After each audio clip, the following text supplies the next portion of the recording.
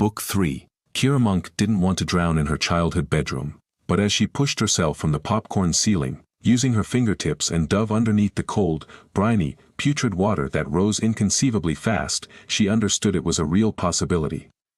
It was inky black beneath the roiling surface. It was rising so fast, as if the Gulf or Lake Pontchartrain were emptying into her house.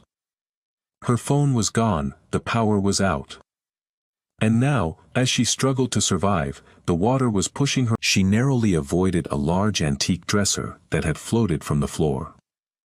The current that had pushed her back toward the end of the hallway was as strong here, and headed in the same direction. She managed to fight it enough to reach the windows in the corner. Feeling the glass with her fingers, she fumbled for a latch.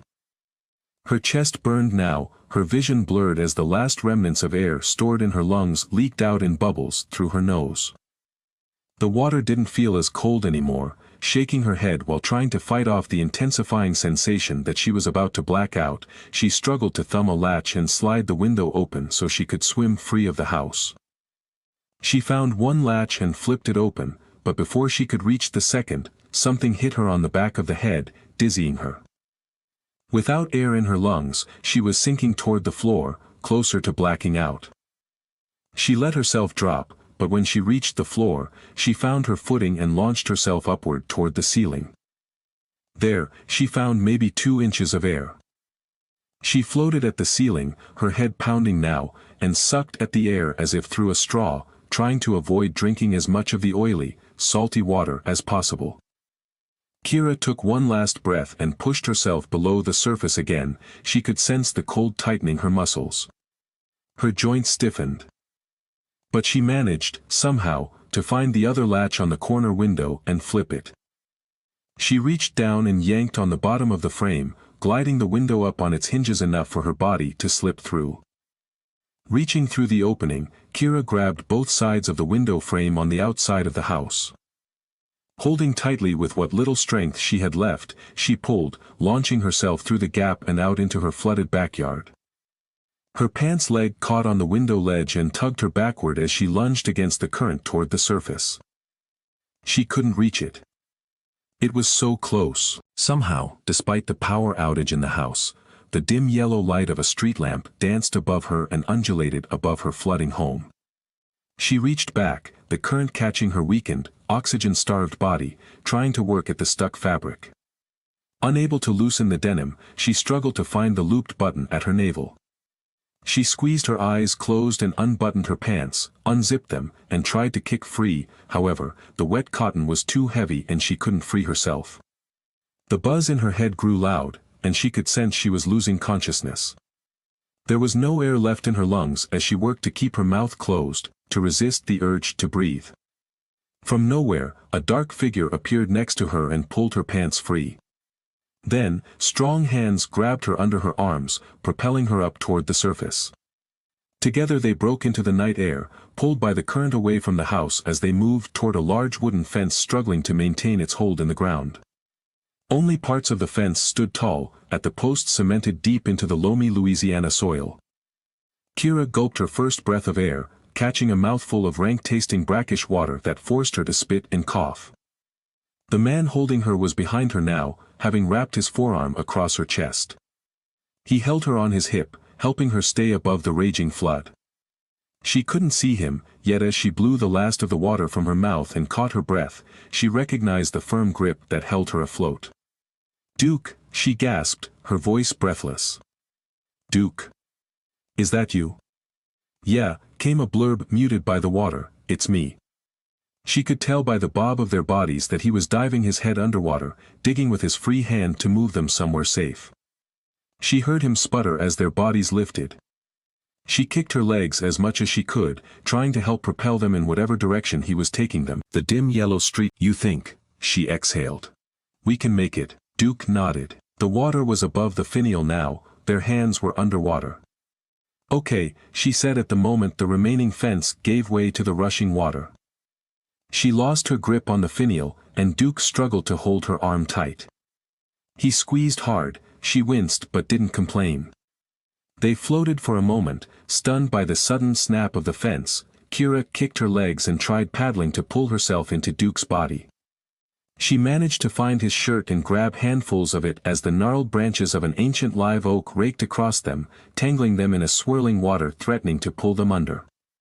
They navigated it, letting the current carry them closer to the colonial. The rain, which had stopped briefly, was beginning again. Cold, heavy drops pelted them and slapped the angry surface of the rising water. Their legs brushed against metal under the surface, what Kira thought might be the top vertical bar of a neighbor's cheap swing set. Duke yelled something to her and tightened his grip, though between the rush of water and the din of the rain, Kira couldn't make out what he was saying. His words vibrated against her, but they weren't much more than that. She decided that as long as she held on to him or went where his arms guided her, she'd be okay.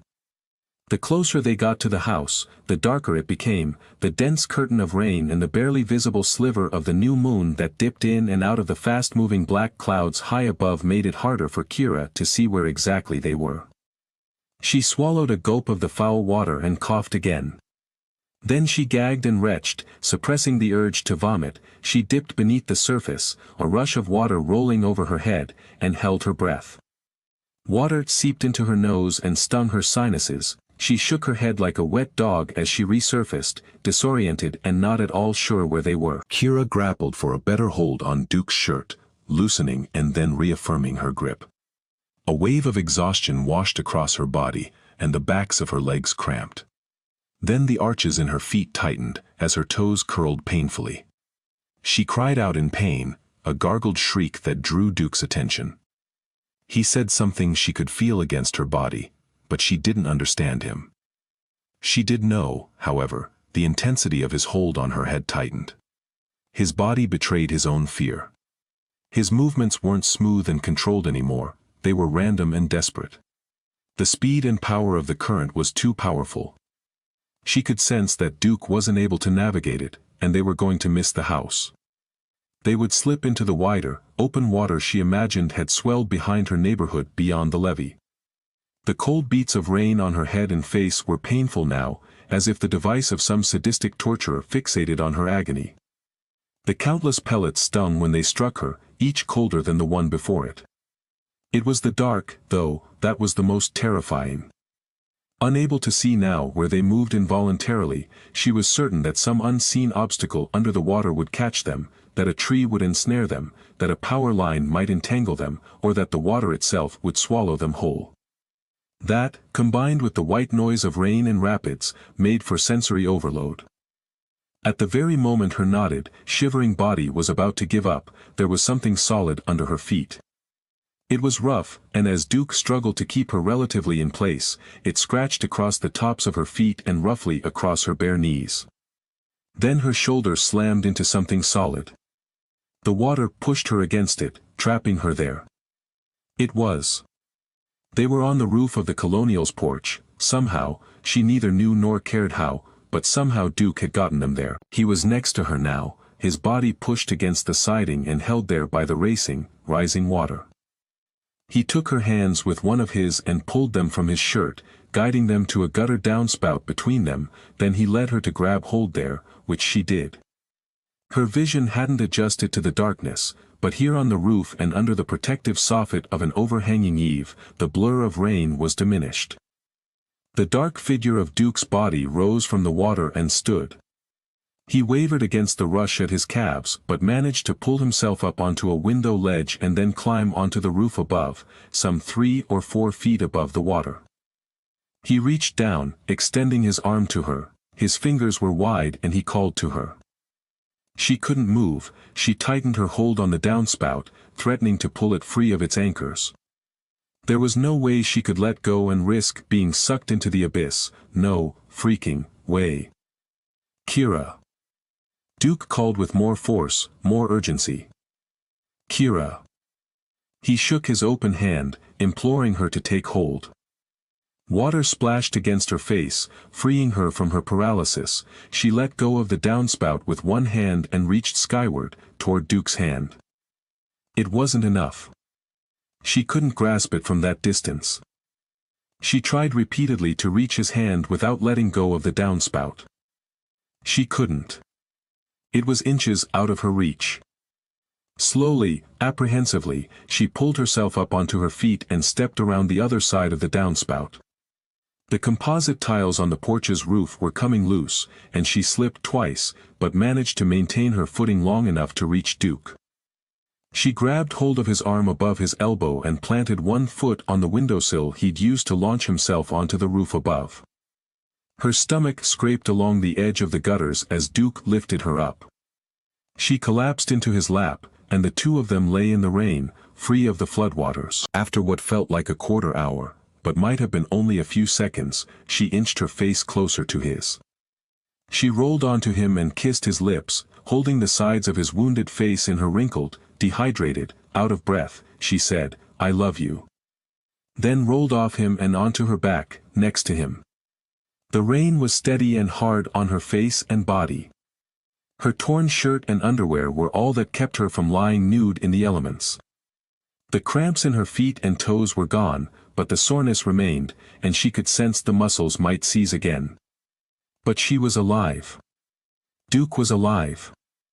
They'd made it. That thought was comforting for a moment, only a moment. "We can't stay here long," Duke said amidst heavy, chest-heaving breaths. "The water is still rising. The rain isn't letting up. If somebody doesn't rescue us, we're screwed." Her stomach tightened and, despite her complete exhaustion, she leaned up on her elbows, the rough composite digging into her skin.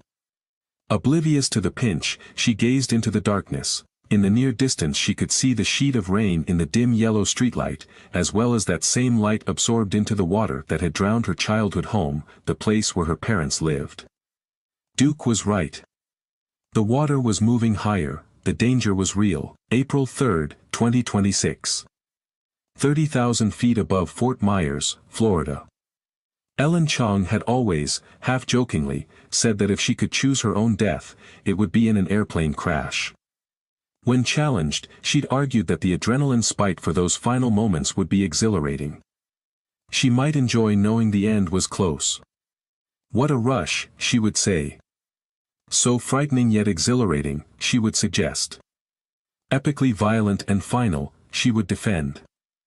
Such was the contention of a woman shamelessly bored with her existence. If any of her friends, who looked upon her with contempt, could step into her existence for a month, or even a day, they'd understand the attraction of death by plane crash. Yet as the passenger jet aboard which she flew dropped altitude faster than she could down a bottle of Prosecco, Ellen Chong reconsidered her position. Her final moments were not in any way exhilarating or epic. She gripped the armrests of her first-class seat, digging her freshly manicured nails into the leather, and clenched her jaw. Her stomach lurched with the shuddering pitches of the aircraft as its pilots fought to maintain control. A wave of nausea coursed through her Pilates thin body, and bile crept up her throat into her mouth. She fought the urge to vomit, especially when she heard the man behind her retch. This unplanned descent wasn't as she'd imagined. Instead, it was ear-piercing. The engines whined, the fuselage rattled, and passengers prayed or cursed the heavens. Grown men howled with fear, women screamed and cried. Ellen had the oxygen mask around her face. The yellow cup dug into her cheeks and chin. She'd pulled the band too tight above her ears, but she wasn't about to let go of the armrests to adjust it. She closed her eyes and tried to block out her senses. In the early minutes of the flight, as the plane climbed to its cruising altitude at the Florida Peninsula's western edge, the captain had warned of turbulence. He'd suggested a growing storm over the Gulf of Mexico might slow their trip from West Palm Beach to Los Angeles. That hadn't bothered Ellen. She wasn't in any hurry to get home, and extra time in first class meant extra pours into the glass flute she kept at arm's length. She was on her third glass, rubbing the stem unconsciously with her thumb, and had been warned by the flight attendant it was her last for a while when the captain had corrected himself. "Hello again," he'd said in the familiar tone and cadence of an airline pilot. The mic was too close to his mouth as he spoke, and his overmodulated words were drawn out between long pauses. "We're going to have to adjust our altitude pretty significantly to avoid this storm ahead of us," he'd said. "That's going to mean keeping your seatbelt on for now, I ask that you remain in your seats, no moving about the cabin for the time being. I'm also asking our flight attendants to move to their seats and buckle up as well. If you could, please avoid punching the call button for a bit. Could be bumpy until we find smooth air. Bear with us. I'll be back to let you know once it's okay to get up and stretch your legs. That announcement never came. The plane shifted to one side and then tilted sharply, as if they were banking hard to one side. Ellen's seatbelt strained against her hip and she used her core to keep herself centered in her seat. The plane dropped suddenly as it banked, and behind her she heard a loud thump, an air-filled grunt, and a woman's cry. That's when the masks had dropped. Above the high-pitched whine of the engines, someone announced a passenger was unconscious and bleeding. Multiple voices called for help.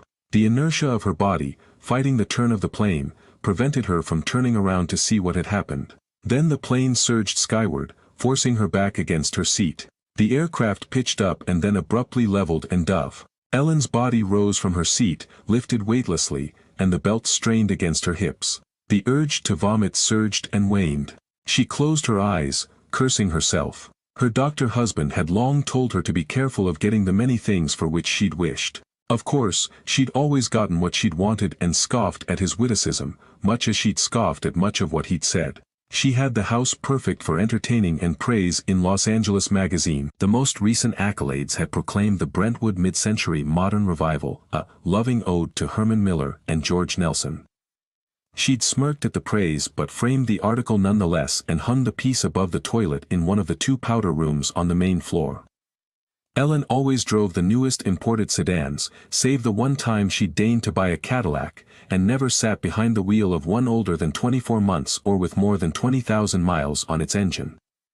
At that point, she'd explained to her husband, she might as well drive a Honda. She attended gallery openings and donated charitably to causes, that is, she gave to charitable causes so as to attend the associated see/be seen galas. The giving was as much charitable as it was a way to appear engaged and concerned. The carousel of galas and openings required the requisite attire. Ellen was a regular at many of the high-end boutiques peppering the western enclaves of Los Angeles. She had a collection of Bunyan-producing heels and designer handbags. Balenciaga was among her favorites, and she had lunched with the head designer, Demnig Vasalia, at the Getty more than once. These were the things that preoccupied her frightened mind as the plane's movements deteriorated into spasmodic jerks and rattles. The sour acid climbed her throat once again while she swallowed hard against it. She knew definitively that none of that had brought her happiness, none of it filled the holes that existed deep within her. Her son, whom she'd cajoled and guilted into attending UCLA despite scholarships on the East Coast, was spending an extra semester overseas and hadn't come home for Christmas, opting instead to stay longer to strengthen his relationship both with the Spanish language and with his Catalonian girlfriend. Ellen resented him for that. She resented her husband for the long hours he worked and the time he didn't spend with her. On the rare occasions he was available, she chose to be otherwise occupied. They'd long since stopped communicating beyond the mundane, the logistical workings of their daily lives. Ellen Chang chose not to think of those things, focusing her final moments on the newest collection opening at the Hammer Museum. It was the next Tuesday. She had tickets to the VIP cocktail reception. Rather, she had a ticket. Her husband had a surgery scheduled for that afternoon and would likely have missed it had she bought him one. She thought about the landscape architect with whom she had a scheduled consultation on Wednesday morning. They were interested in xeriscaping the front yard. Many of the neighbors had converted to the low-water landscaping as the drought had worsened. Although Ellen wasn't much for the look of it, it far exceeded the side eyes of judgmental party guests who commented on what they imagined was a hefty water bill as they ate canapés and sipped fruit-infused cocktails. If she died here and now, she'd miss out on the exhibit. She worried other guests would talk about her for not attending, or, worse yet, not even notice her absence. She bit her lip underneath the oxygen mask at the thought of mourners at her wake traipsing up the long path that cut through the center of her thirsty yard, thinking as much about her environmental neglect as about her death. How many mourners would there be? Would anyone attend? The plane rattled so hard Ellen bit the inside of her cheek and drew blood. Alarm sounded, the cabin lights flickered, and the warm metallic taste filled her mouth. She turned to look out the window at her row, and saw slaps of rain against it. A red light strobed from somewhere farther back on the plane, then there was a deafening bang, followed instantly by a blinding explosion of light outside the window and the sound of grinding metal. The cabin shuddered violently. Her ears popped painfully. Ellen was certain the plane was coming apart. A rush of cold air filled the cabin. She trembled from the drop in temperature. People behind her were screaming in terror. Men and women made noises that sounded painfully inhuman, their voices indistinguishable from one another. Babies cried. She couldn't see what was happening behind her, but from the sucking sound, the amplified volume of the whining engines, and the bitter cold that caused her teeth to chatter, she knew the cabin had been breached. Her ears popped again. A thick ache in her throat crept behind her jaw. Ellen was crying now too. Tears welled in her eyes and traced the outer edges of the oxygen cup on her face. As the plane violently shook and threatened to break apart, she couldn't tell whether they were pitching up and down or shaking from side to side. Her head pounded from the disorientation and the loss of air pressure. Her pulse thumped against her temples and her neck. Her heart was beating thickly against her chest, her breathing labored now, each intake more ragged than the one before. Ellen was on the verge of hyperventilating. And then she wasn't. The violent storm, an upper-level low, which had widened unexpectedly and trailed from west to east across Florida's Gulf Coast, had captured the plane. It struck it with force, its winds and lightning lashing out and pummeling the craft. Those threats and the captain's misplaced confidence in his ability to circumnavigate the widening threat had doomed them. The plane's nose pitched downward steeply, and the wounded bird dove toward the angry gulf, accelerating toward its terminal velocity with a gaping hole in its port side. It began to spin out of control and, at that moment, most all of its 210 passengers and crew were unconscious. It slammed into the inky black water, exploding into countless pieces large and small, among them Ellen Chong, the woman whose life was about rising above the tide of wannabes and has-beens that littered the Southland sank deep beneath the surface of the bubbling ocean. She was part of the deep now, part of the storm that had killed her and everyone aboard that plane.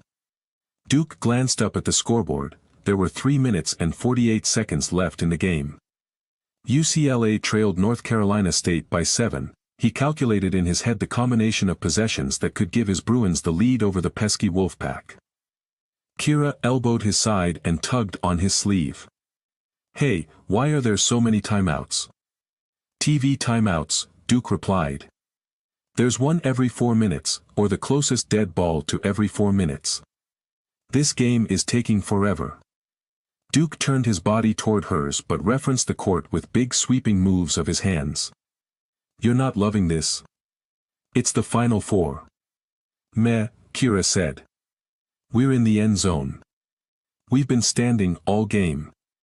We haven't slept much. I thought you loved basketball." "I love watching you play basketball," she said, pinching the back of his arm. He leaned over and kissed her on the side of the Bruins baseball cap she wore on her head backwards. Then he looked past her to his friend and roommate Parker, who stood on the other side of Kira. Parker was rolling his eyes. "What?" asked Duke. He checked his wristwatch, a gift from Kira he wore every day. "Nothing," said Parker, waving his hands. "You too, though." The buzzer sounded before Duke could respond. The two teams worked their way back onto the court to thickly syncopated music laced with heavy, chest-pulsing bass. On the opposite end of the court, the NCSU pep band was playing a brass-heavy fight song. Their fans, which primarily occupied one decidedly red corner of the arena, were chanting something Duke couldn't understand. 3 rows in front of him at the court's baseline were half of UCLA's cheerleaders. They were chanting into megaphones, eliciting an 8-clap cheer from the assembled Bruins in the student section. "Fight, fight, fight."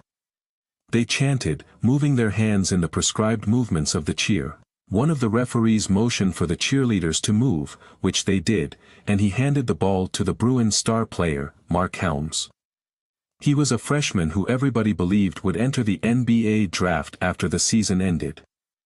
He inbounded the ball to the point guard and then trotted up court. The guard moved the ball into the front court and passed it to the tallest of the Bruins, a 6'11" junior named Kevin Boxall, who blocked shots more than he made them. Boxall was standing at the top of the key, near the free throw line. He faked to his left and then, without looking, bounced the ball behind him to his right as Helms bolted toward the basket, caught the pass, and elevated toward the basket. He slammed the ball through the basket, a thunderous dunk, which shook the backboard. The Bruins were down 5. No sooner had NC State inbounded the ball than Helms stole it. He took 2 steps back and launched a long 3-point shot, which sailed through the net without touching the rim. The Bruins were down 2. There were more than 3 minutes on the clock. The Wolfpack took a timeout. Kira planted her hands atop her cap, lacing her fingers, and drooped her shoulders. She sighed audibly. "Another one?" she asked rhetorically. "You have got to be kidding me." Duke's phone buzzed inside his front pocket. He plucked it out and tapped the screen. There was a link to a weather alert at the center of the display. Duke, surprised he had any cell signal at all, tapped the alert. The phone cycled, trying to load the new page, and he looked up. Many of the attendees in the arena were all looking at their phones. Parker was too. He held up his phone in front of Kira, apologizing, and showed it to Parker. "You get the alert too, Parker?" "Yeah," said Parker, nodding. "It's taking a while to load, though." Duke nudged Kira. "You didn't get it?" Kira shook her head. "My phone's deader than a doornail, no service. Haven't had any since tip-off. Too many people trying to snap and livestream." Duke looked at the court. The players were huddled at their respective benches, listening to their coaches. The referees stood at the scorer's table talking amongst themselves. NC State's cheerleading squad was on the floor, performing some spirited routine that Duke could swear they'd repeated twice already. Their mascot, a comically angry wolf, was prowling along the sideline opposite the benches. "Hey," said Parker, drawing his attention. "Mine loaded." Duke checked his display. His had loaded too. He read the warning on the screen. Then he read it again. He showed it to Kira. "Emergency alert flash flood watch until 11 p.m. Saturday, April 6, 2025, strong storms expected across southern Louisiana, road closures expected in low-lying areas." Kira shook her head and shrugged. "Okay," she said, apparently not concerned. "Not unusual. We get those all the time when it rains." Being from Houston, Texas, Duke was no stranger to flash flooding. He had been in elementary school when Hurricane Harvey put his hometown underwater for days. There were countless storms and extended rains subsequent to Harvey that threatened to do the same. It had gotten to the point that any time it rained, a subconscious uneasiness crept outward from his gut. A lack of rainfall had weighed heavily in his decision to move to Southern California for college. Among all the things there were to love about Los Angeles, the dry weather was at the top of the list. He didn't share Kira's laissez-les-bon temps ruler attitude toward the weather. Nonetheless, she had experience in New Orleans that he didn't. This was her hometown. She should know better than he about which watches or warnings meant something and which didn't. "Seriously, Duke," she said. "Nothing to worry about, it's not even a warning." "Yet," said Parker. The buzzer sounded, and the players returned to the court. The crowd, which had lulled into a low chatter, roared as NC State inbounded the ball. A series of passes took the shot clock down to 5 seconds, and then the Pack missed a short jumper. Boxell rebounded the ball for the Bruins. The student section at the baseline erupted, and Boxell fired a rocket downcourt to Helms. Helms stopped at the three-point line, checked his feet, and drilled another basket. The Bruins were up by 1 with 2.5 minutes to play. Duke was jumping up and down. His throat was sore now from the loud cheering and chanting he'd employed throughout the course of the game. A lifelong basketball fan, who'd been a good high school player, he'd never been to a Final Four. It was a dream, and, when his Bruins had earned a spot in his girlfriend's hometown, he made it his mission to go.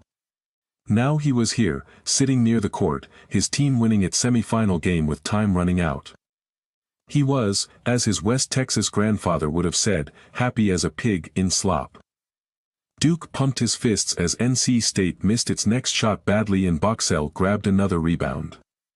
He ran the court and passed it to the point guard, who in turn lobbed it back to Boxell, and he slammed it home.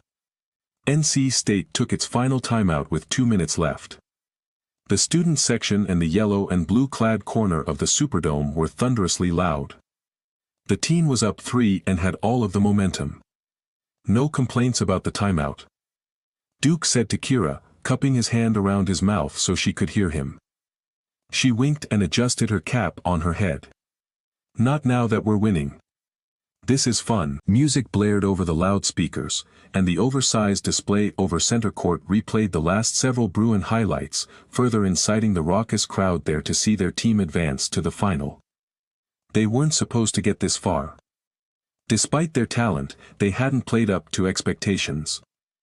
Throughout the tournament, they'd been underdogs. They'd defied the odds, round by round they'd survived and advanced. That was what tournament basketball was about, Duke had explained to Kira during the long flight from LAX to MSY, survive and advance. He explained that UCLA didn't have to be the best team in the country to win the tournament. They just had to be the better team on the court each time they played. Kira was sandwiched between Duke and Parker on the plane. Though Duke had offered her his aisle seat, she declined. He was 6'3". Sitting in the middle wouldn't be fair for him. But given the conversation during the length of the 4.5-hour flight, which centered on tournament history, she confided in Duke that she should have taken the aisle. Survival, Parker had echoed amidst chomps of mini pretzels, is all that matters. As long as you're alive, you have a chance. Sounds easy enough, Kira had said. Survival is never easy, Duke had replied. It's the little things, the unexpected obstacles that are the most threatening. When you least expect it, things turn, the clock hits 0, and it's over. Now Duke watched the seconds tick down in the semifinal and the slumping body language of the NC State players. He saw the dejection on the faces of the lip-biting fans. It was in sharp contrast to the elation of the Bruins and the energy of the players on the court. It was the difference between survival and its antithesis. It was a fine line. The final buzzer sounded and UCLA won. For several minutes the students chanted and cheered. They high-fived the players as they moved toward the locker room. And then ushers came to escort the students out. Their tickets were only good for UCLA's game. They'd have to watch the second semifinal, the University of Houston versus the University of Florida, on television. They shuffled toward the exits. Duke followed Kira, his hands gently on her shoulders as she guided them up the steps and out of the arena. Parker was close behind them.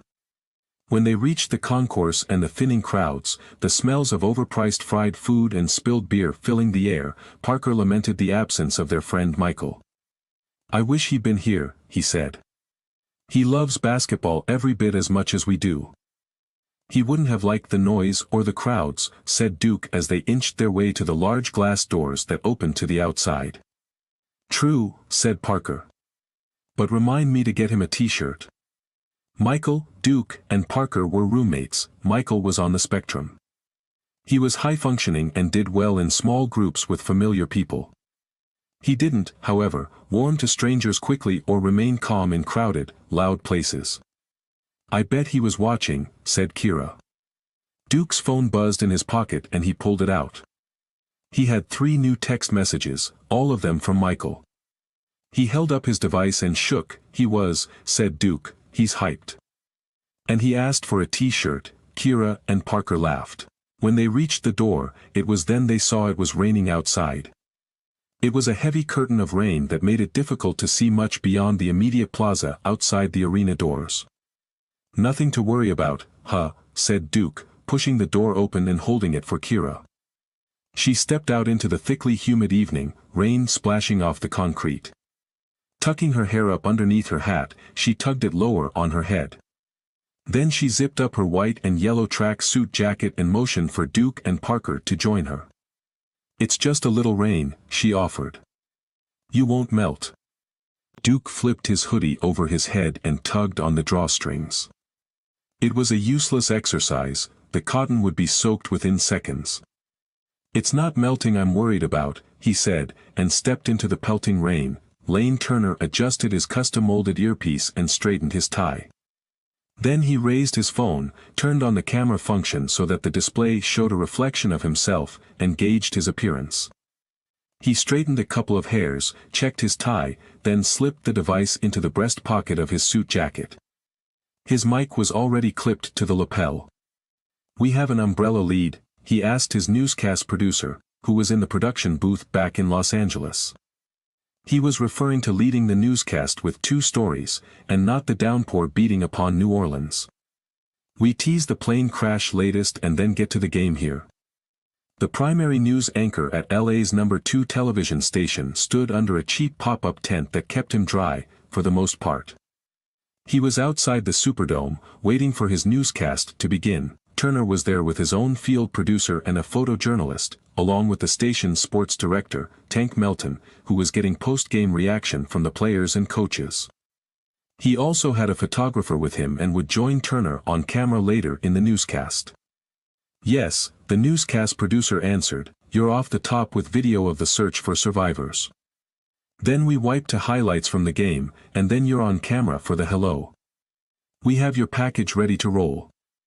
We'll hit a quick weather with an outlook for Monday, you'll throw to our reporter in Florida for the latest on the plane, and then you'll toss it back to the studio and Courtney Lee for the rest of the day's news."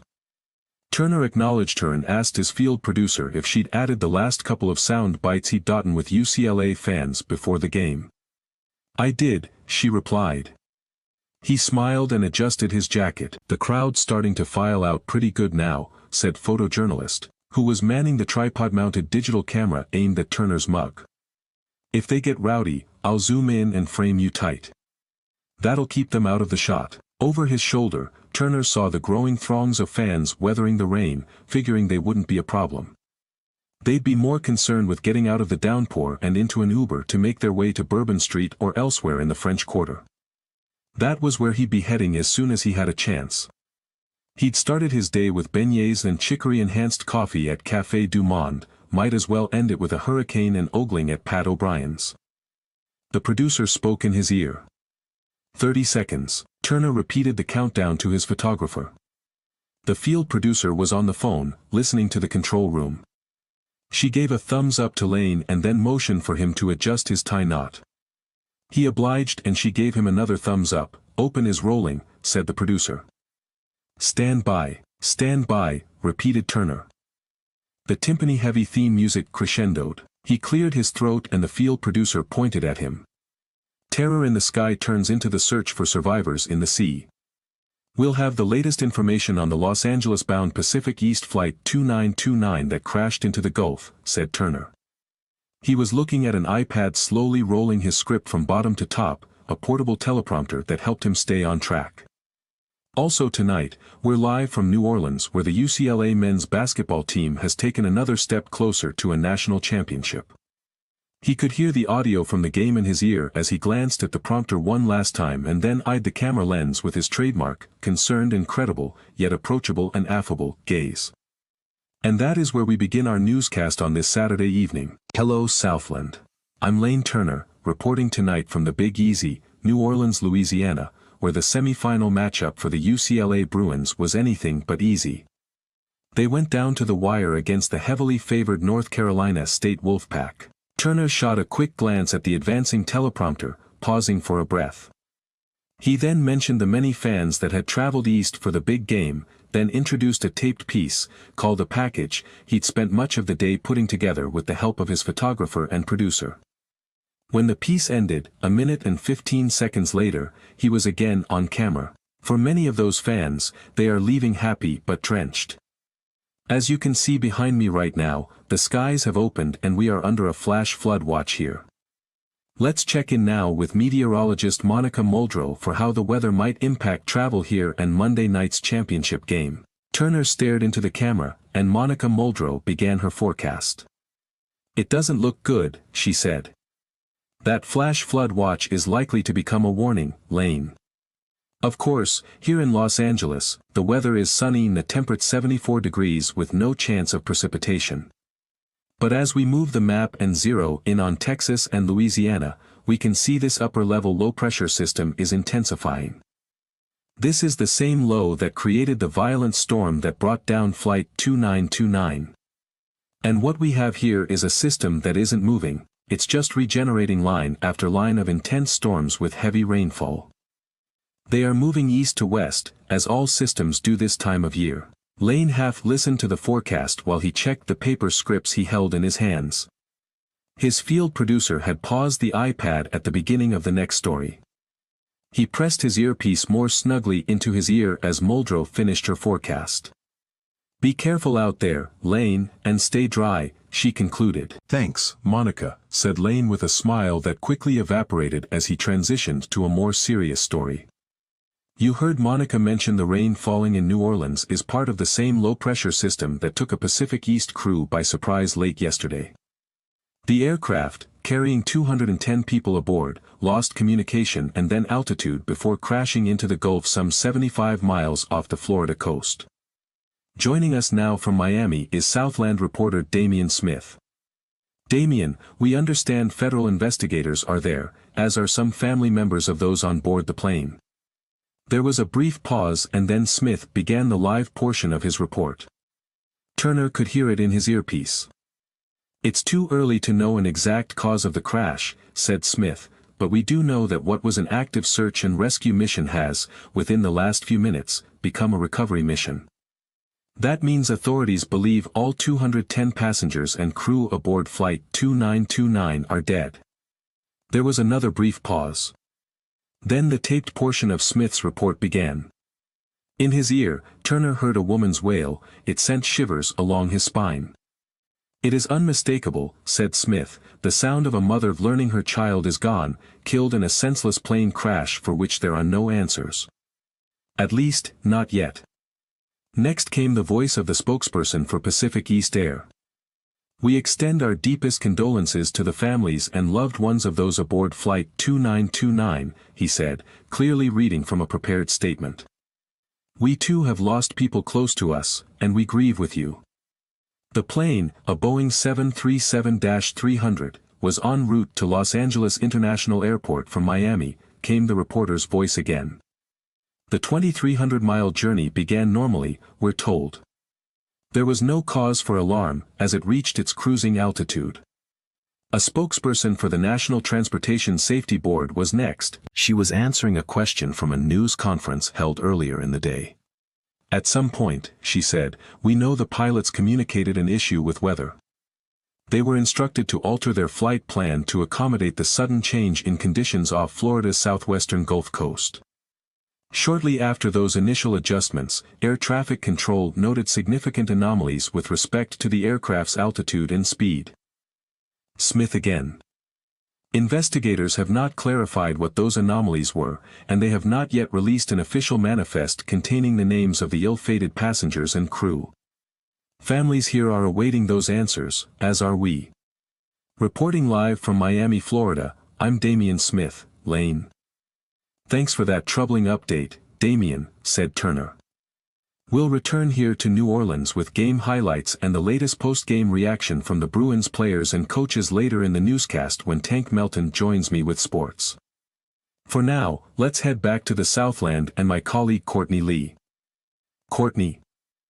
"Thank you, Lane," said Courtney. Tensions are mounting. Turner pulled out his earpiece and disconnected the thin cable that attached to his cell phone.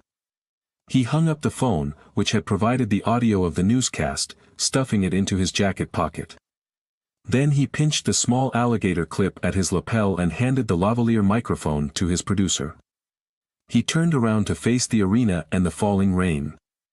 "Phew," he said, exhaling, "that's some rain there. Not sure how we're going to get out of here without getting wet." Lane," the producer said, the lilt of a question in her inflection, "we have another segment." "It's..." She asked the newscast producer how long they had until the next segment.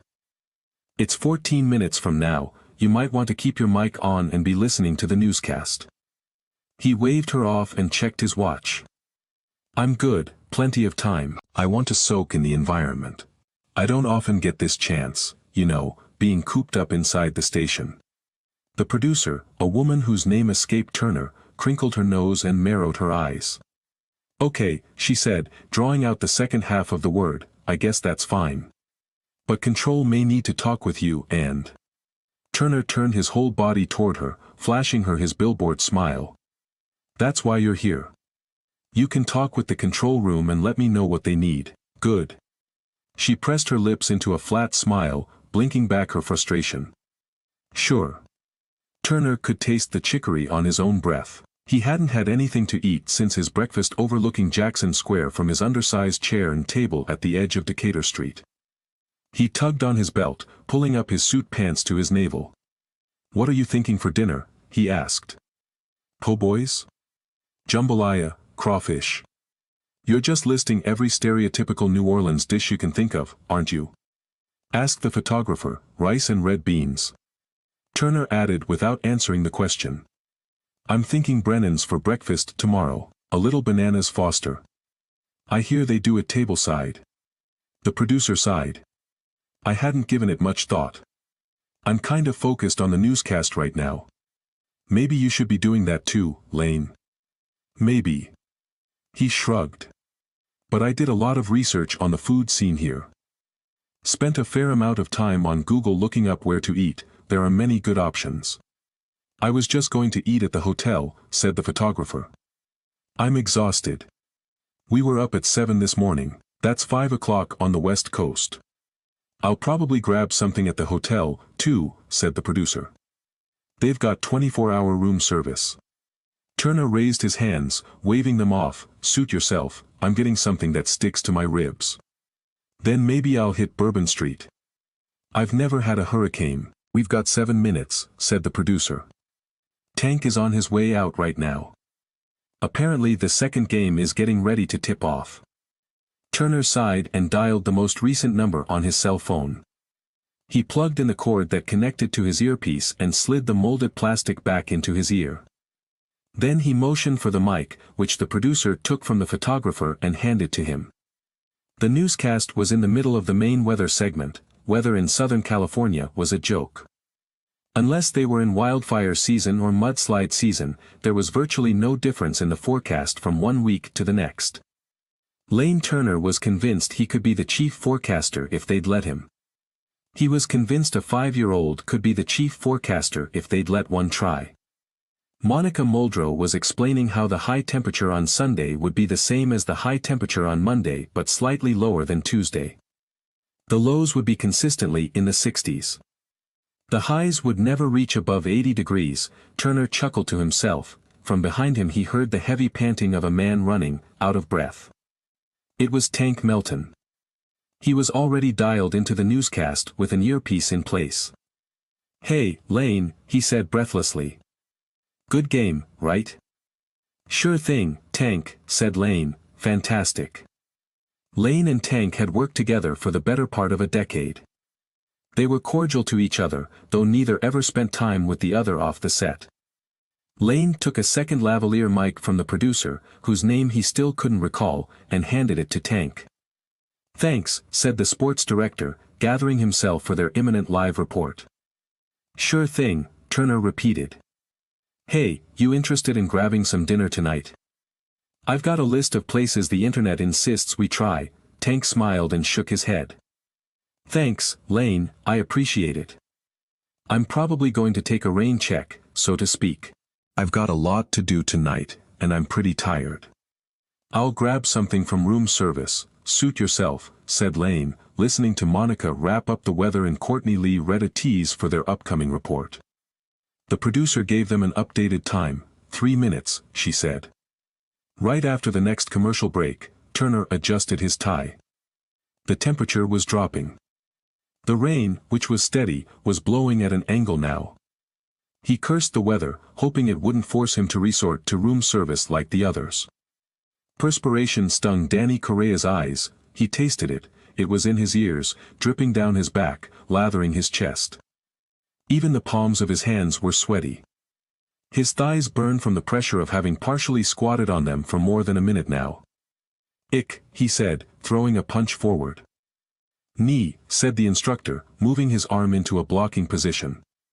Danny mirrored the movement with the rest of the class. knee, he said, and blew a drop of sweat from his face. San, said the instructor, throwing another punch, this one with his left hand. San, said the class collectively and threw punches with their right. Danny eyed the clock above the mirrored wall in front of him.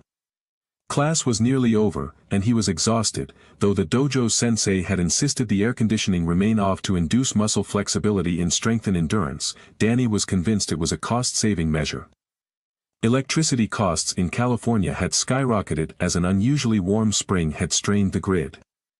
Another bead of briny sweat dripped into the corner of one eye, blinding him momentarily as he continued through the progression of prescribed moves from memory. He pulled his fisted hands to his sides and kicked his right leg into the air, then planted that foot firmly on the dojo spring-loaded, padded floor before pivoting on the balls of his feet 90 degrees. He'd been coming to the dojo for a month after having taken a decade-long hiatus from the martial arts. There was something in his gut that told him he'd need the skills that had rusted in his muscle memory. It was an overwhelming sense that he'd have to defend himself against a coming attack. It wasn't anything concrete and he didn't tell anyone about it, it was merely something that nagged at his psyche and had him looking over his shoulder whenever he left his modest apartment. He had recently installed 3 slide bar locks on its front door and a metal bar that prevented the back slider from opening. "Hachi," said the instructor. Danny imitated the 8th move back toward the mirrored wall, the nape of his neck was soaked. Only 2 more moves and class would mercifully end. He wasn't in the shape most of the other students had attained. He was the newbie, and there were no exceptions for him. "Ju," said the instructor. 10. Danny completed the final move, held his position, bowed to the instructor, and bent over at his waist, the cool streams of sweat trickling along the sides of his face, and he held himself upright, his hands on his knees. He stayed there for several moments, the droplets of sweat splashing onto the floor, painting an abstract picture of the effort he'd put forth for the past hour. A strong, vice-like hand touched his shoulder, gripping the stiff cotton fabric of his gi, the white karate uniform all of the students and instructors wore inside the dojo. Danny lifted his head to see his instructor standing in front of him. "You did well today, Mr. Danny," he said. "You are improving." Danny stood up and planted his hands on his hips. "Arigato." A polite smile spread across the instructor's chiseled face, revealing his dimples. He nodded. "Lei," he said, "not at all, you need not thank me for noticing your effort." Danny wiped his brow with the back of his arm. He sucked in a deep breath and exhaled, then he stepped back deferentially. "As soon as I change, I'll be back to clean." "Of course," said the instructor. "We don't doubt you'll earn your lessons, both through labor of many kinds." Danny thanked him again, this time in English, and backed away. He moved toward the far wall, the one opposite the mirrored one, and found his belongings, a black duffel bag so worn it appeared almost pink, a pair of scuffed athletic shoes, keys to a high-mileage Volkswagen, and his cell phone. He was out of data and hadn't made it a point to reload his prepaid plan. He slung the duffel, heavier than it was before class, onto one arm, tossed the keys into the shoes, and picked them up, palming his phone. There were message notifications on the screen, 1 missed call, 1 voicemail, and several text messages, all from the same number. What little energy Danny had left in his body left him, as if osmosis had sucked into him, taking his energy away from him and sliding into the ether. The call and messages were from Derek. Danny gritted his teeth while moving toward the locker room. He shouldered open the door with force, pretending it was Derek, and wound his way to an empty spot on a varnished wooden bench surrounded by lockers. He dropped his belongings onto the bench, not paying attention to the conversations playing out around him, while leaning against a locker to read the texts. His blood pressure was rising, the tension in his shoulders hardening, and the acid in his gut was beginning to leak its way up into his throat. He held the phone up to his face to unlock it, then thumbed the screen to reveal the string of text messages. He wanted to puke. There were 4 messages, each of them sent only minutes apart. "Danny, I need to talk with you. Call me PLZ. Danny, left a message for you, important. Dude, are you ignoring me? Seriously.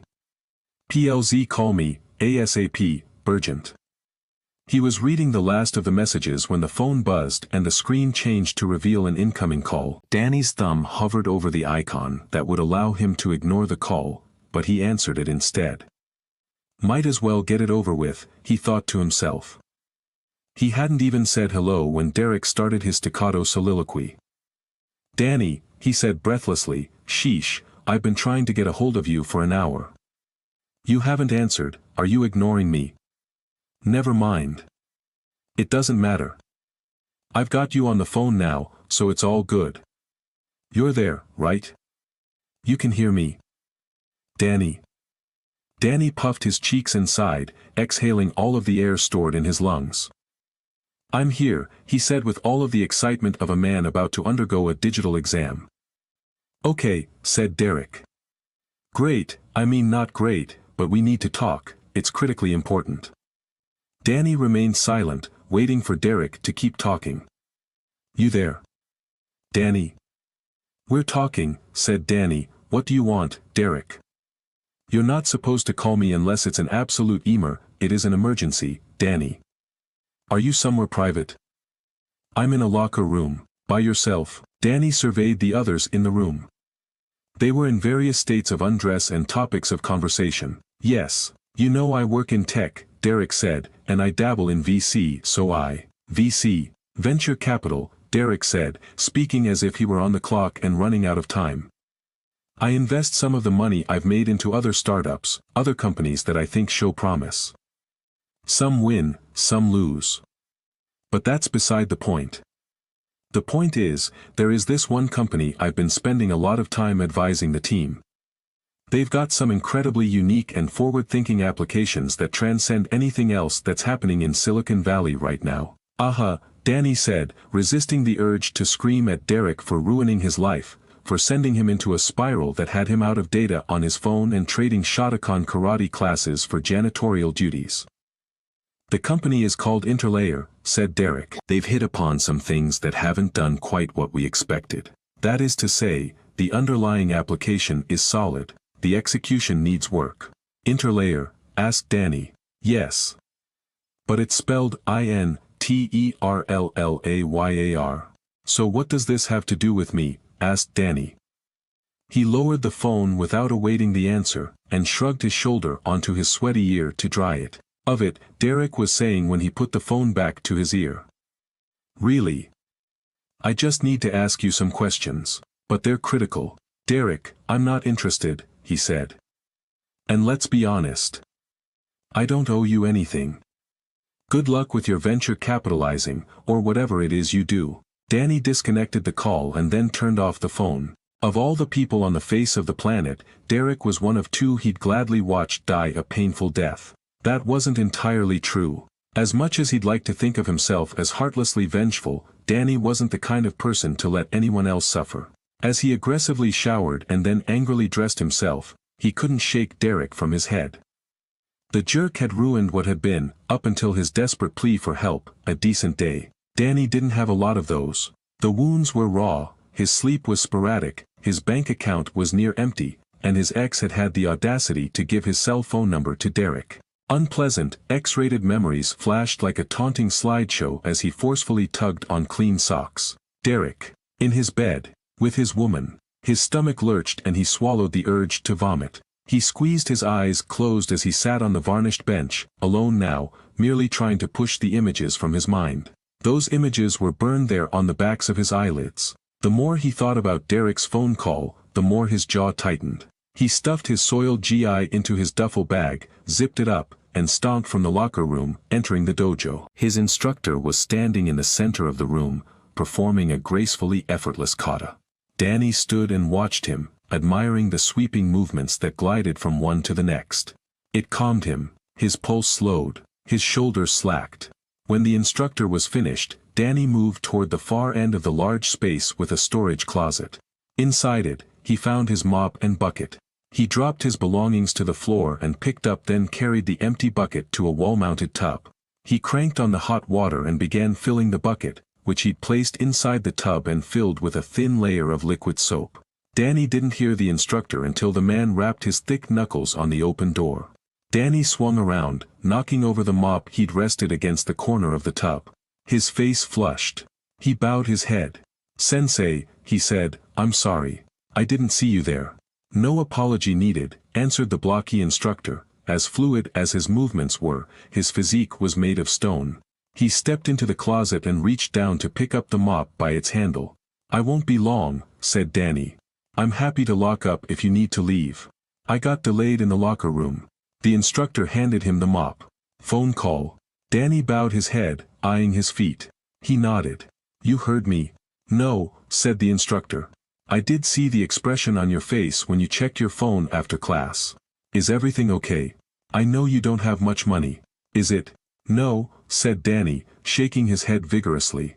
"It's not that. You're right. My cash flow is poor, and that's on a good day. But no, the phone call wasn't about money." "Still," said the instructor, "I sense trouble." Danny turned off the running water. The suds bloomed and popped, crackling in the silence between him and his instructor. The instructor took a step into the closet. "May I offer some advice?" Danny nodded. "Of course. Whatever it is," said the instructor. "Whatever the source of your trouble, you should confront it.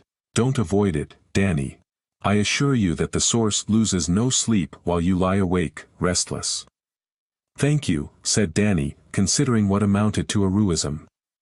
The instructor was right. He was positive that his ex and Derek lost absolutely no sleep over what they'd done to him. Though he did wonder if, because of the urgency and desperation in Derek's voice, the bane of his existence was struggling in some way. The instructor left Danny to his work, crossing the dojo to an office and reception area at the front of the building. The dojo held a corner spot in a strip mall off South Hewitt. It was in an area of the city called Little Tokyo, northeast of downtown. He could have spent as much time cleaning the outside of the building as its interior, but thankfully the chores were limited to mopping and disinfecting the dojo floor and the locker rooms. That alone took him more than an hour and a half, but it was worth it for the free lessons. At least he kept telling himself that. Danny stepped onto the Gold Line Metro bus and slid his card through the payment kiosk next to the driver. The driver didn't look up from her phone, sliding her fingers across the data-rich device, trolling a social media site he didn't recognize. It might have been a dating app. She was swiping past a parade of smiling faces. She must have sensed Danny watching her, while he awaited the green light from the payment kiosk. "You need something?" she asked with one eyebrow arched higher than the other. Danny shook his head, spotted the green light, and shuffled toward a window seat at the back of the bus. He had a 10-minute ride to Union Station, where he'd switch to the Purple Line, then take that to Santa Monica. His job there was a 2-minute walk from the bus stop. Despite having the Volkswagen, Danny rarely used it. He might take it to the beach, to play with his dog, Maggie, or a road trip up the coast. Otherwise he took the bus. It saved on the extravagance of gasoline and prevented him from having to pay for regular maintenance more frequently than he did. He plopped into his seat and leaned his head against the window. The exhaustion hit him instantly. He wanted to close his eyes and sleep, but he had a 6-hour shift he'd picked up as an extra at the diner, so he'd muddle through. What else did he have to do anyhow? He had nowhere else to be. The bus rumbled while pulling into traffic. He reached into his pocket and pulled out his phone, turned it on, and waited while the display cycled to the home screen. He had another series of messages, a combination of voicemails and texts. Again, they were all from Derek. "Whatever the source of your trouble, confront it." Danny ignored the messages but returned Derek's call. It rang once before Derek answered. "You hung up on me," he said.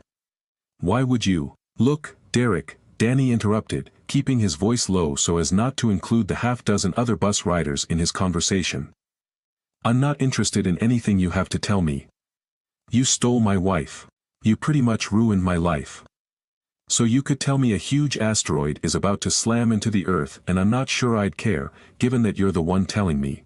Danny felt at once invigorated and nervous as he spoke. He was short of breath, his pulse beating faster and faster. He was lightheaded. But it was good. "I really want you to stop calling me," he said. "I don't care what you're doing. I don't care what she's doing. Have a great life, but leave me out of.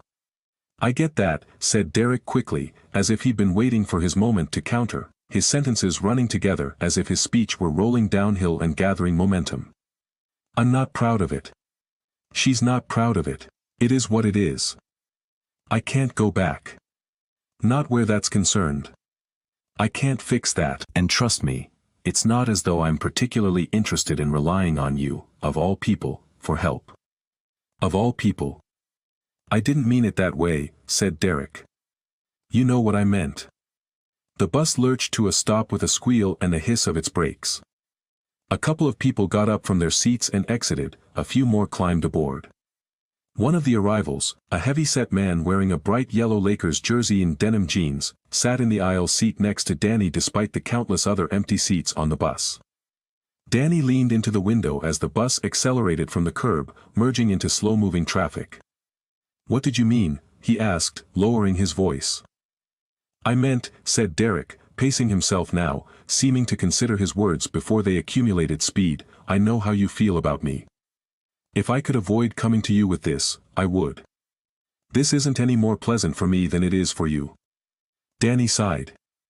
So what is it, then? Have you been paying attention to the news today? No. I've been working. There was a plane crash off the coast of Florida, said Derek. It was an LA-bound flight. Danny squeezed himself into the corner between the window and his narrow seat, trying to avoid contact with the Lakers fan taking up more than his share of space. I know about that, he said. It was yesterday. Yes. And did you know there's a storm circulating in the Gulf? It's one wave of intense rain after another.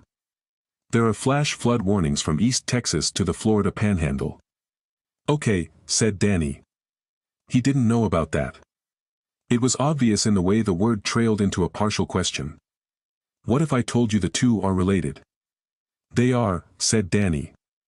I saw on the news last night that they think the weather was a factor in the, no, said Derek sharply. That's not what I mean. The bus slowed again. It was Danny's stop. He gathered himself into as compact a package as he could and motioned for Kobe to get up from his seat. The man complied, barely, and Danny headed to the exit. He stepped onto the curb, managing to keep the phone cradled between his ear and shoulder. There were a few minutes to kill before he'd need to board the Purple Line bus to Santa Monica. What do you mean, then? So here's the thing, said Derek. I can't talk about this on the phone. Can we talk in person? Danny adjusted the duffel on his arm, a waft of sweaty funk filtered from the bag. He wrinkled his nose and looked for the signage that would lead him to Route 805. What does any of this have to do with me? I don't know yet if it does, said Derek. Then, he huffed, look, I've said enough already. I'm in LA, can we meet? I'm on my way to work. I thought you've been at work. I have, said Danny. I picked up an extra shift. I can meet you there. Danny found a sign and started toward his bus. I'll be working, he protested. You get breaks, right? Derek pressed. I can wait for you. Danny knew there was no winning this one. The more he tried to avoid Derek, the pushier he'd become. He was certain of it. Whatever the source of your trouble, confront it. Okay, said Danny. Meet me in 3 hours. I'll get a 15-minute break, you can talk to me then. 15 minutes. What's the address? I'll text it to you, will you? Or will I have to keep calling you? I'll send it as soon as we hang up. True to his word, and truer than his ex, Danny sent the address to Derek. He really didn't want to talk to the guy. He especially didn't want the tech gazillionaire seeing he worked in a diner as a fry cook. But what did it matter? If he were honest with himself, in the grand scheme of things, not much. He boarded the empty bus and swiped his card again. The driver was talking on his phone and didn't pay him any attention. Danny found a seat against a window toward the back of the bus and settled in for the longer part of his commute. Nestled in the corner of his seat against the glass, with cool, damp air blowing onto the side of his face, Danny closed his eyes and thought about the bizarre conversation. Why would the weather and a plane crash thousands of miles away have anything to do with him? And whatever the connection might be, however tenuous, how did it involve Derek? Before he dozed off, considering the unanswerable questions, He set an alarm on his phone. He didn't want to sleep past his stop. That would be a disaster. Bob Monk pinched the bridge of his nose and leaked the grunt of a man who didn't have the energy for much more than a weak attempt at attention-seeking. He was sitting in a cheap leather chair that faced the wall-mounted flat-screen television on the living room wall of his eldest daughter's rented home. The father of 3 women, Kiki, Katie, and Kira, he'd adapted the use of hyperbole to be heard amongst his loving but dismissive flock. "What is it, Bob?" asked his wife, Kristen, in a tone of voice that expressed to him she didn't really care but was playing along for the sake of civility. She was sitting opposite him on a comfortable chenille sofa, rubbing her palms on and across the soft fabric. "I don't like the look of it," he said. "Too much rain, too fast." "We'll be fine," said Kristen. "Nothing real to worry about, Bob, some street flooding maybe." He shook his head. "I don't like being away from the house, we're close to water." "Kira is there alone?" "I don't like the look of it." "Kira isn't alone," said his wife. She folded her arms across her chest and looked at him over a pair of cheap readers she'd bought at Costco the week before. "She has Duke with her and another boy. Parker, I think." "What kind of name is Duke?" asked Bob. "That's not a name, it's a verb.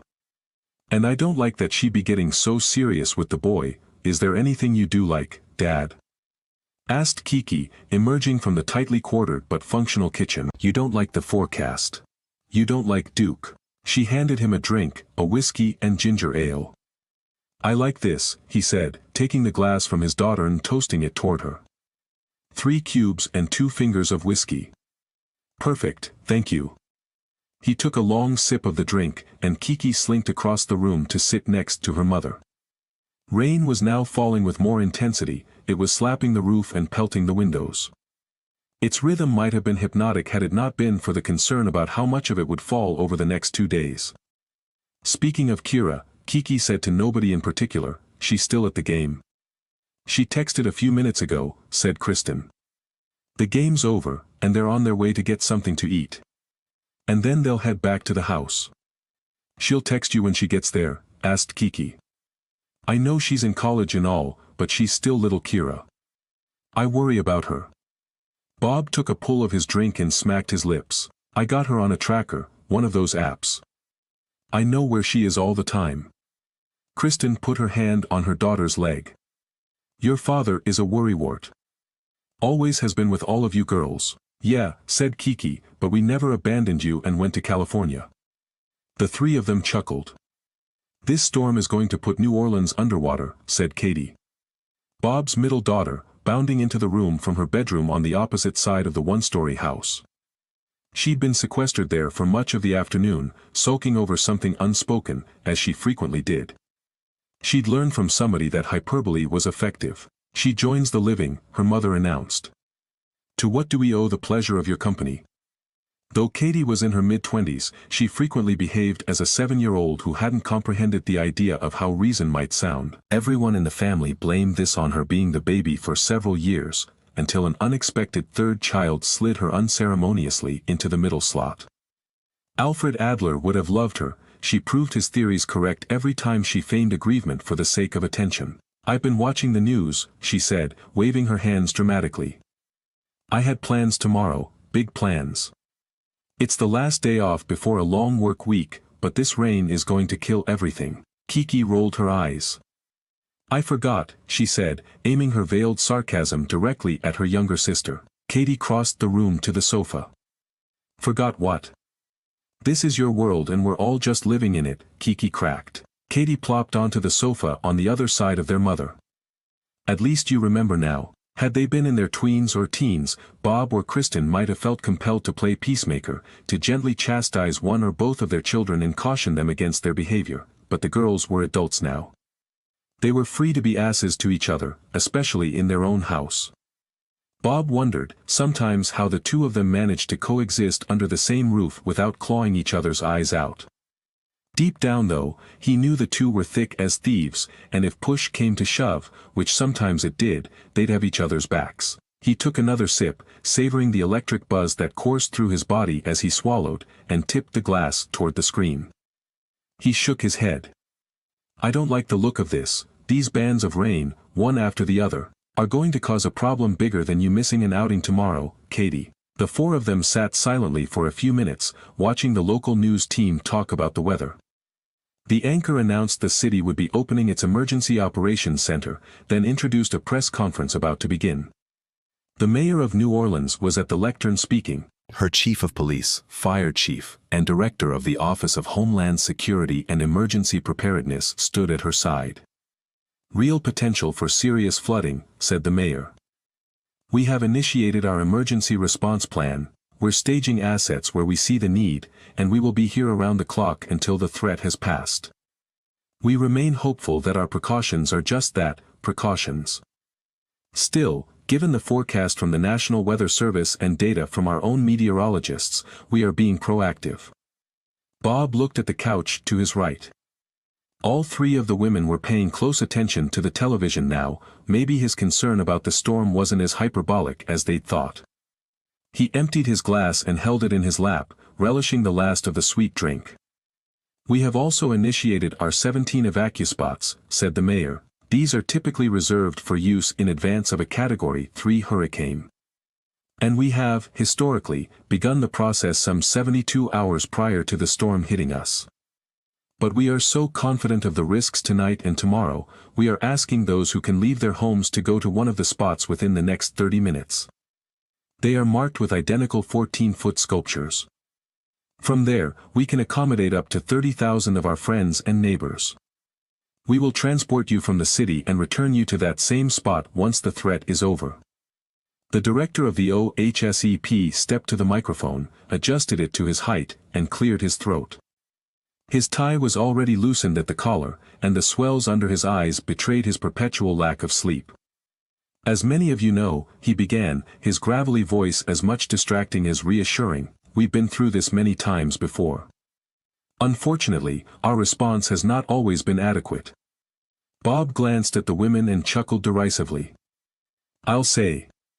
We've worked hard for the last decade to implement effective measures to keep you safe. As the mayor suggested, we have already activated our real-time warning systems. These are computer-aided projections that help us deploy assets ahead of any problems. We have also initiated our early warning system. This will send alerts to motorists who may be approaching any of our 11 most frequently flooded underpasses. The mayor put her hand on the director's arm, and he paused, then stepped aside. She adjusted the mic.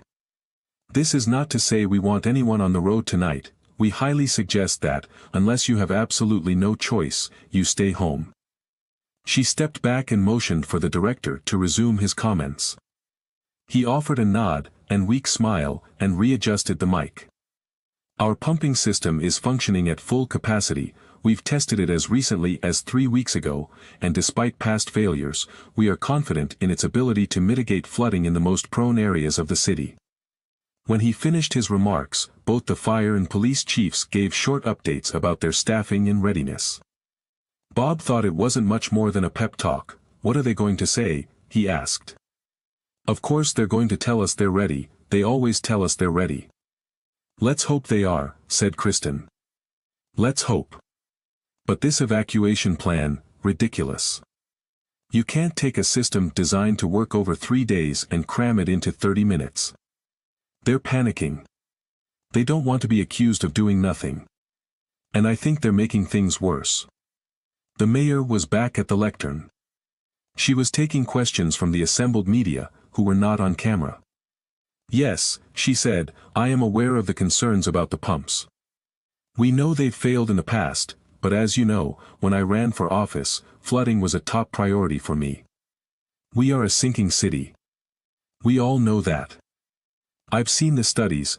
Some areas are 2 inches lower than they were a year ago.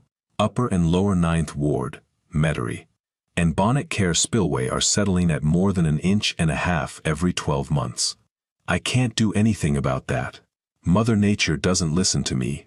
But my team does, the Army Corps of Engineers does. And I am confident we are as prepared as we can be. I didn't vote for her, said Bob. Kristen nodded. We know. It didn't have anything to do with her being a woman, he said.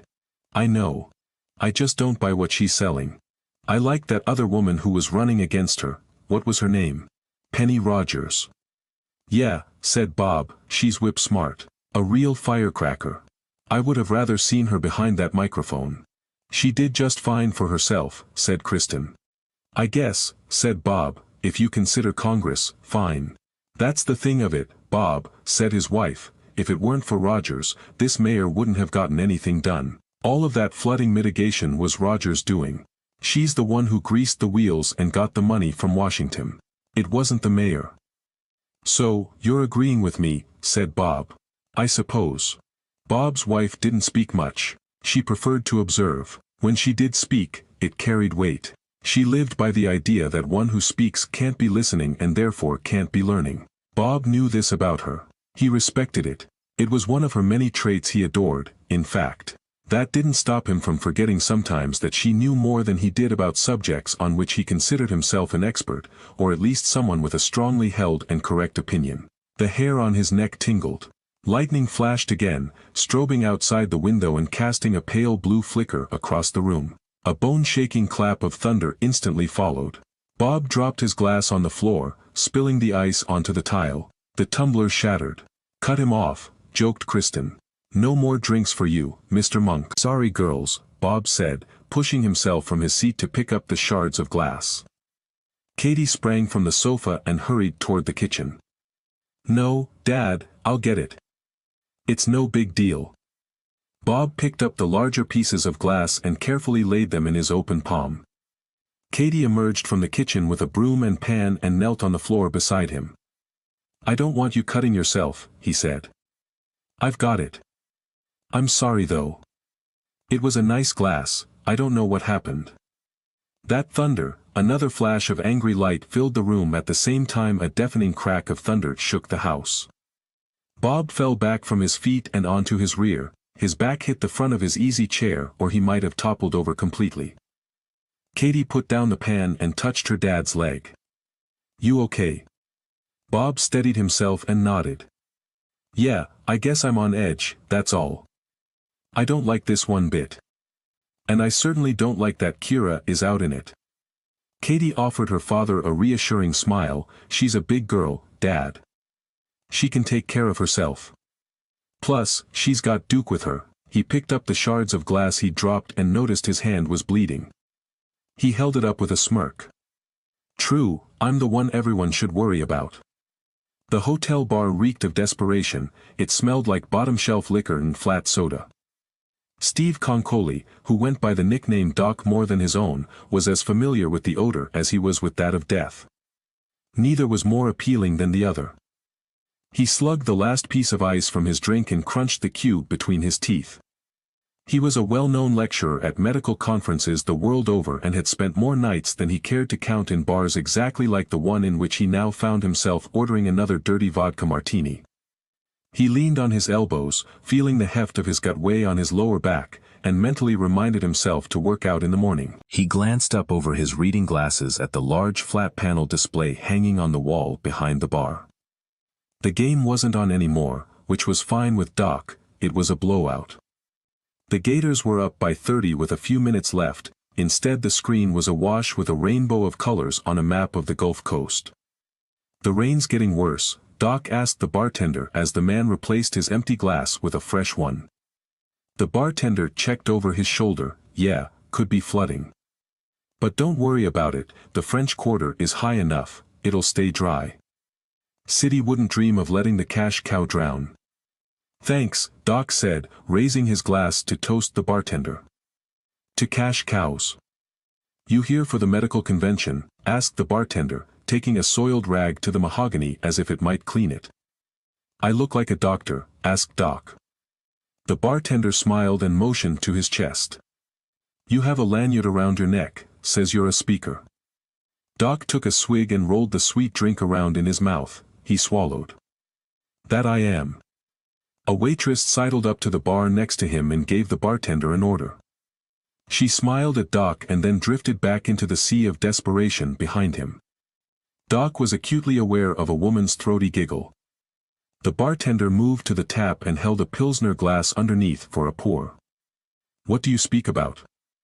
"End of the world, medicine," said Doc. The bartender raised his eyebrows and stopped the pour, pushing back the handle on the tap. He slapped a napkin on the mahogany, and the glass atop the napkin. Then he moved to fish ice from the cooler. "What kind of medicine is that?" Doc took another sip of his drink, relishing the buzz. He had to remind himself he was in New Orleans, the week before he'd been in Florida, and the week before that it was Michigan. "It's conceptual," said Doc. "I've written some papers about it. I'm essentially the only one who talks about it, so I get asked to lecture on the subject." The bartender pulled a bottle of Beefeater from the top shelf. "Sounds fun." "Sometimes. I get a lot of frequent flyer miles. That's a bonus, and I have some free nights built up at a couple of hotel chains. So there's that." The waitress returned. She put the IPA and the gin and tonic on her tray, gave the bartender another order, and slid back to the pit. "What's conceptual medicine?" asked the bartender. Doc didn't really want to talk about it. He doubted the man on the other side of the mahogany gave two flips about him or what he did. Doc was certain he was feigning interest in the interest of a larger tip. Doc had been down this road before. In fact, he imagined that as many bartenders as practicing physicians had heard his spiel over the years. He finished his drink and ordered another. "Shirley Temple this time?" "Seriously?" asked the bartender. "I can do that. It's weird, but I can do." Doc shook his head, eyeing the bartender above his glasses. "No, not seriously, another martini. Just like the last one." "Got it," said the bartender. "Are you going to explain?" "Sure," said Doc, vaguely aware of a man pulling up to the bar a couple of seats down. "It's the idea that your world as you know it will end. That is to say, communities all face reckonings. Your family, your neighborhood, city, state, country, are all susceptible to catastrophes large and small." The bartender nodded. "I get it. Maybe my house floods, maybe the whole country gets nuked, or my neighborhood burns in a fire." "Yes," said Doc. "Or some asteroid slams into the planet. Whatever the scale, preparedness is an individual need. You take care of you. I take care of me." The bartender held up a finger, asking Doc to hold his thought. He walked over to the new arrival and took his order, then he was back. "Go ahead." "Sorry about that." "No problem," said Doc. "As I was saying, preparedness is an individual responsibility. The government might be there to help. It might not be. I view it like I view Social Security. You'd like to think you'll get your share, but are you really counting on it?" The bartender shook his head. He uncorked a bottle of white wine and poured a healthy glass. "Everyone seems to think that preparedness has to do with living off the grid, hoarding canned food and ammo, and having bug-out plans," said Doc. "That's not enough. A basic first aid kit isn't enough. You need a medical plan, too. So you're a prepper?" asked the newcomer at the bar. "I've heard of people like you. We've done stories about it." The bartender delivered the wine to the man, and Doc noticed there was something vaguely familiar about him. He didn't respond to the intrusion, however. "The end is nigh and all that," said the man, affecting the voice of a prophet predicting the apocalypse. "They have groups like that all over California." Doc searched the man's face, his features. He was so familiar. Even his voice reminded him of, then it hit him. But he didn't let on that he knew the man. "Not yet. I'm from California," said Doc. "I wouldn't say I'm a prepper. I'm more of a preparedness advocate. I look at it from the perspective of the medical community and how it can help ready the populace. But you know what I'm talking about, right?" asked the man, his identity clearer with every word. "Preppers?" "I am," said Doc. "But that's a pejorative term." The man sipped his white wine and then licked his upper lip. He seemed to be considering Doc's appraisal of the term. He swirled the wine in his glass, took another sip, and swallowed. "Tomato," he said, then pronounced it alternatively, tomato. "You're from California?" asked Doc. The man nodded. "L.A., me too. Are you here for the convention? The man laughed as if Doc's question were ridiculous. No. I'm here for the basketball tournament. I work for a television station. Oh really? Are you on camera? Doc asked, already knowing the answer. The man's smug expression softened. Yes, he said, extending his hand. I'm Lane Turner. Doc took Turner's hand and shook it vigorously. Huh. I'm sorry, I don't know the name. That's okay, said Turner. A lot of people don't watch the news anymore. They get it from apps or websites. Oh, I watch plenty of news on television. I've just never seen you before.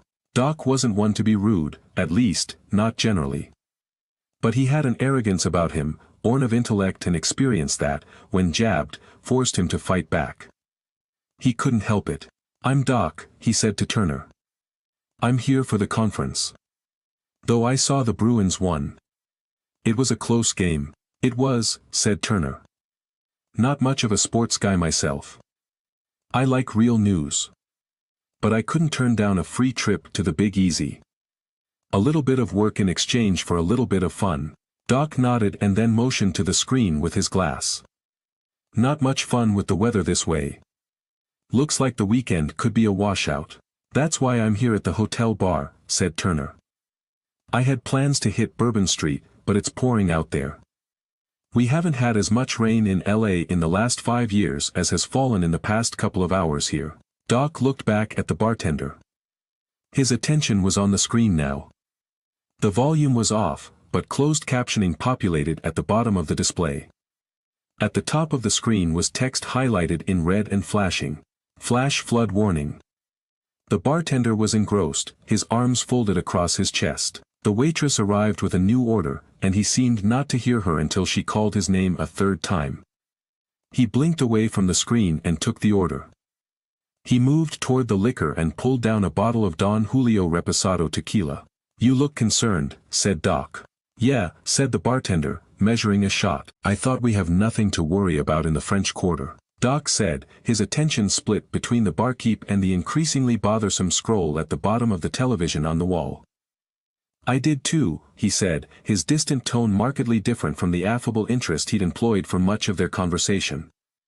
But that warning is for the whole city, and it looks like some parts are already flooding. It's pretty bad. It was pretty bad. The darker colors on the screen were expanding in size. Much of the Gulf Coast, stretching beyond the borders of Louisiana, was under imminent threat of flooding. To the northeast of New Orleans was a trio of wide, parallel bands of storms marching southeast. The radar loop repeated over and over again, showing the bands inching closer, retreating to their previous positions, and inching closer again. Doc slugged back his drink. All right then. I'm done for the night. Can I settle up? The bartender punched up the tab and slid Doc the bill. He signed his name and room number to the bill, added a generous tip, and thanked both men for their conversation. If this was going to be as bad as it now appeared, he needed sleep. Tomorrow might not provide the opportunity. He maneuvered through the bar, using the occasional seat back to balance himself. Doc wasn't much of a drinker, but when he did imbibe, it was well past the edge of sobriety. He walked through the lobby and to the bank of elevators at the other end of a shiny, travertine-laden atrium, and punched the call button with his thumb. While he waited, the weight of the alcohol now descending upon him, he tried to recount how many drinks he'd had. He listened to the elevator cars descend, trying to determine which one would make it to the lobby first. He told himself he was multitasking. Was it 3 drinks? No. It was 4. 4 drinks. Definitely 4. It was enough to take the edge off, hasten his ability to fall asleep, but not leave him with a nasty hangover in the morning. He couldn't handle a hangover, not tomorrow, not with the possibility of New Orleans slipping under. The elevator to his right chimed, and the doors slid apart. Doc braced himself against the stainless frame of the opening and stepped into the car, pushed the button for his floor, and willed himself to the back of it so he could lean against the wall. The elevator doors shut, but the car didn't move. Doc stood there for what might have been 2 minutes before he realized he hadn't ascended yet. He punched his floor button again before realizing he needed to insert his room key into a slot to activate his limited access floor. He fumbled through his pockets and fished out the key, poked at the slot until the key slid inside, then punched his floor. The elevator jerked upward, and Doc stepped back, falling against the wall. The car zipped skyward, accelerating until it neared his floor. Then it slowed and lumbered to a stop. The doors whooshed ajar and Doc searched the hallway for the right direction to his room. By the minute, the fourth vodka martini was soaking into him more completely, but he managed to find his room. He inserted the key, which he thought so antiquated. So many of the hotels at which he now stayed used keyless entry. He could unlock his door with his phone. No such luck here in New Orleans. He ambled toward the closer of the two queen beds. Doc liked having two beds in his room. One was for sleeping, the other served as a handy spot for his open suitcase. He'd forgotten he'd used the bed closer to the door for his baggage. And collapsed onto the Samsonite, jabbing his hip into the hard plastic. He cursed himself and struggled to the other bed, where he slid off his shoes and fell back onto the comforter. His head sank into the pillows, and he lay there trying to abate the sensation of spinning. The air conditioning, which he hadn't noticed until now, shut off, and the sound of rain beating against the room's large floor-to-ceiling window proved an adequate lullaby. Doc fell asleep thinking of the end of the world, his planned speech the next day, and wallowed in the profound sense of loneliness that pervaded every aspect of his life. It was close to midnight by the time Duke and Kira dropped onto the couch in her parents' family room, having navigated the rain-soaked streets of her hometown. It had taken forever to fight their way through the traffic and the weather. "What do you think Parker's doing?" asked Kira. "You mean, who is he doing?" "Funny, Duke. You think he's okay?" "I'm sure," said Duke, "dude can take care of himself. I felt bad leaving him at the restaurant. I didn't. He was having fun. Plus he told us to go. He'll grab an Uber. He knows where I live, right?" Duke nodded. "I think so." Kira leaned her head on his shoulder and placed her hand on his chest. She wiggled as close to him as he thought she could get, and he adjusted himself to put his arm around her. Her hair smelled like the baby shampoo her mother kept in the guest bathroom. "You as tired as I am?" asked Kira. When they'd gotten home, they'd stripped off their wet clothes. Kira had tossed them into the washing machine, and they'd taken hot showers. Now they were dry, the clothes were on the spin cycle. "Probably," Duke replied. "But I'm wound up from that drive back." She spoke through a wide yawn. "It was intense," she said, and took his hand. She rubbed the face of his wristwatch with her thumb. He kissed the top of her head. That it was. Duke closed his eyes and focused on her breathing. They sat there in the dark, the rain beating against the roof, the windows creaking from the wind. The occasional flash of lightning and the delayed, low grumble of thunder drew him into a trance. He was awake but not lucid. His mind drifted to the game they'd enjoyed, to the classes he'd be missing on Monday, probably Tuesday, and maybe Wednesday, and back to Kira's breathing. It was deeper now, more contented. She was asleep. Duke was nearly there too, his breathing matching the slow, full rhythm of hers when his phone buzzed on the coffee table in front of him, vibrating loudly against the glass top. He ignored it, choosing to let it go to voicemail. He ignored it a second time. It buzzed again seconds later, reluctantly, cursing the phone and whoever was calling. Duke leaned forward and plucked his phone from the table. Kira didn't fully awaken, but she shifted her body away from his and snuggled herself into the opposite corner of the sofa. Duke checked the caller on the display.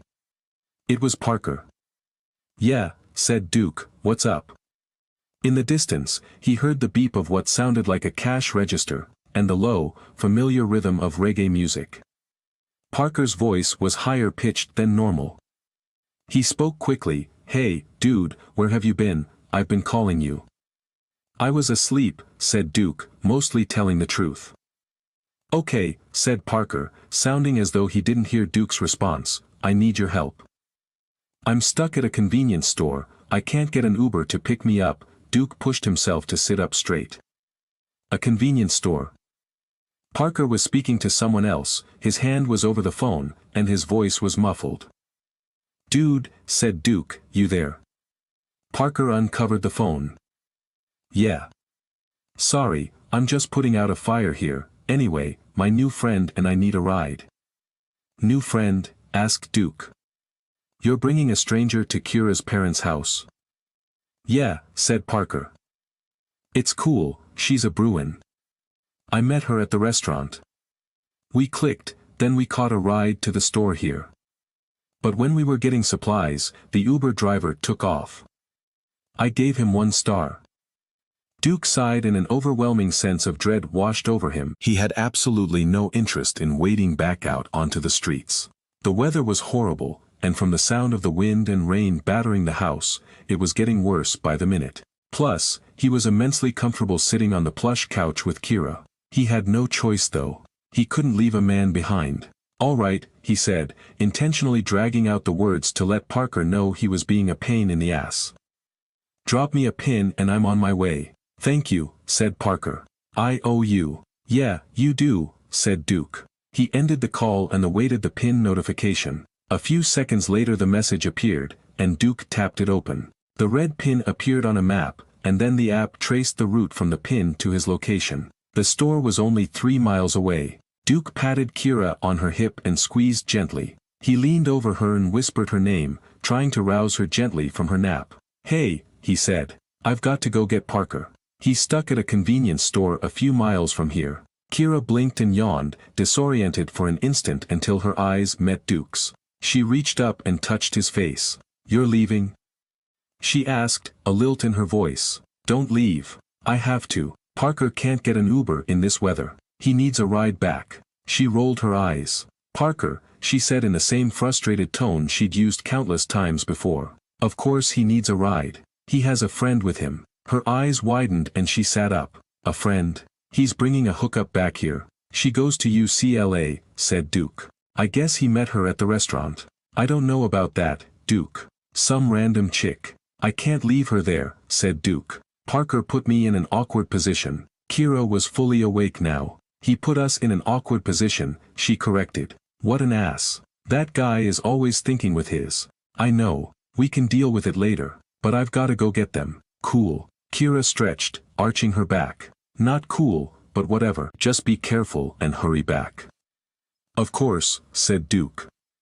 "The roads are probably worse than when we came home," she said, putting her hand on his knee. "Don't do anything stupid. If you can't see the curb, don't drive through the water." "Got it. You gonna hang here until I get back?" Kira stood up, stretching again. She ran her fingers along the waistband of her sweatpants. Duke stood up and put his hands on her hips. She kissed him on the cheek. "No. I'm going to my room. I don't want to see Parker until tomorrow morning. No telling what I'd say to him and his hookup if I saw them tonight." Duke laughed. "Fair enough." He slipped his feet into a pair of sliders. "He'll probably appreciate that, too." They hugged. Kira traipsed toward her room, and Duke grabbed the keys to the rental car. He stood at the front door, with his hand on the knob for several seconds, gathering the courage to step out into the cold rain and wind. Then he exhaled loudly, and made the dash toward his mid-sized domestic. He swung open the door, slid into the driver's seat, and pulled the door shut in what felt like one fluid motion. He was soaked by the time he pushed the ignition and put the car in reverse. He couldn't see through the rear window, so he used the backup camera to navigate from the narrow driveway then onto the street. It was blurry from condensation, but was clear enough for him to see the driveway. He fumbled for the windshield wipers and put them on high. It wasn't enough to clearly see his path as he put the car into drive and slowly accelerated. He sat as far forward as he could in the seat, his chest against the steering wheel. His fingers gripped the wheel, as if he were a first-time driver's ed student, unsure of himself on the road. The radio was on. He turned it off. The rain was so loud against the roof of the car he couldn't hear the music anyhow, and he needed his full attention on the barely visible road ahead. 3 miles seemed like nothing until he started driving in this mess. Now it felt like a blindfolded cross-country trek on bald tires. The tension tightened in Duke's neck and shoulders. There were memories there, of another night where the water rose too high, he was trying to keep at bay. He pushed them aside and glanced at his phone. He noticed a turn ahead, but he couldn't tell from the obscured windshield where the intersecting street met his. He slowed, leaning toward the passenger's window to get an alternative view. He reached the turn and made it slowly, deliberately. In the dim wash of the headlights, which he'd flipped to high beam, he saw the water pooling on the street, rushing along the gutters, and spilling into curbside drains. The dull streetlights that dotted the street showcased the sheets of incessant rain as he passed. A well of anger made Duke clench his jaw. He was not happy with Parker. He kept the car in the middle of the road, the standing water not having covered the pavement there, until he reached the next intersection and saw the bright lights of an oncoming SUV or truck. He eased through the intersection and crept toward the deeper water near the curb. He could feel it rushing under the floorboard as he held steady on the gas pedal. The approaching vehicle, however, wasn't moving to its side of the road.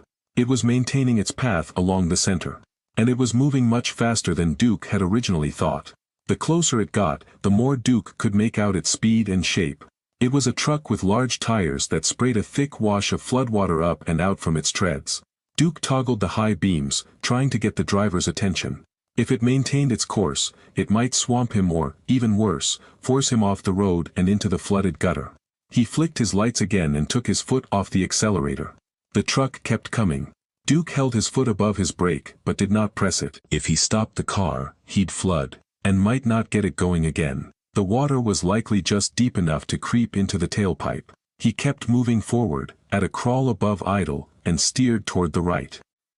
The truck wasn't slowing, in fact, it seemed to Duke it was speeding up. Duke braced for the wave sure to come, and the truck rumbled past him. A large spray slapped the driver's side of his car as Duke swerved to try to avoid it. Then a large wake splashed against the car, and Duke felt water on his bare heels as it leaked through the bottom of the driver's side door, pooling in the well underneath the gas and brake pedals. He managed to maintain control, weaving back toward the center of the road before slamming into the back of a car parked at the curb. The car was struggling. The engine protested as he carefully accelerated and straightened his course. It sounded like the motor was coughing as he advanced along the street. He was sweating now, perspiration blooming on the back of his neck and on his forehead. He cursed Parker again and leaned even closer to the wheel. His muscles ached as if he'd been holding them taut for hours. The GPS on the phone showed him it was less than a mile from the convenience store where he was told by Parker to pick him up, along with the girl Parker had met. He had 2 more turns to make before reaching the convenience store. His concern, as he reflexively checked the rearview mirror and then each side mirror, wasn't getting to the store. Sure, he was worried, but the real stress came from thinking ahead to the drive back. He picked up his phone and voice dialed Kira. She answered groggily. "Hey," he said, "I'm having trouble. There's water everywhere. I may have to come back home. Not sure. I might or might not be able to get Parker. Just letting you know." "Okay," she said, the sleep thickening her response. "Be careful." "You too," he said. "I'll keep you posted. Love you." Duke hung up, not waiting for her response. He tossed the phone onto the seat beside him. He had to concentrate. There were 1,000 moves running through his mind, a million options, countless bad outcomes. If the rain persisted, there was no way he'd be able to take the same route home that he'd taken on the way to the store. It was already treacherously close to impassable. Another 10 minutes and it would be inundated, no doubt. A swell of anxiety quickened his pulse. He tightened his grip on the wheel, forcing himself to stay in the moment and not let himself drift into his suppressed past. He made the first of the turns, the car spitting water from its exhaust. The accelerator was struggling when he pressed it coming out of the turn and straightened onto the next street. There were cars lining both sides of the road, making a center path the only possibility. As the wipers made quick passes on the windshield, he saw the water was halfway up the rims of most of the sedans parked on the street. The SUVs had a little more clearance, though not much. The center of the road, not visible underneath the rising water, didn't have quite the depth, as far as he could tell. A flash of lightning strobed and illuminated Duke's surroundings for a brief instant. His pulse was already thumping thickly against his chest. The perspiration was building. The sight of the flooding street, the sheets of rain, and the homes with water already creeping up their driveways made him want to vomit. Thunder crashed overhead. He felt it in the steering wheel. He loosened his sweaty grip and readjusted it, making sure he had control of the vehicle as he neared his final turn. The GPS told him it was only a few feet ahead and to the left. When he reached it and started to make the turn, his headlights revealed not a street, but a torrent of water rushing toward him. It pushed against the front tires and rocked the carriage, threatening to lift both from the asphalt. Duke bore down on the wheel, narrowed his focus, and swung the front of the car around, sloshing through deeper water as he bounced up onto a curb and off again. He pushed the gas, and somehow managed to keep the car moving back toward the street from which he'd just turned. He turned left and found the center of the road. He exhaled, his muscles relaxed infinitesimally, but it was too soon for relief. The engine coughed and the wheels stuttered under his grip, the car stalled. In that instant, without the motor to propel it forward, the water lifted the vehicle from the ground and carried it back into the flooded intersection from which the rapids were angrily crashing and roiling. The car's headlights dimmed and it tipped toward the driver's side. Water rushed in through the door, quickly pooling at Duke's ankles. The wheel locked. Duke struggled fruitlessly to regain control. He unbuckled himself and climbed to the passenger seat. The car was spinning now, bobbing like an unevenly weighted canoe. Duke reached for the button to lower the passenger window and pushed it. It didn't work. He cursed himself and then grabbed the door handle, pulling it, and with every bit of strength he had left, shouldered the door open against the water. He scooted to the edge of the passenger seat, water splashing against him while threatening to slam shut the door on his torso. He swung his feet around and then, gauging the depth of the water from the undulating reflection of streetlights on its surface, launched himself from the car. The instant he hit the water, gliding through it before the rush of it tumbled him feet overhead, his body seized from the shock of it. He resisted the urge to suck in a deep breath and cry out from the cold, as he somehow found his bare feet surfing along soft, muddy ground. The force of the water diminished the farther he slid from his car, and as he gathered himself, coughing out water, he realized he was in somebody's front yard a few feet from the porch. He looked back, trying to find the car. It was gone. Either it had washed away or was wholly submerged now. He couldn't be sure which. It didn't matter though. He did try to remember if he'd purchased the accident insurance when he'd rented it the day before. Kneeling in muddy grass, the water up to his chest, Duke pushed himself to his feet. The taste of grease and rubber coated his tongue. He spat into the water, trying to rid himself of it. It didn't help. Standing there drenched and shivering, water bubbling and rising toward his waist now, he reached in his pocket for his phone. It was gone, lost in the missing car. The tension in his neck returned. In his panic, he'd forgotten to unplug it from its charger. Now it was a sunken, useless treasure somewhere out of reach. With each heave of his chest and heavy breath outward, the foul-tasting water that coated his body and mixed with the icy rain sprayed from his lips. He spread his feet shoulder-width apart to steady himself against the water, which was now bringing the current he'd experienced a block or two upstream.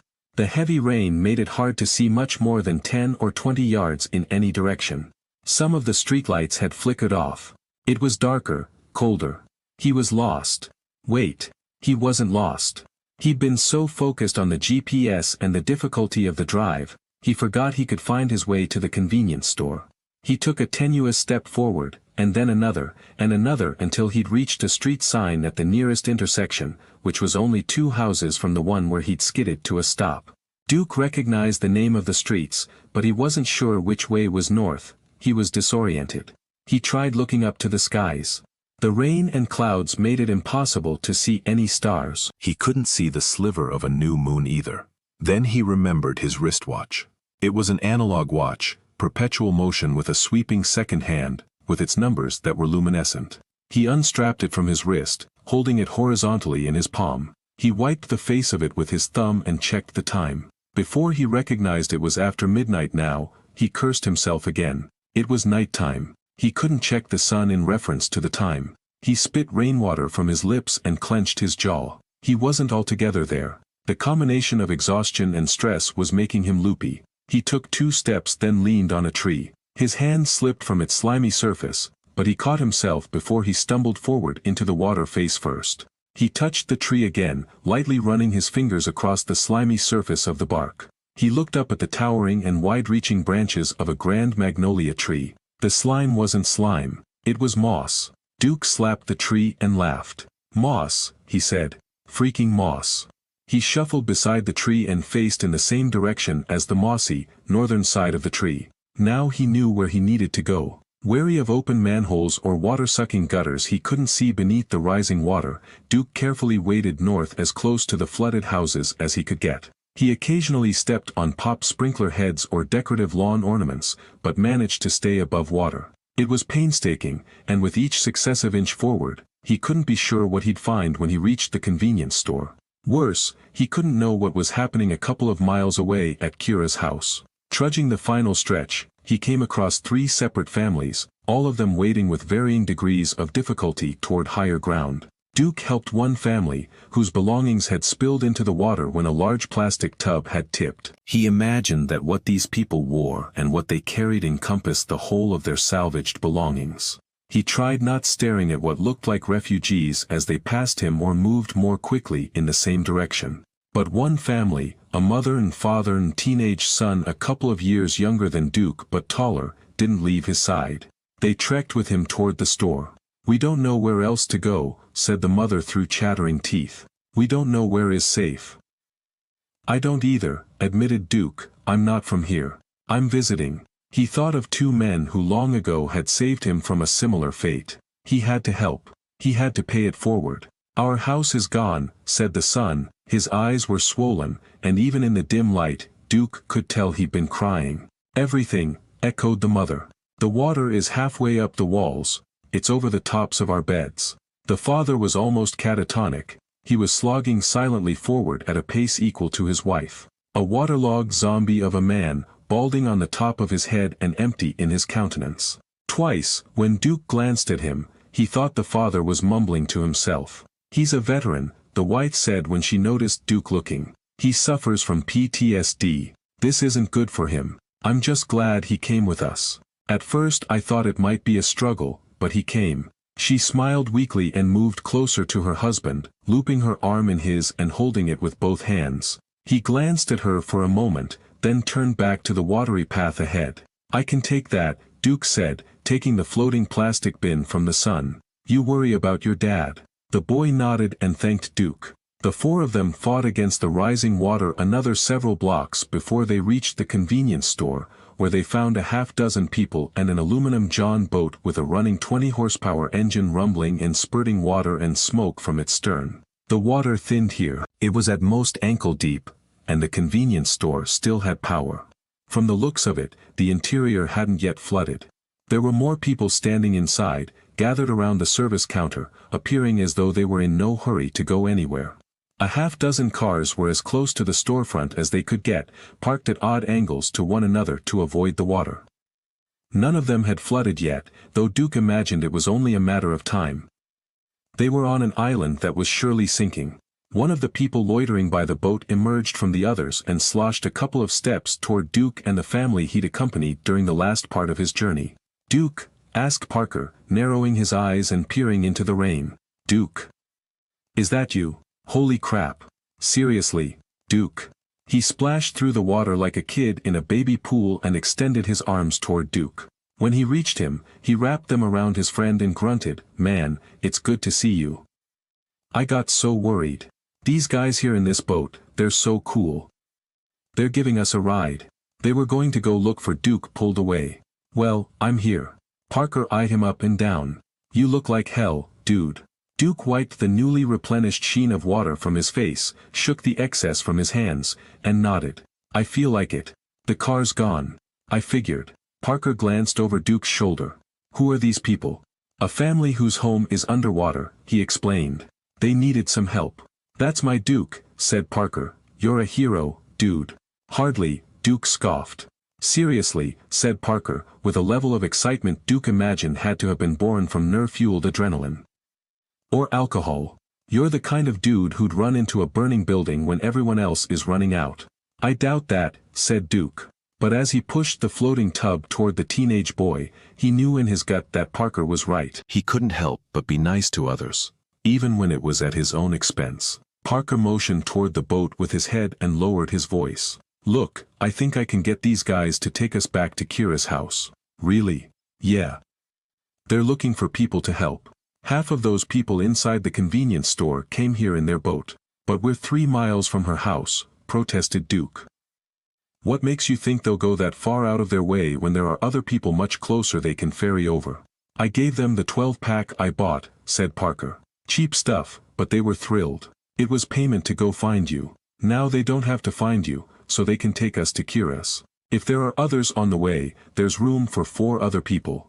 Duke started counting. So, 2 guys with the boat, you, me, and your new friend. Parker nodded. Which one is she? The cute one in the overalls, said Parker, shooting a glance toward the woman without obviously trying to be obvious. Noticing Parker's attempt to be sly, the woman high-stepped through the water toward him. She wore her hair in a scrunchy-affixed ponytail, and her face had the wide-eyed look of a person who knew they were the subject of conversation. I'm Jem, she said, offering her wet hand to Duke. You're the famous Duke. Duke's brow furrowed with confusion. Famous? She squeezed the water from her ponytail and wiped her hands on her overalls. Her mascara had run, giving her the appearance of an overdone smoky eye. Even in the rain, her scent carried. It was an oddly enticing mixture of essential oils and wood. Parker talks about you a lot, she said. She nudged Parker with an elbow. I'm thinking you're his hero.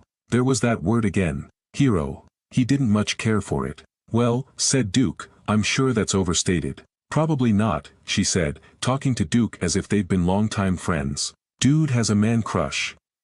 No doubt. Duke clenched his jaw. He didn't know Jem from Pyrite, but she rubbed him the wrong way. Parker was smiling at her, mouthing her words as she spoke.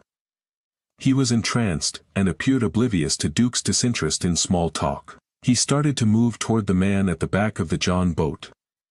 He was smoking a cigarette in the rain, blowing the smoke upward into his own face, contented. Jem edged into his path, eyeing him with arched, meticulously waxed eyebrows dewy with rain. Your girlfriend, Kira, is it? She's at her house. We should totally go get her. Parker paid the boat dudes with beer.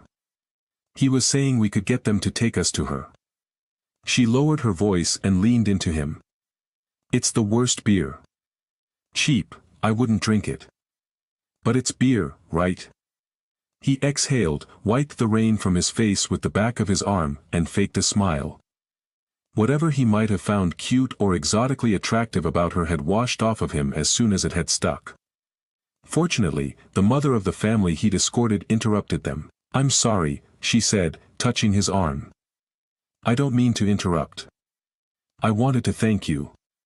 The store clerk is going to let us rest here for a while. They think the National Guard is on its way with some big trucks. She squeezed his arm and offered him a grateful smile peppered with sadness he imagined was tattooed onto her face. Duke placed his hand on hers, returned the momentary affection, and wished her well. Jem began to speak again. Duke held up a finger and winked at her politely, suggesting she hold her thought. And he sloshed to the boat.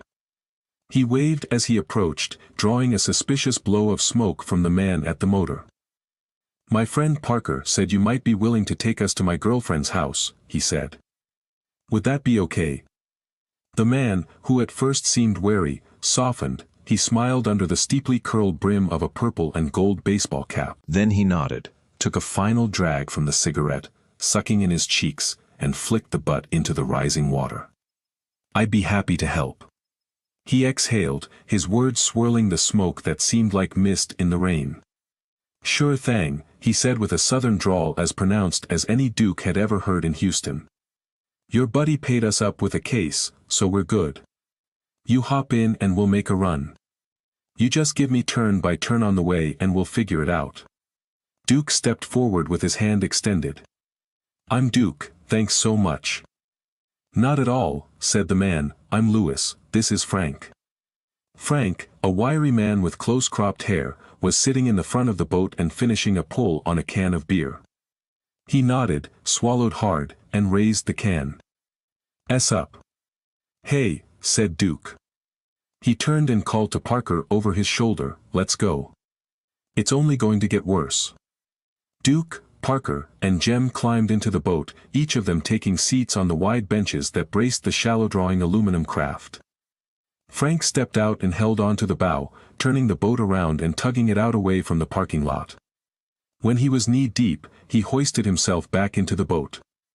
It was then Duke noticed both of their hosts were wearing hip waders. Lewis took the rudder stick on the motor and pulled it toward his body as the 14-foot boat jerked forward. They were underway. "You tell me where to turn," said Lewis, thumping Duke on the shoulder. "I ain't much for street names. Some I know, some I don't." Duke had taken the seat closest to Lewis. Duke was in front of him, and to the left, Parker and Jem sat next to each other at the center of the boat. Frank was in the front on the right. "You're going to go straight for a while," he said, trying to recall distances. He remembered street names, but in the dark he couldn't see them any more than he could see the street under the black water. "Hey," said Lewis, as if reading his mind, "take this. It'll help." Duke took a flashlight from Lewis's outstretched hand. It was cold from the air and wet from the rain. He ran his hand along it to strip away the beads of water clinging to its metal battery compartment. He punched the button on its handle and, without thinking about it, looked directly at the bezel. A bright collection of LED lights nearly blinded him. Duke squeezed his eyes shut and shook his head from the blinding arrow. Lewis chuckled.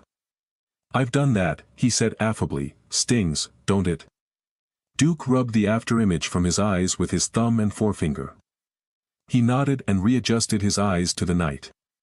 The rain hadn't subsided or given any hints that it might be letting up. It was a steady shower emanating from some invisible faucet high above without anyone to shut off the tap. It had gotten to the point, despite the discomfort and cold, the rain wasn't annoying anymore. Duke was so soaked through that more rain wasn't even an issue. He aimed the light up and out, away from the boat. He scanned the night, the sheets of rain the only thing visible at times, searching for street signs. Occasionally he'd lower the white beam toward the water. From his seat aboard the John boat, he couldn't determine how much higher the flood had risen. As the beam skipped across the black royal and bounced off the rounded tops of mailboxes or the fogged windows of curb-parked cars, it was apparent the tub was filling and the drain was stopped. The farther they traveled in the murk, slowly advancing along the street-stern canals, the oil-burning odor of the puttering motor became more overwhelming. It consumed Duke's senses, the mix of fuel and grease, cold rain and stress. "Straight?" asked Lewis as they approached an intersection. Duke angled the beam up to find the sign. He didn't recognize either name. "Keep going, please." Parker and Jem were sitting against each other now, hip to hip. She leaned into him, and he had his arm around her waist. They were talking to each other, their voices inaudible over the sputter and gurgle of the motor. Frank was on his knees with a flashlight, checking for any obstacles in the water ahead. "Turn up here," Duke said, spotting the right street. "Left. Got it." Lewis maneuvered the boat, cranking the rudder handle hard to the right.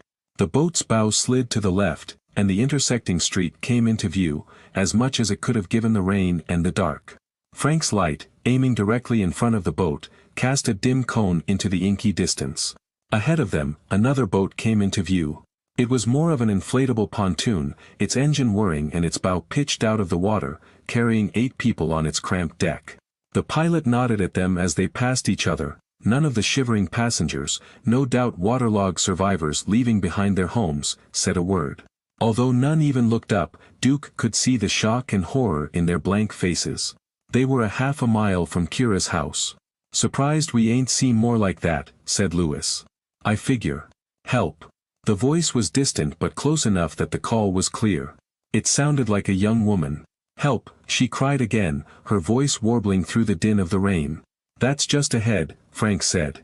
"I can see someone waving a light stick. You mind?" Lewis asked Duke. "Of course not," said Duke. Frank held his light toward the glow stick he could apparently see. Lewis directed the boat in the light's path. The closer they got, the higher Frank aimed the cone of light. The glow stick, which was waving back and forth, was elevated high above the ground. "Help," called the woman excitedly. "Do you see me? Can you? I'm up here. Up here." Duke narrowed his focus, following the beam of light until he saw the woman. The shape of a woman, that was, waving her arms above her head, the bright pink glow stick waving, became clearer. He thought at first she was on her roof, seeking a perch above the water that was now at the eaves of single-story homes in this part of the city. But as they drifted closer, the boat pitching up and down from the current, he saw she wasn't on the roof. She wasn't anywhere near a house. She was in a tree, straddling the wide, strong branch that extended perpendicular from the thickly aged trunk of a commanding oak. "Hold on," Frank called, one hand cupped at his mouth. "We see you, we're coming." Parker glanced over his shoulder at Duke, his jaw slack. He was shivering, his teeth chattering, and he appeared as bewildered as Duke had ever seen. "I can't believe this," he said. "How deep the water is. You see we just passed over top a car." Duke nodded. "We'll be okay," he told his friend, saying it to convince himself as much as anyone else on the boat. "We'll be okay." Lewis skillfully maneuvered the boat, working the tiller handle of the outboard, twisting the throttle as he tried to get the boat as close to the tree as possible. He was feet from it, so close Duke saw the wide-eyed fear in the face of the woman above him. Frank was calling out to her, calming her, reassuring her. He directed her to keep hold of the branch, to wrap herself around it like she was riding a bull. "And don't let go until I tell you." She nodded vigorously and whimpered while she adjusted her arms and tightened her elbows against the sides of the branch. And then, if it were possible, the rain intensified. Without warning, the drops grew heavier and colder, the speed with which they fell from the milky black sky accelerated. The sound of the barrage slapping the water became deafening, like the thunderous applause of a crowd too large for a small auditorium. A gust of wind buffeted the port side of the skiff. Duke nearly lost hold of the flashlight as he tried to grip the bench with his free hand to keep himself from falling over. Another gust of wind blew past them. The boat swung wildly to one side, and the stern slammed into the oak's unforgiving trunk. The crash vibrated violently through the boat, shaking Duke's body. "Hold on," Lewis shouted as he tried to settle his course. But the water now was flowing differently, more angrily, ferociously, like a dam was opened somewhere upstream.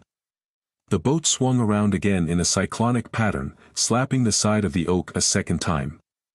The woman above called out with an urgent voice. Duke couldn't understand her words. He was focused on staying inside the boat as the water overpowered its small motor. He dropped the flashlight and grabbed both sides of the boat, as if to steady its hull himself, looking up in time to see the woman dangling from the branch, her arms stretched as far as her weight would extend them. He shot a look at Frank, who was trying to wave her off. She didn't listen. She dropped what had to be 8 feet to the boat. Her body caught the side of it and tipped it precariously to one side. Duke's grip wasn't enough to hold him, and the blast of momentum shot him from his seat, slamming him into the cold, black water. Somehow, he managed to steal a breath of air as he tumbled headfirst overboard, falling tumultuously into the black turbulence. The hull raked across his back as the John boat somehow righted itself. He struggled underneath it, unable to surface. They were both carried together in the increasingly strong current. His heart racing, Duke struggled not to suck in a deep breath. His chest burned. He was blind. And then the boat was gone. Not again. Not again. Not again. His memories surfaced and flooded his mind. Water everywhere, cold, relentless rain, the darkness of night. He tumbled in the blackness, weightless, and powerless to find his bearings. He wasn't sure which direction was toward the surface. Something sharp scraped against his leg. He grabbed for it and groaned, feeling the bubbles slide against his chin. The bubbles. They told him he was upside down. He flipped himself over in the dark water. He couldn't know whether it was 3 feet deep or 10. Still, he righted himself and extended his legs beneath him. They didn't touch ground, but he kicked with both feet, fluttering as hard as he could, grabbing for the surface, reaching up with one arm and then the other, pulling himself toward breathable air. His head dizzied, his vision blurred. Then he realized he wasn't swimming upward after all. He couldn't be. The water wasn't that deep. He wasn't swimming downward, either. He'd have hit the ground. And then he did. His hands slid against the familiar muddy grass that had sucked in his bare feet an hour earlier. His fingers stuck into the muck, and cold mud filled the spaces underneath his fingernails. He was out of air. His muscles quivered. The sensation of losing consciousness began to take hold, but having oriented himself, Duke found his footing and pushed against the muck with both feet, propelling himself upward at an angle toward the surface. He kicked, pulled, and shook his head, trying to fend off the pain as the final remnant of bubbles escaped from his mouth. At last he surfaced. He thrashed against the water and gasped, sucking in both air and water. He coughed and spat the foul water from his mouth. He treaded water, breathing in and out with effort, until he'd regained control and left the panic behind. Then he spun around, kicking his legs. His vision was blurred, by the torment of oxygen deprivation or from the water in his eyes. His breathing slowed to something closer to normal. He drew a hand from the water and wiped his eyes. As soon as he began to take stock of where he was, he felt a pinch on the back of his neck. And then another. Before he could slap at it, there was one on his ear. And on the back of his head.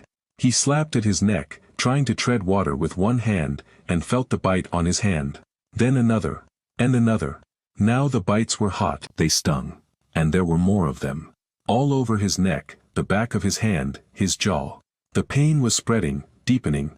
Fire ants. Duke sucked in a quick breath and dunked himself under the water.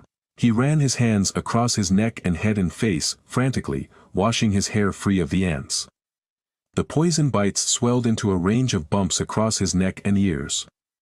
He winced at the burning sensation throbbing across his raw skin, blowing out the water he'd stored in his lungs. He flattened himself underwater and then swam deeper a couple of strokes before he resurfaced away from the ants. He pulled himself back to the surface, emerged, and shook the water from his face. He touched the back of his neck. The swelling had spread to the sides of his neck and across the tops of his ears. He scanned the water around him. Several feet away, where he'd been, he saw a floating ant pile, undulating but keeping its shape in the rain as it cruised the floodwaters. The top of the pile was swarming with angry, confused ants. Duke leaned back in the water and kicked himself farther away from the threat. He cursed the pain and tried to refocus on the task at hand. "Parker," he yelled. His voice sounded flat, as if the pouring rain sucked it into a vacuum. "Parker." There was no answer. He listened for the sound of the skiff's motor, praying for the familiar rumble of its 20 horsepower. He heard nothing. He sighed, exasperated and exhausted, treading water. There was no use searching for Parker or the John boat. He needed to get to Kira. If the water was this deep so close to her street, there was no telling the conditions at her home. He swam slowly, bobbing in the water and occasionally spitting the rainwater from his face, until he found a street sign only a foot or two above his head. It was an intersection a block from Kira's street. He took a deep breath, his chest stinging, and resolved to move faster. He leaned forward and began kicking. He kept his head above the water, except for his chin, swimming with effort.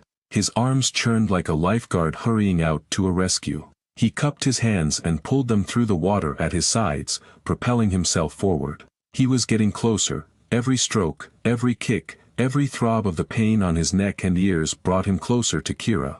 Hero. That word stuck in his mind as he churned through the flood, hoping he would find his girlfriend high and dry, though he knew the idea of anything being high or dry right now was unlikely. Lane Turner was sitting at the bar, watching the weather report and nursing his second drink, when his phone buzzed, rattling against the mahogany bar.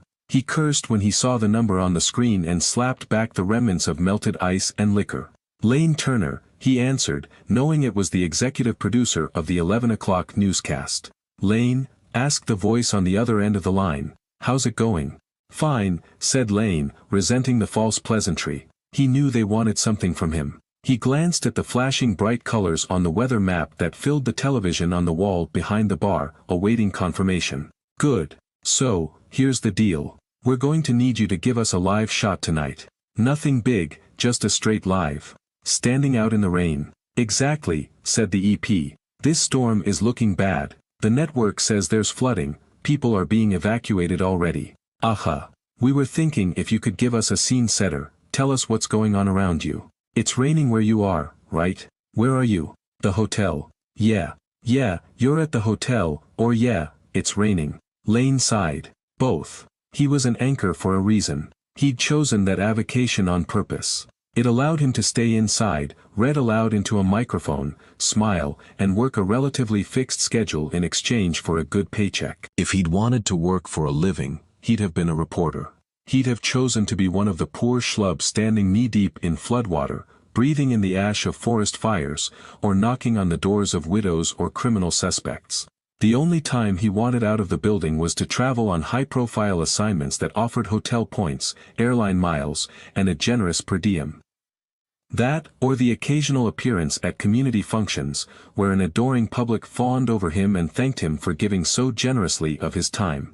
"You look so much taller in person," they would say. "You're so handsome." He would thank them when they'd tell him they'd watched him all of the time and wondered how long it would be before he left Los Angeles for the network. He would shake hands, take selfies, and sign autographs. This wasn't part of that. This was street reporting, this was being in the trenches. "Lane?" the EP prompted. "You with me?" He sighed audibly in an obvious attempt to be passive-aggressive. "I am." "Great, I'm leading with a string of juggings in the valley, going to tank with the latest on the Bruins."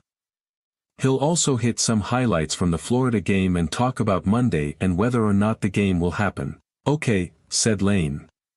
"Then we'll do a quick weather hit, and then have Monica Muldrow tossed to you standing out in the middle of it. How long you want me to go? A minute?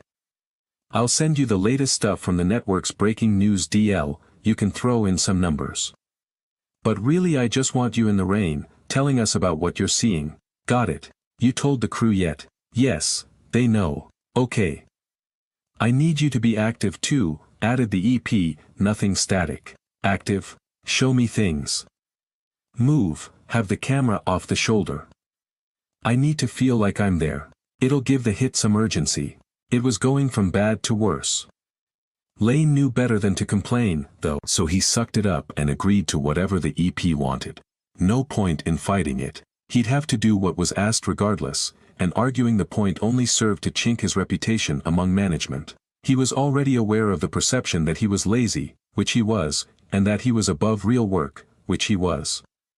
There was no need to bolster the reality any more than necessary. He resolved he could suck it up for an urgent minute out in the rain. "That it?" he asked. "I need to get changed. We've got 45 minutes until the hit?" "About," said the EP, then, as an afterthought, added, "Oh, one last thing. Could you head to somewhere where it's actually flooding? Is that possible? I mean, don't put yourself in danger, but if you have some floodwater behind you, that would be optimal. So would posting a couple of quick pics or videos to your social media accounts. We can link to that from our app." Lane stood up from his stool, motioning to the bartender for his check. He clenched his jaw, holding his breath for a moment before blurting out something sarcastic and unhelpful, choosing to draw in a deep breath through his nose and exhale. "Sure. No problem. Gotta go." "Great," said the EP cheerfully. "I'll drop you an email with the info. See you on TV." He placed the phone on the bar without saying anything or disconnecting the call. The bartender handed him the bill, and he signed for the 2 drinks he now wished had been 4, thanked him, tipped him, then went to his room to get changed.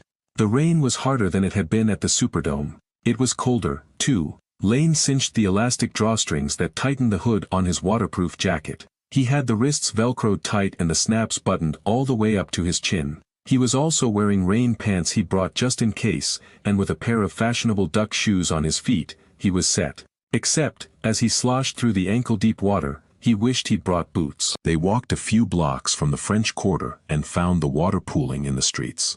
It was closer than they'd expected. But the valet at the front door to the hotel had suggested they could find high water by walking and wouldn't need their car. He'd said it with a tone that mixed surprise and worry. Water had never gotten that close, he'd admitted. Even Katrina hadn't threatened the touristy center of the city the way this unnamed storm was in the midst of doing. Lane, his photographer, and his producer slogged the short distance without much trouble.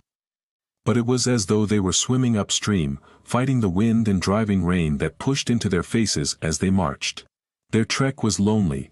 Being nearly 1 o'clock in the morning, the crowd of drunkards and thrill-seekers was sparse. The occasional couple stumbled from a bar or late-night eatery but clung to the protection of the architecture's decorative overhangs. Lane's photographer was carrying the rain-protected camera on his shoulder and had his tripod in his other hand. The producer had the portable live transmission unit over her shoulder. She had it wrapped in a rainproof bag but was careful to protect it as much as she could by keeping it close to her body and tucked under her arm. Lane carried his attitude. "This is ridiculous," he said when they stopped at a spot the producer deemed worthy of meeting the EP's expectations. "What's the point of this?" "It is a big story," said the producer through the small circular opening of her own cinched rain hood. "And we're here, Lane. It would be stupid not to be on the air." Lane bristled at the word, stupid. It was a button for him. He frowned at her and then pulled out his cell phone. He fumbled with it in its waterproof case, then managed to swipe the screen that opened the camera function. He aimed the camera at the producer, zoomed in on the hood opening, and snapped a picture. He opened his Twitter app and typed, "Big story. Bundled up, ready to go live. Hashtag camera ready, hashtag Southland news leader." Then he tagged the producer so she'd be sure to see his tweet, then posted it to his 75,000 followers. Almost instantly, her phone chimed. She was busy helping the photographer set up the shot. Lane chuckled to himself and flipped the camera around and tapped video. He began recording live, careful to show what he could behind him in the dim light. "Hey, Southland," he said. "It's a few minutes before airtime and I'm here in New Orleans. The rain is coming down. It's torrential. Flooding is beginning to inundate this cultural mecca." He flipped the camera around, switching the view to the producer and photographer. Struggling in the rain to make sure the gear was working properly and staying as dry as possible, they were oblivious to him. The photographer pulled a large white trash bag from his pocket, wrapping it around the live unit, then wrapped that with an exceedingly long strip of duct tape while the producer held it for him. "This is my crew," he said, "making sure we bring you the big story of the night. We'd be stupid to be sitting in our rooms, high and dry, instead of being out here in the dangerous elements, making sure you understand the urgency of the situation here in the Big Easy." He panned the phone around to show the depth of the water that would serve as the background for their live shot. All that was visible in the darkness was the thin ribbons of light from street lamps reflecting on the thick ripples of deepening water and the countless dimples on its surface from the heavy raindrops. "This is the floodwater, as it were," he continued and stepped toward the edge of the creeping water. "It's getting deeper. That's apparent as we stand here in the cold rain. We're a few blocks from our hotel, and when we left the warm confines of that fine establishment, the valet told us he'd never seen water get this close to the more highly elevated French Quarter. This is, after all, the lifeblood of the city. Even in Hurricane Katrina, some 20 years ago, the water never got this high in this part of the city." "We're ready," the producer cut in.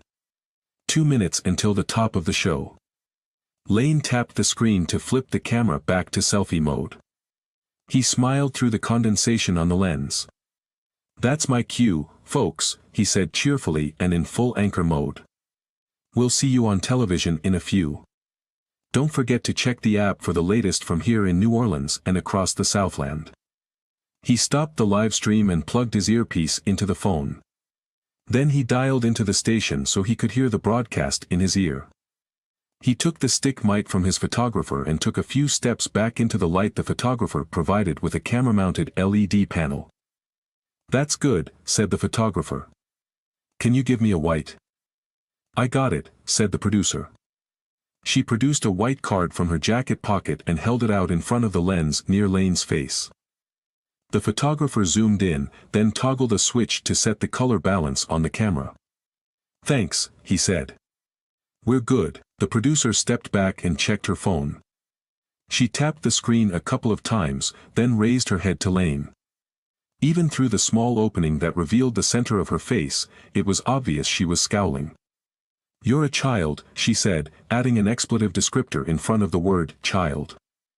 "Absolute child." "Careful," Lane said and tapped the head of the microphone in his hand. "There's a hot mic. Don't say anything that could get you in trouble." She balled her hands into fists, gripping the phone as if she meant to crush it. Then she shook her head, a spray of water spinning from her body like a wet dog's. She dialed the control room and brought the phone to her ear, her eyes never leaving Lane's. "We have 30 seconds until the show," she said flatly. "Then we have about 5 minutes until they come to you. Can you give them a mic check?" "Sure thing," he grinned. "Mic check, chickadee check, chickadee check. 2, 4, 6, 8, 10. Sibilance. Give me a chance, sibilance. Chickadee check. That's good, said the producer. More than enough, Lane, thanks. Lane tugged at the bottom of his jacket and adjusted his hood so more of an opening showed on camera. He checked over his shoulder, noticing the water was closer than it had been a minute ago. He motioned to it with the mic. That water looks like it's rising. That's what happens in a flood, said the producer. Water rises. Lane narrowed his eyes and snarled, I'm not stupid. I'm saying it's rising more rapidly. As in dangerously fast. The producer huffed and left her post next to the camera. We're in the show, she said, as she approached Lane. The lead package is rolling. Lane motioned to the water again when she reached him.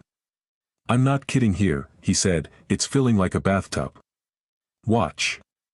You can see it inching up the street toward us. She bit her lip and glanced back at the photographer, holding the phone to her ear. Hey, could you please shine the light over here for a sec? She pointed past Lane toward a white and black street sign 20 yards behind him. The light shifted and revealed the water at about 6 inches up the sign's pole. Above the water there was a scuff and missing paint. Watch that mark for a second, she said.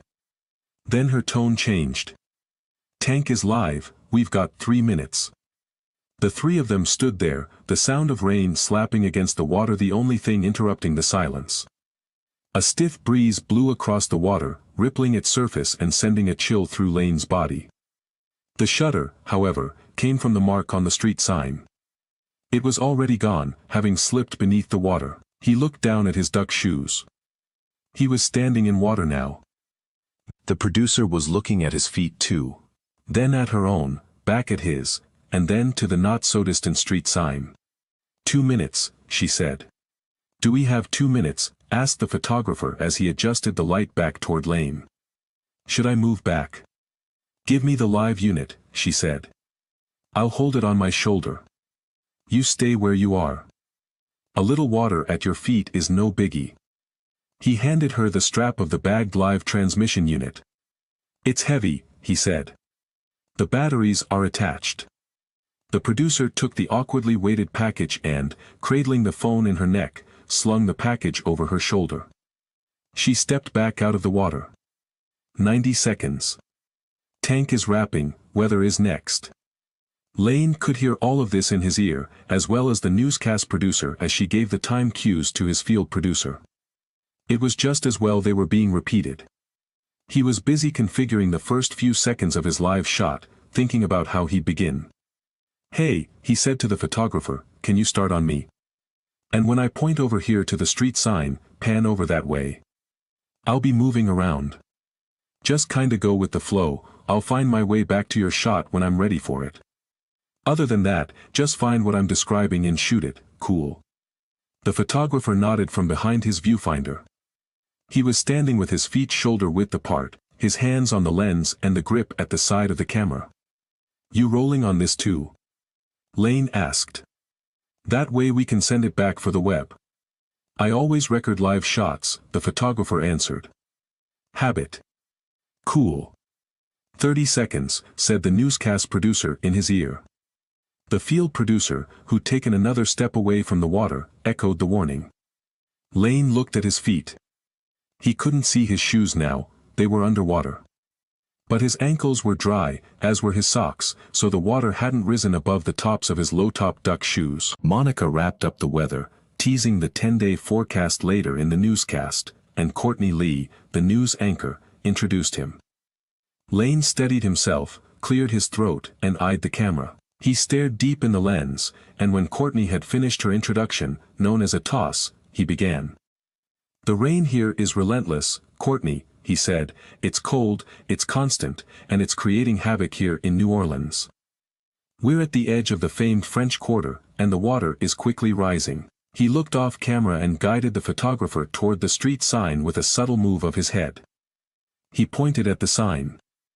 See that street sign there? He asked the audience.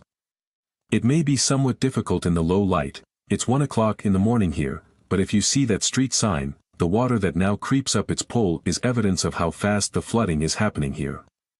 When we arrived at this spot a few minutes ago, the water was nearly 6 inches lower than it is now. He guided the camera back toward him and moved into the frame. He spoke confidently, slowly, but maintained the urgency he knew his executive producer was craving. He pointed at his feet. We were standing on dry land as this newscast began, but as you listened to our reporters and learned the weather forecast for the Gulf Coast, this part of the street is now underwater. The camera lifted back onto his face and he motioned toward a row of 2-story buildings to one side of the street. He stepped back off camera and stood close to the photographer. He described aloud what he wanted the audience to see so the photographer could follow. These buildings are occupied by restaurants and bars, retail stores, and art galleries. On a typical Saturday night, the lights might still be on, he said, his eyes drifting from one side of the street to the other, but not tonight. Everything there is dark because of the dire situation unfolding in. He stopped cold, leaving dead air. Only the sound of the rain hitting the top of his microphone transmitted the distance from New Orleans to the Southland. His back was to the producer, or he might have seen the squeezed look of confusion on her face. The anchor, whose mic had been left open during Lane's live shot, interjected. She sounded concerned. "You okay, Lane, can you hear us?" Lane didn't respond. He was focused on something barely visible in the darkness on the far side of the street. There wasn't enough light to make it out, but it was about 100 yards beyond the street sign and the reach of the camera-mounted light. Then he touched his photographer's shoulder. "Can you zoom in over there?" he asked softly. Less confidently than he'd been when presenting the urgent, developing story a moment ago. "I think I see something." The camera panned and zoomed, the photographer adjusted his focus, then his head pulled back from the viewfinder. "What do you see?" asked Lane. He was asking the photographer, but Courtney Lee answered him. "It looks like a body," she half stated, half questioned. Lane reached over and clipped the mic onto the clamp atop the camera.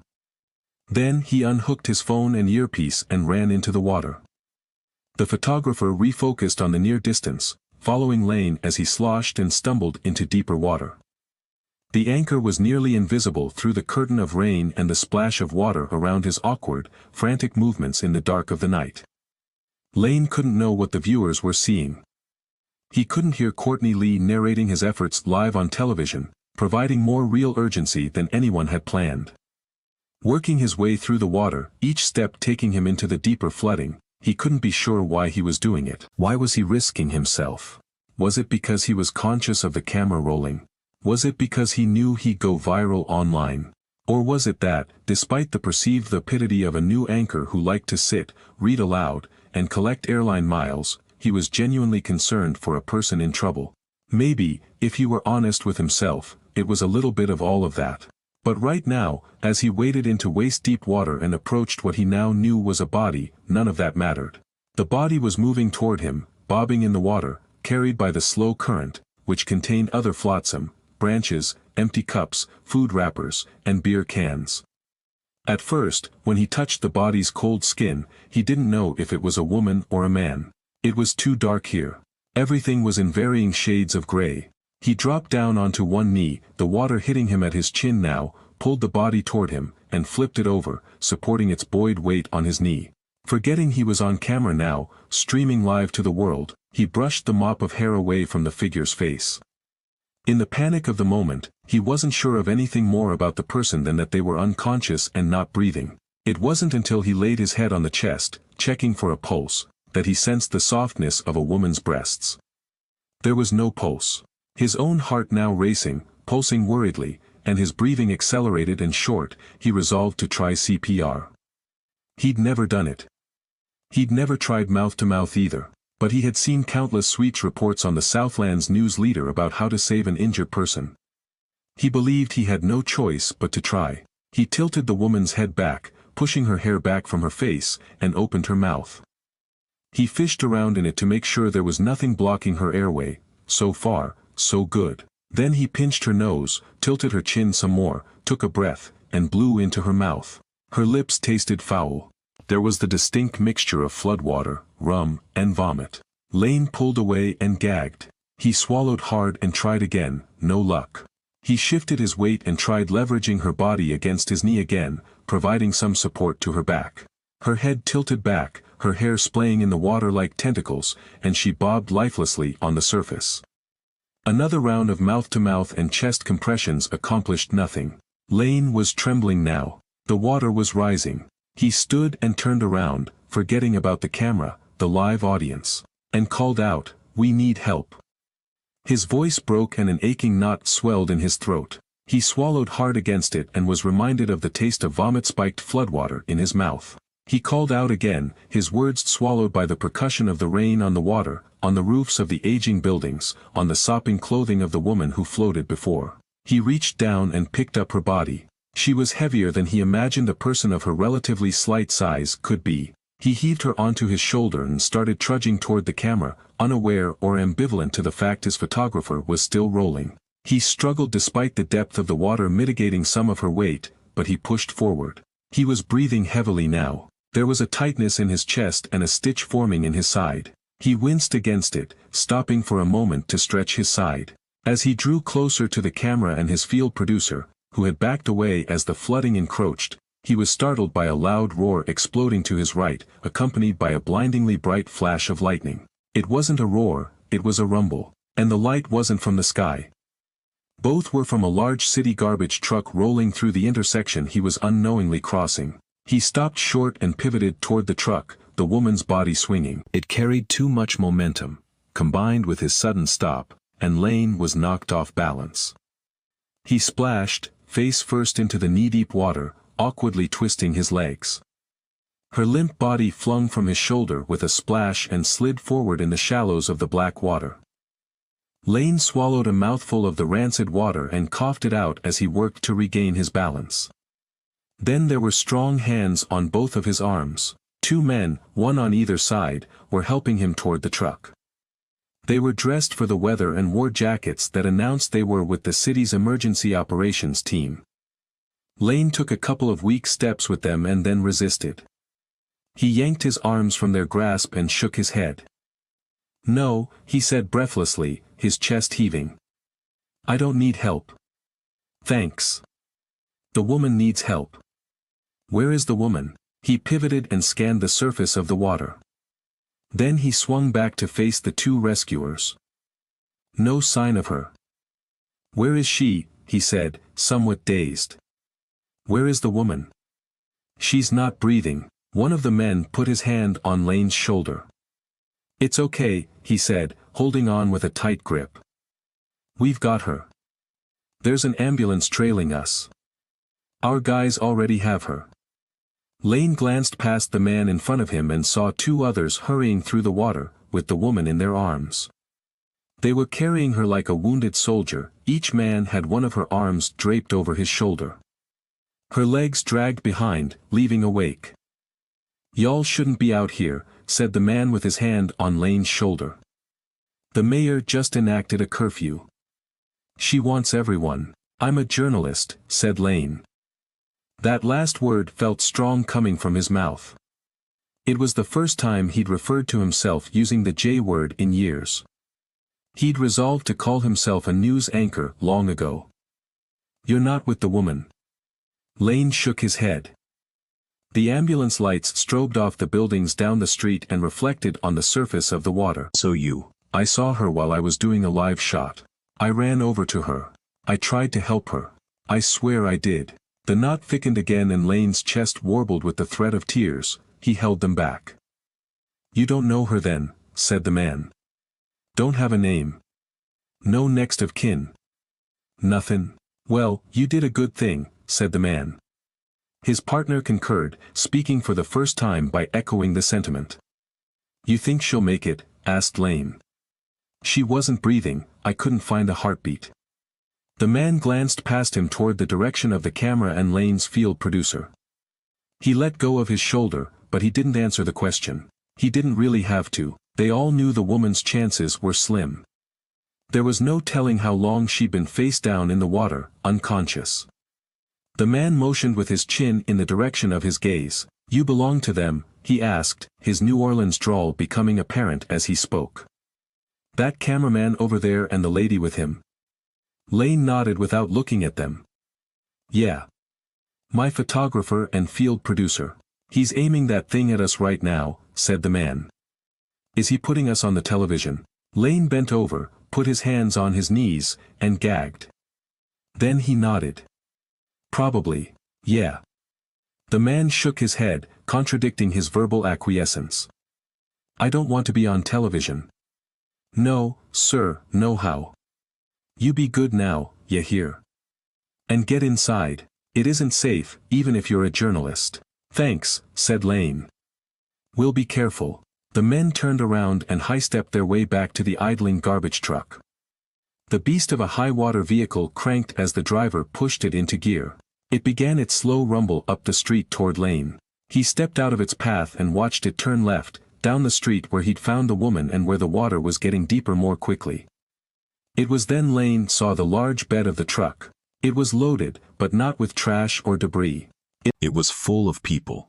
From the back of the cab to the rear edge of the bed, it was packed with men and women. Some of them held small children in their arms. They stared at Lane as the truck turned and rolled toward the black.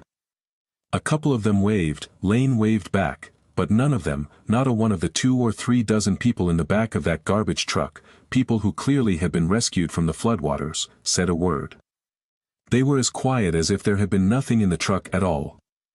Lightning flickered in the distance. Lane was transfixed. This was one truck on one street at the onset of what was going to be 2 or 3 days of rain. What more was to come? How many more dozens, hundreds, thousands of people would be face down in the water or forced to leave everything behind, for the crowded, dank confines of a garbage truck on their way to safety? Lane trudged back to his team. He tried to avoid looking either of them in the eyes. He couldn't do it. Instead, he searched the water for his duck shoes. That was, began his producer, in a trembling, tentative voice. Incredible. Amazing. Freaking A, man, said the photographer, you were amazing. I didn't think you had that in you. No offense. But. Freaking A, man. The camera was on his shoulder, but the red tally light in the front of the viewfinder was off. He wasn't live and he wasn't recording anything. He was grinning from ear to ear. Lane couldn't look at either of them. He tried, but there was some sort of magnetic, guilty pull that kept his eyes fixed on the water.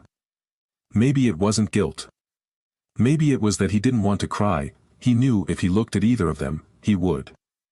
After 30 seconds of silence, the rain slapping at them as it had since they'd left the hotel, he finally spoke. Anybody would have done it. Not true, said the field producer. I didn't do it. Me neither, said the photographer. Lane sighed. Well, I think we have our story for the rest of the trip, and it's not basketball. I agree, said the field producer. Totally. I'll get on the call in the morning, and... Lane lifted his head and balled his fists at his sides. He tensed, trying to hold it together as his eyes locked with hers. She stopped cold. No, he said, shaking his head. We start now. The story is now. Danny squirted water from the bottle onto the hot griddle. It sizzled, and steam plumed up toward the vent. He wiped a spatula on his white apron and scraped the charred remnants of ground beef into the catch basin at the side of the griddle. He relished the humid, acrid odor of the burnt burger pieces. It was a reminder his day was almost over. He dug at a particularly stubborn crumb and sprayed more water. Another blast of steam plumed, some of it reaching his face, and he grimaced like a man too close to a fire. The crumb scrubbed loose, then Danny guided it into the basin. I'm the boss, he reminded the crumb under his breath. This was his house. You say something, asked Arthur, the burly fry cook who stood behind him, refilling the wholesale-sized oil bottles. He'd worked at the diner for years. Danny wondered sometimes if they'd built the place around him. No, Danny said. Just mumbling to myself. Ha, said Arthur with an amiable chuckle that made his frame shake. Talking to yourself, huh? I guess that's cool as long as you don't start answering back. Danny had heard Arthur say the same thing 50 times if he'd heard it once.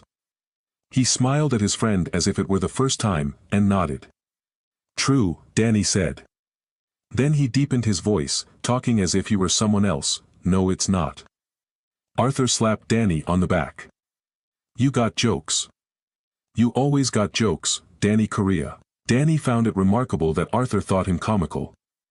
Inside his own mind, the one that had only one voice, he was empty of humor. But perception was reality, so he didn't fight it. Arthur capped the last oil bottle and reshelved it near the griddle. He stepped close to Danny, lowered his voice, and asked, "What do you think of her?"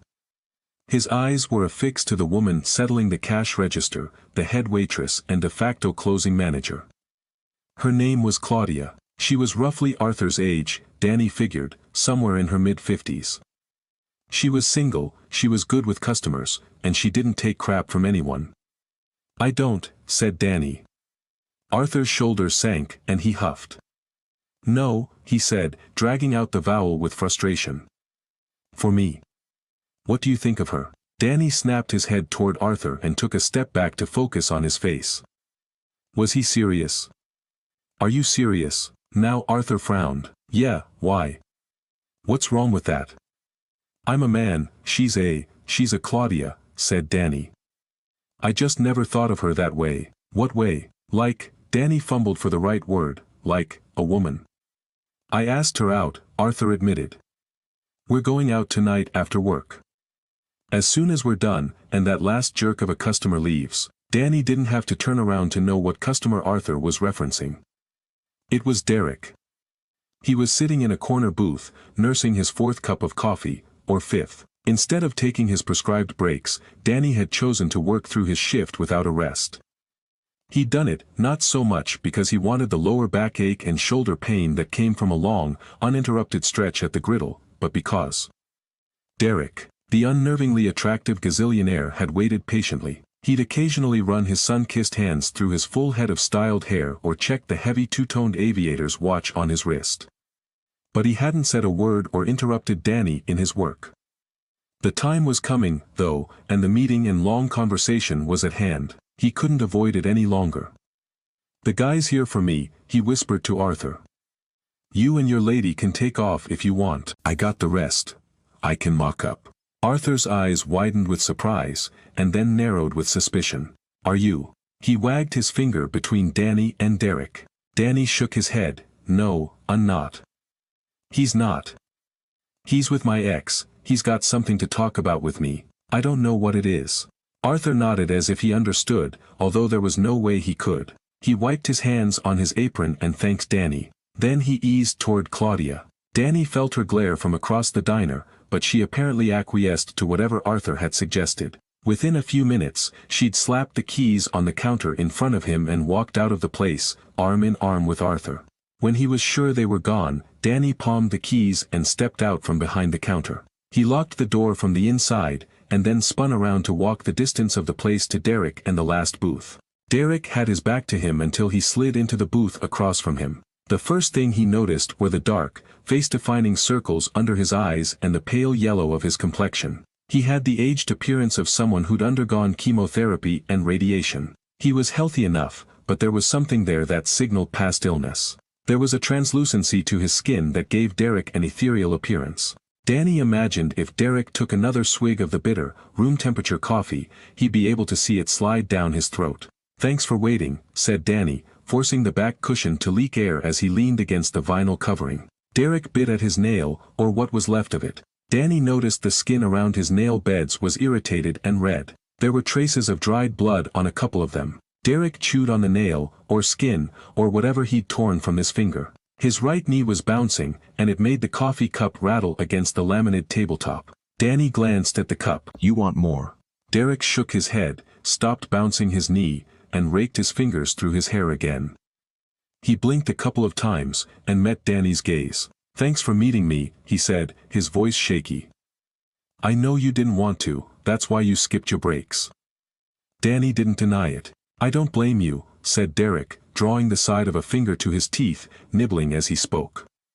That's why I didn't complain about sitting here for 7 hours. Danny planted his elbows on the table and laced his fingers together.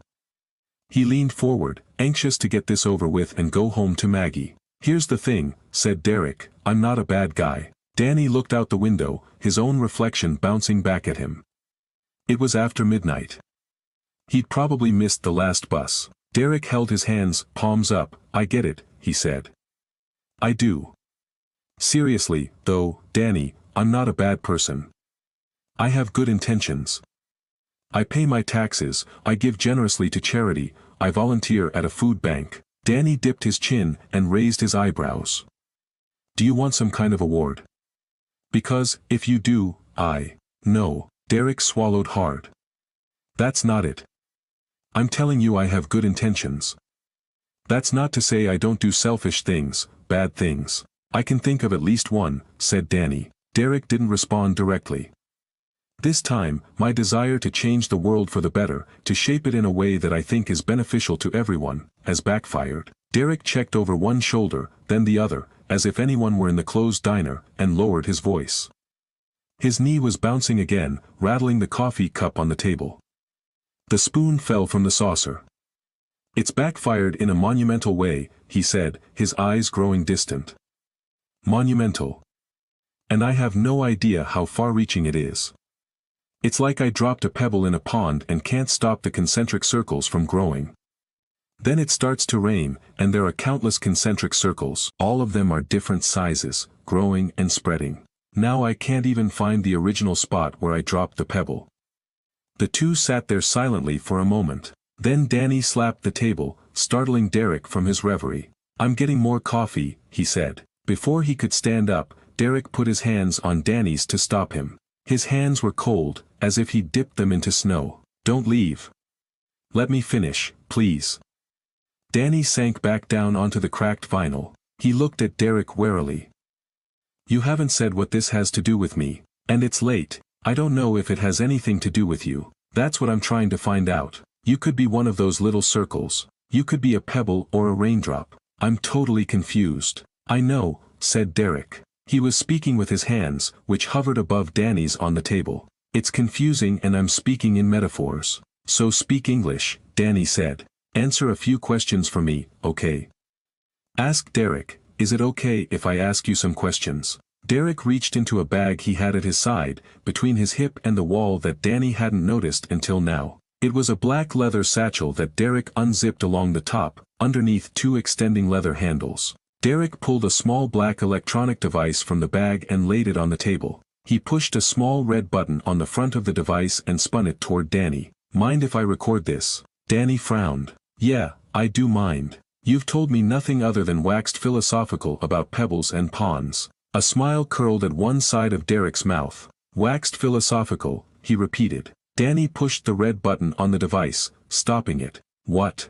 That phrase sounded odd coming from. Danny glowered. "A fry cook. You," said Derek. "It sounded odd coming from you. I wasn't about to disparage how to put food on the table. That's not for me to judge." "Not for you to judge," repeated Danny. "Sounds odd coming from an asshole." "Okay," said Derek, "I'm sorry. That was rude. Let me ask you the questions." "No recording." "Fine." Derek reached into the bag again. He withdrew a yellow notepad and pen. "First question is about your health. Have you had any headaches?" "What kind of headaches?" "Bad headaches," said Derek, "like migraines." Derek scribbled on the paper in a compact, virtually illegible scrawl. Danny noticed Derek was left-handed. "What about extreme dehydration? Have you been drinking a lot of water and still not able to quench your thirst?" Danny shook his head. "So, that's a no?" asked Derek. "I need verbal answers, even though I'm not recording. I need to be sure I'm accurately cataloging what you're telling me." "Exhaustion," said Derek, looking up from his notes. "Have you suffered from exhaustion?" "Yes. I'm always tired. I could always sleep." "That's nothing new. That's probably got nothing to do with your pebble or your pond." "Describe the exhaustion," said Derek. He was writing. "Is it muscular? Do your eyes burn? Do you feel as if you've been working out at the gym or been beaten up in a fight?" "Never considered it," said Danny.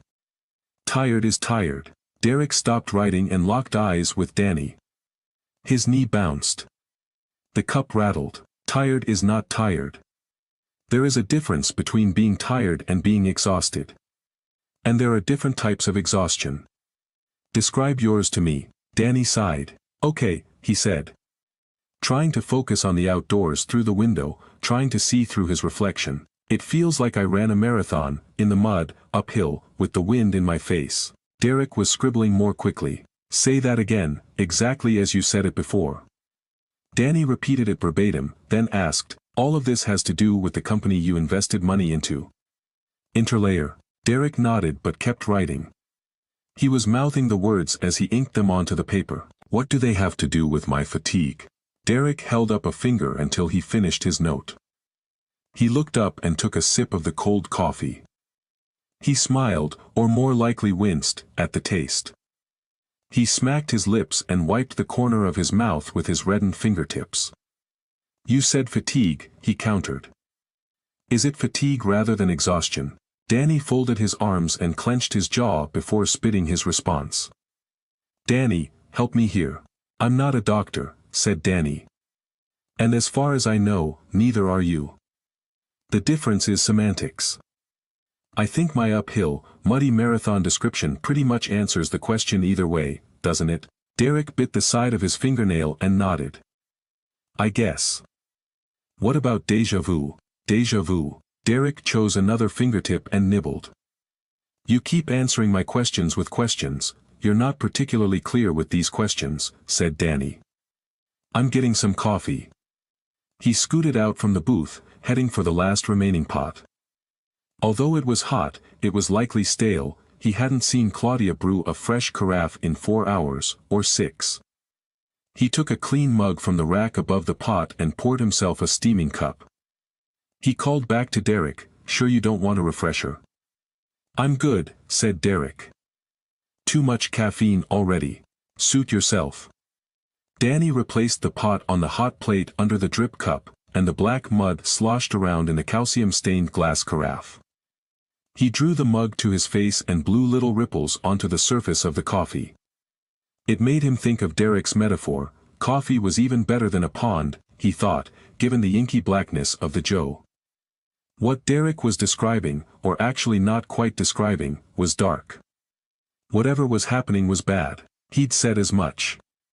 So coffee, in its light-sucking deliciousness, was a far better example for use in the metaphor than some random, glossy pond.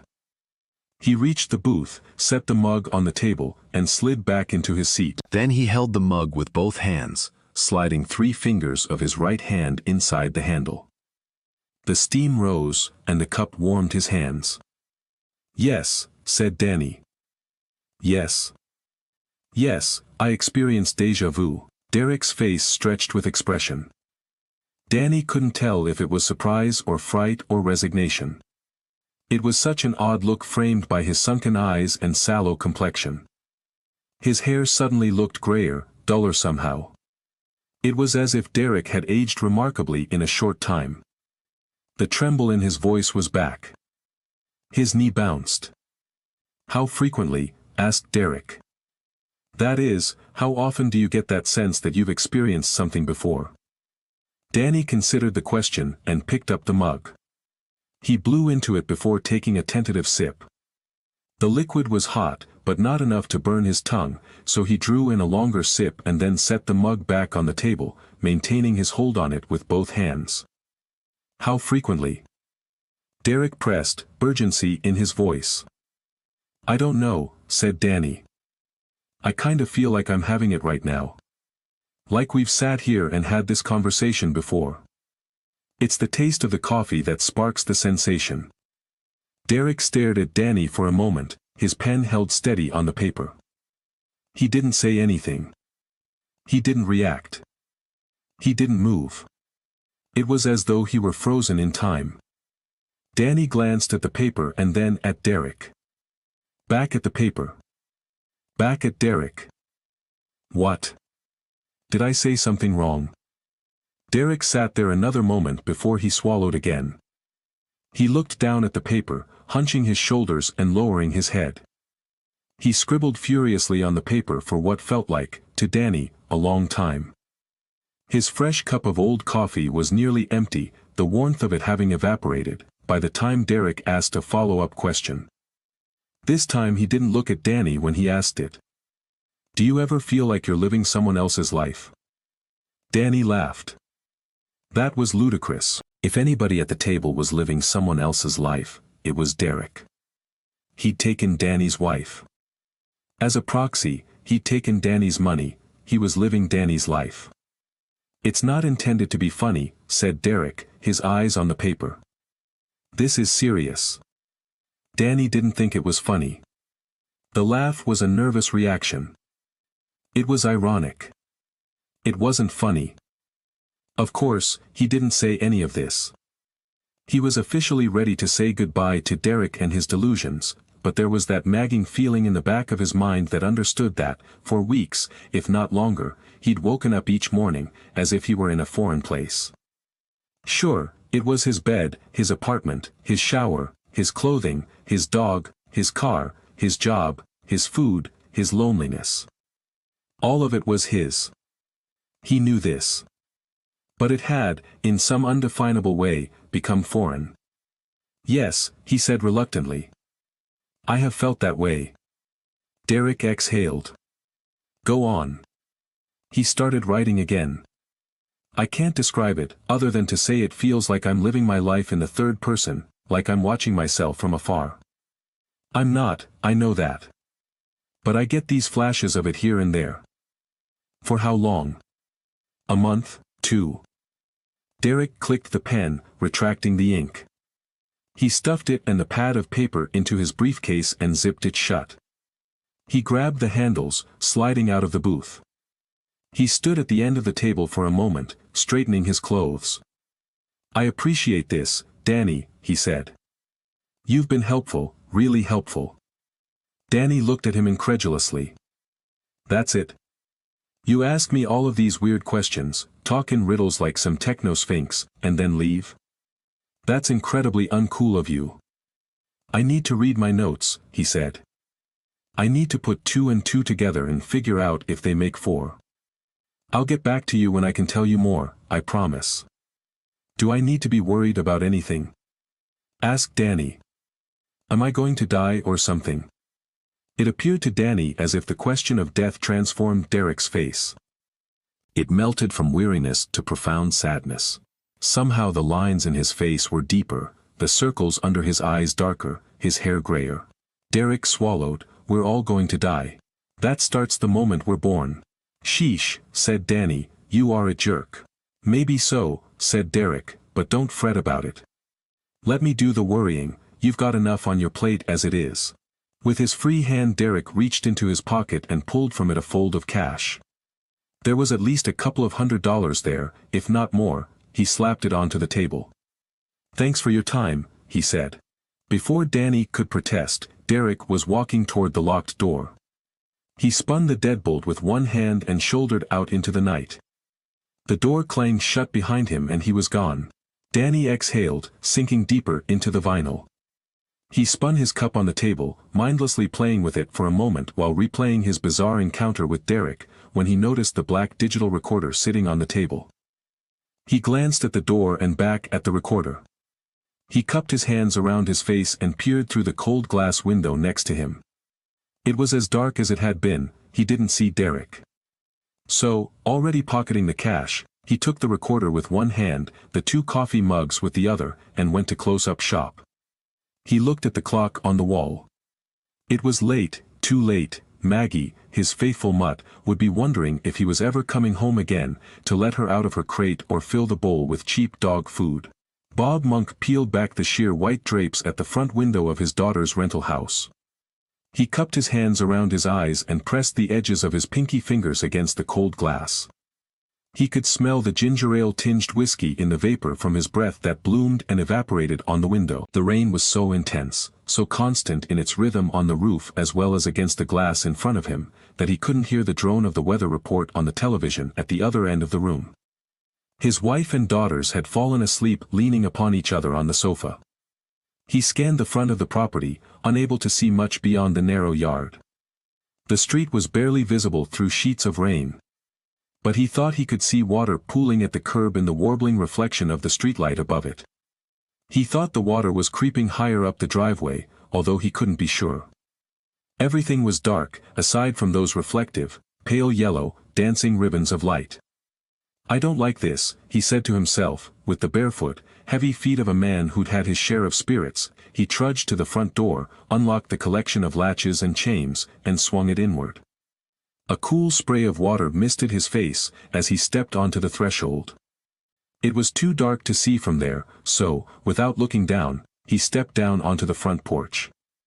It wasn't the smooth-hewn pine of the porch that met his foot first, it was ankle-deep water. It was at the door, and it was lapping toward the house. Instead of stepping back inside, Bob plopped his other foot into the water and shuffled a couple of feet out onto the flooded porch. His eyes adjusted to the lack of light, and then he saw the truth. The water wasn't at the curb. There was no curb. It wasn't creeping up the driveway, there was no driveway. He sloshed toward what he believed to be the edge of the porch, grabbing hold of its wrought iron step railing, and surveyed neighborhood as best he could. Rain was hitting his face, dampening his shirt and pants. His arms were soaked, and the cool droplets were finding paths down the back of his neck. He looked up, and noticed he was at the edge of the porch roof. It was all he recognized. His car was half underwater, as were those of his daughters. The sound of the rain, which normally might offer a soothing salve at the end of a long day, sounding like the barrage of small arms fire. Attacking relentlessly as it advanced. Its forces, gathered all around him, were closing in on him. Suddenly chilled, an involuntary shiver rippled through his body and he took a step back. Like an encroaching tide, the water was riding up his legs. Unless his mind was fooling him, it was an inch or two higher on his ankles than it had been a minute earlier. Was that possible? Could it be rising so quickly? He glanced over at his car, squinting to better focus through the obfuscating shower. He was certain he could see the surface undulating upward, filling like a basin. He stepped back again, wondering if it was the whiskey. He'd had 2 drinks more than he should have, that was certain. It was easier to drink when someone else was bartending and handing them to you. He turned around, careful not to slip, and braced himself against the door frame with one hand. He stepped up onto the threshold, crossed it, and shut the door behind him. He stood there for a moment in the dark, considering what to do. They had no cars, no boat, and neither he nor his wife could swim. He'd been meaning to learn. He'd always been meaning to learn. Yet he hadn't. His chest felt heavy. His lungs squeezed. He needed to awaken his women. He couldn't deal with this on his own. One of them might have a suggestion, and both the girls could swim. They were smarter than him. They'd know what to do. He reached to flip on the light to guide himself back into the living room when he saw it. He stepped back. His jaw slackened and his stomach rolled over on itself. Water was leaching onto the floor now through the invisible gap between the front door and the threshold. It was moving amorphously, as if searching for him, seeking him. The Mississippi was in the house. It was like the water knew his secret. It knew he couldn't escape it. He backed away, his eyes transfixed by the spreading pool. "Kristen, Katie, Kiki," he shouted, the desperation wet in his voice. His voice cracked. He cleared his throat and called again, "Chris, Tin, K, T, Ki." He stood frozen, hypnotized by the water. "Dad?" asked Katie, shielding her eyes from the light. "What is it?" Kiki followed. Then Kristen. The 3 of them stood together at the edge of the foyer next to him. They followed his stare. He didn't have to tell them what it was, why he had called them, why he was petrified and anchored to the floor. The drinks, the 2 too many, had been meant to ease his mind. They'd been meant to help him cope reasonably with his worst fear, drowning. That was why his daughter had been generous with the whiskey and less generous with the ginger ale. She knew his fear. She knew he didn't fish, he didn't boat. Nor did he do many of the things that native Louisianans did. He didn't see the state as a sportsman's paradise. To Bob Monk, the state of Louisiana was a sea-level minefield. But it was home, it always had been, and he couldn't leave it despite the danger. Now the danger was swelling around him. No bridges, no levees, nothing to keep him from the water. Kristen moved to her husband and nuzzled against him. She put one arm around his waist and the other in front of him, her hand touching his belly. Bob put his arm around her and pulled her closer. The 4 of them stared at the water leaking into the house. None of them said anything until a tendril of it reached Kiki's feet. "What do we do?" she asked, taking a step back as if the water might burn her. "Can we take the cars?" "Flooded," said Bob. "Water's too high. It's in the house. There's no street, there's no yard, nothing. We're on a sinking island." "It's okay," said Kristen softly, in the reassuring voice only a mother of three could offer without sounding condescending or dismissive. "We'll figure this out." Katie and Kiki tiptoed around the water, and Katie swung open the door. Water poured in over the threshold. It spilled onto the floor, racing for some unseen finish line. The sisters looked at one another, and then out the door and into the storm. Lightning strobed overhead. It was the first flash in minutes, and it cast a quick, pallid light across the scene facing them. It wasn't much, but it was enough of a flicker to reveal the gravity of what they faced. There was no walking out of here. Even if they couldn't risk it. Their parents could trip, lose their balance, and float away in what looked from the porch to be a strong current. Large dark objects, as black as the water that carried them, moved and bobbed from one side of the street to the other. Kiki closed the door, pushing hard against the run of water wanting into the home. She latched it shut and bolted the locks. She pulled the chains. Not that the water cared about locks, latches, or chains, but she did it anyhow. Katie pulled her cell phone from her back pocket. She stared at the display and grimaced. No signal. Regardless, she punched a series of numbers on the screen, and held the device to her ear. While she tried to connect, Kristen and Kiki tried their phones. None of them could connect. Kiki started typing on her device, her thumbs moving up and down in a blur. Then she stared at the screen and cursed.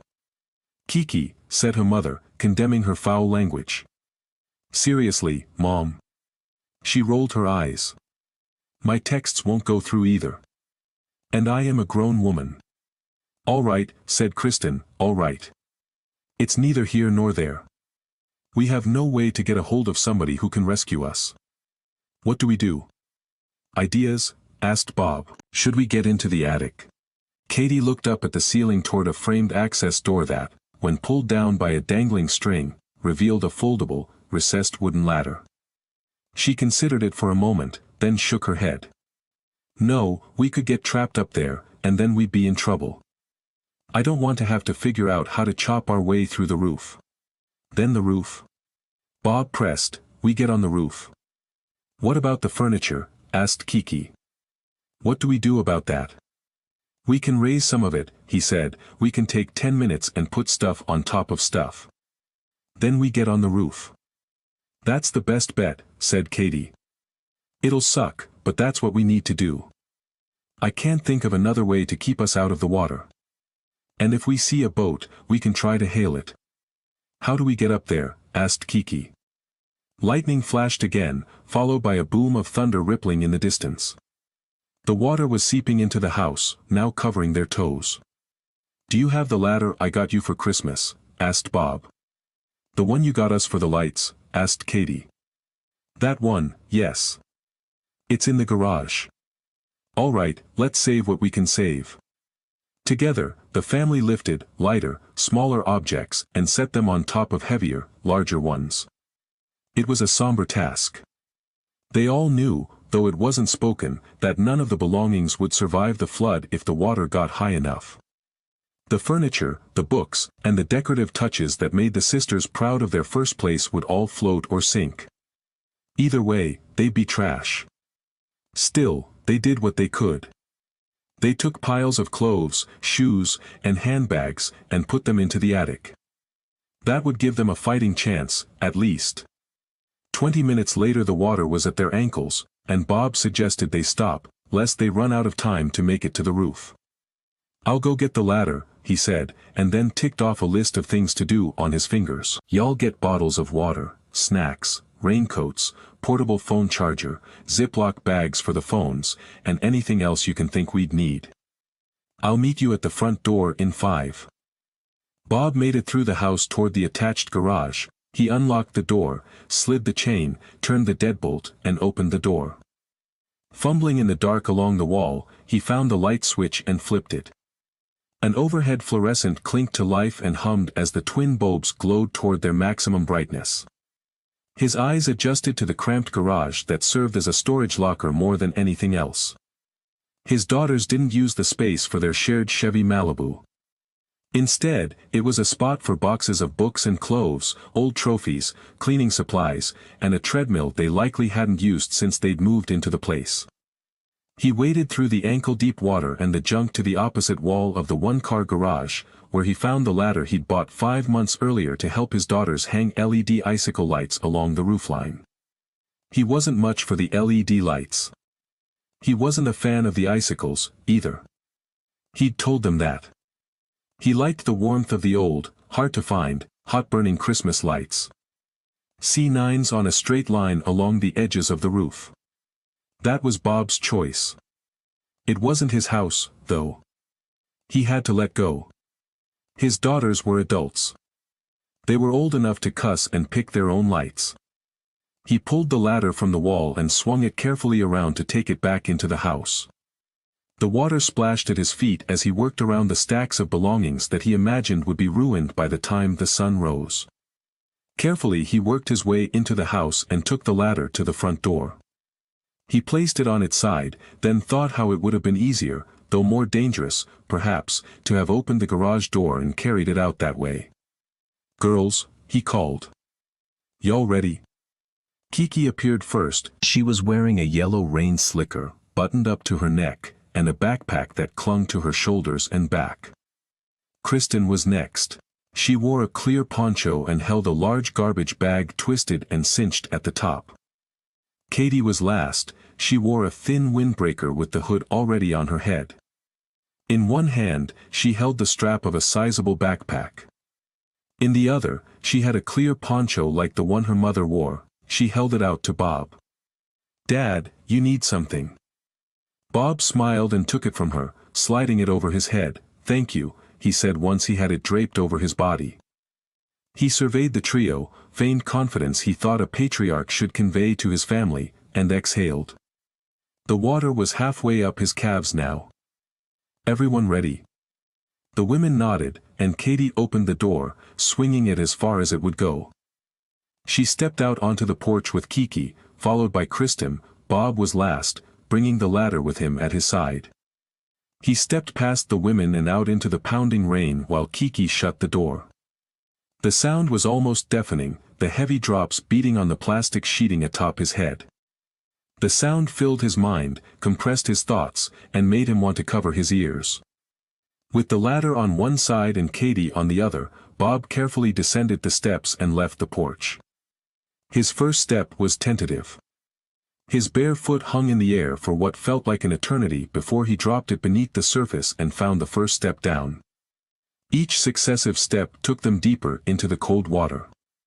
It climbed up his legs to his groin, then his waist. The water was cold. So cold.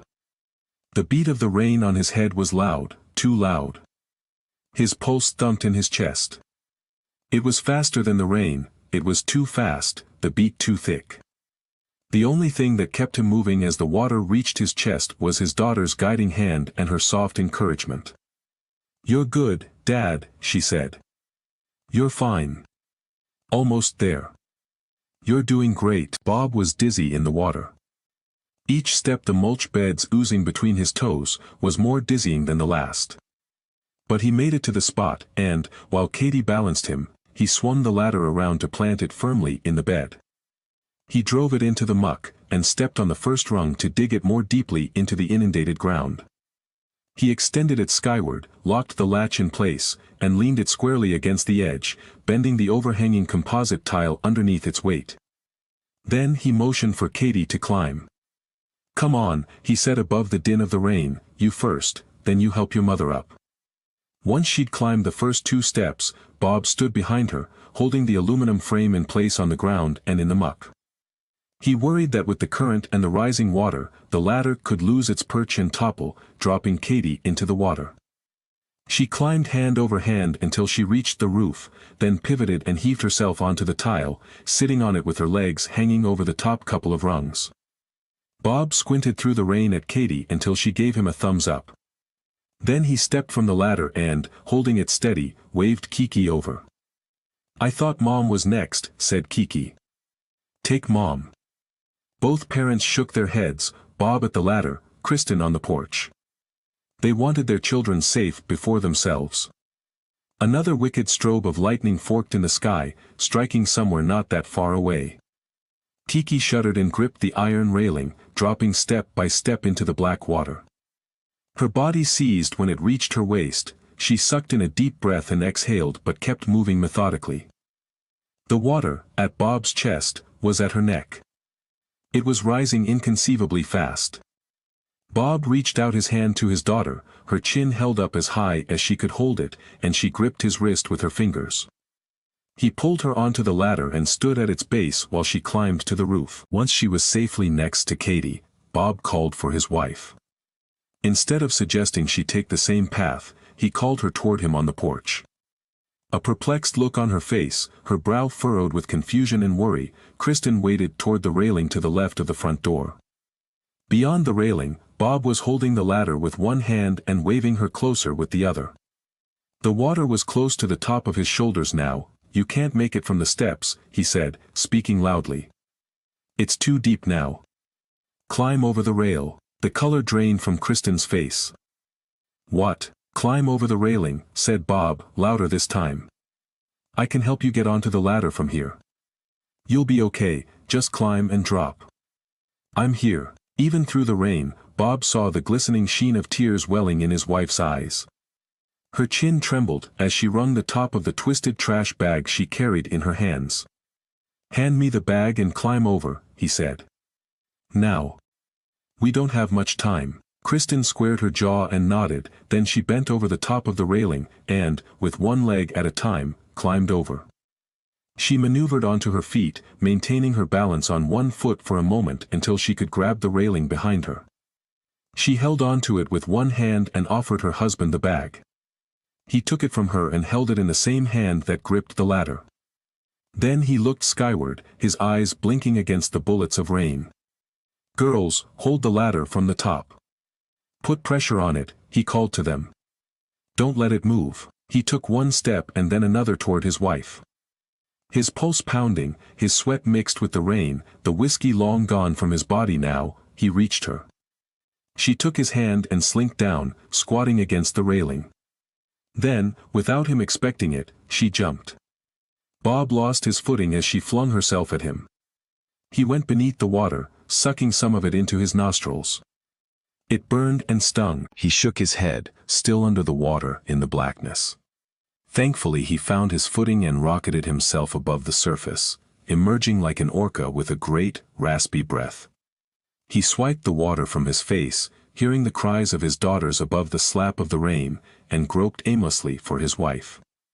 He found her a foot from him. She was bobbing up and down, struggling to stay above the surface. She was thrashing and crying, gurgling and kicking, swinging her arms wildly. Bob tried calming her, reasoning with her, working to get a hold of her, but she was panicking. She was flailing, on the verge of drowning. Bob backed away, the water to his chin now, and stood on his tiptoes in the muck. He yelled to his daughters to keep hold of the ladder while keeping his eyes on his wife. She was a mess. She would pull him under if he tried to grab her again. He knew it. So he waited, ignoring his daughters' imploring, desperate cries to help their mother. He waited. The water rose above his chin to his lower lip. Still, he waited. For a brief moment, with her back to him, Kristen calmed herself. Perhaps she was exhausted, or she came to her senses. Or she gave up. Whatever it was, it provided Bob the opportunity to sneak up behind her, fling his arm around her neck, and drag her to the ladder. At first she resisted, albeit weakly. She submitted to him and let him work her body onto the bottom of the ladder, placing her hands along the rails and guiding her feet onto the rungs. She was crying, coughing, and shivering. "It's okay," said Bob, his turn now to do the encouraging, the coaxing. "You're okay. Climb. I'm right behind you."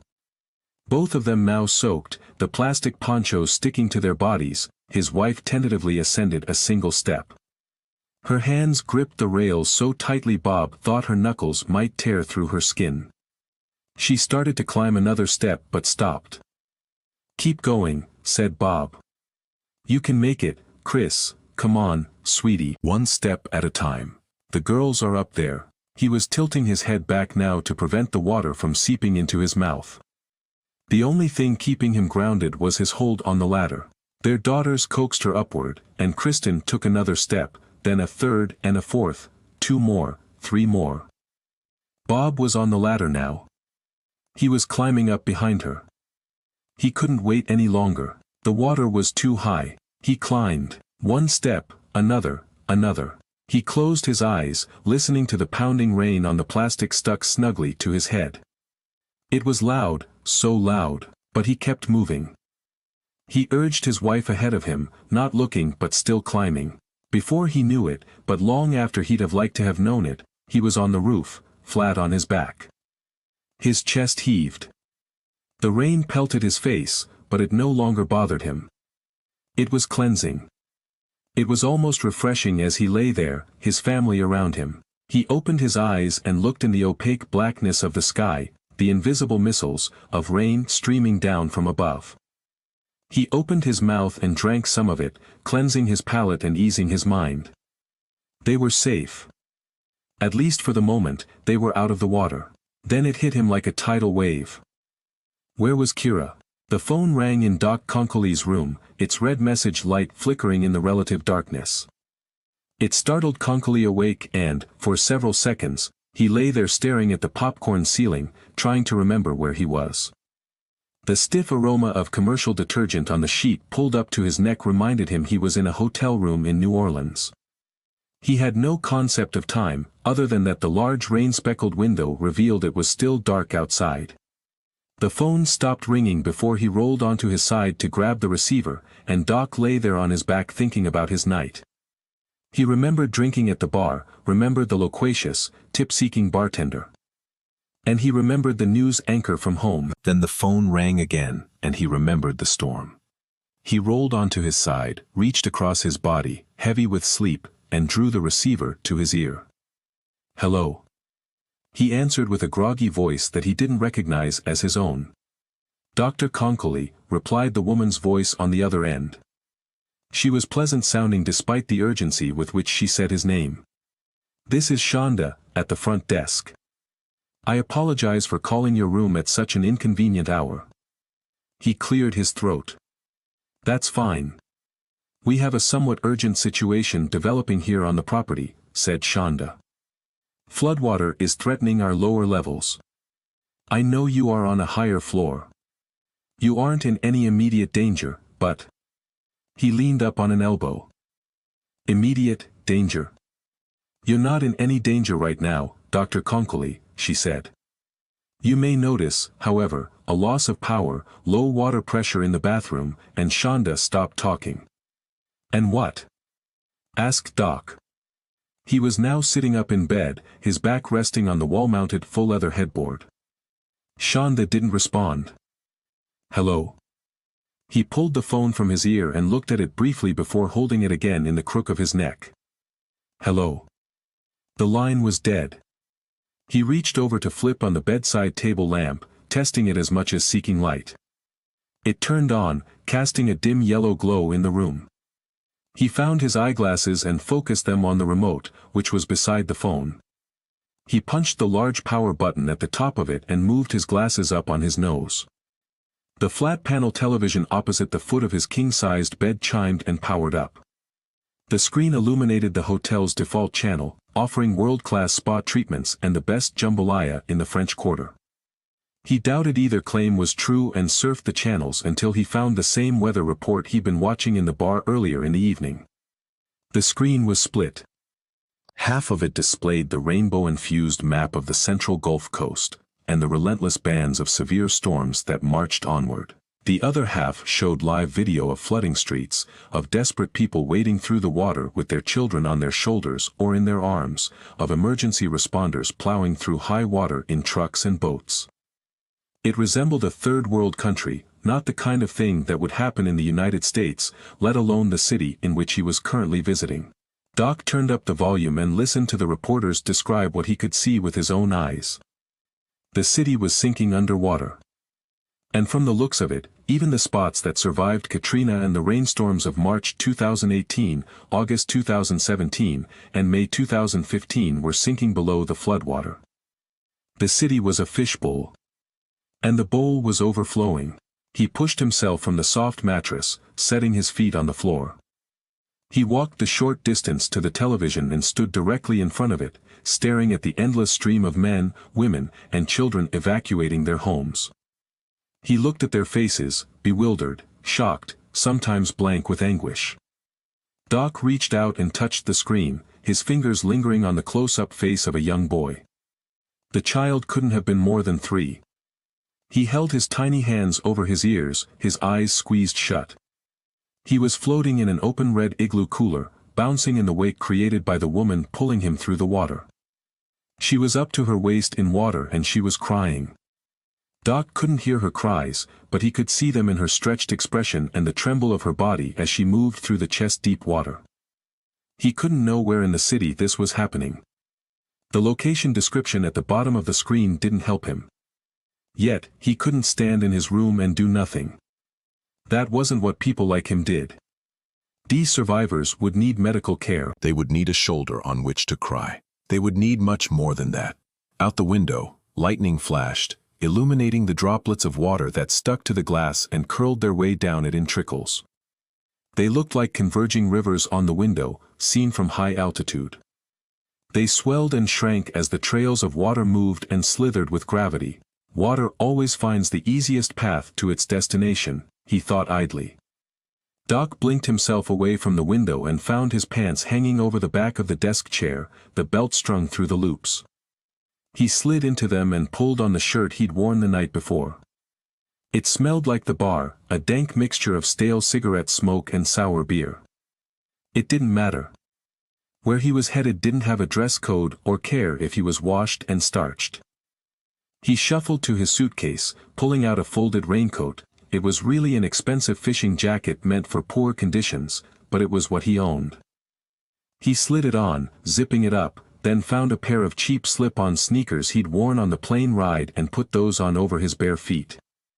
No need to wear socks. He withdrew some cash, a credit card, and his ID from his wallet, then locked the wallet into the closet safe. He grabbed his room key and phone, stuffed a prepackaged first aid kit into a jacket pocket, then headed for the elevator. The moment he left his room and the door clicked shut behind him, the hallway went dark.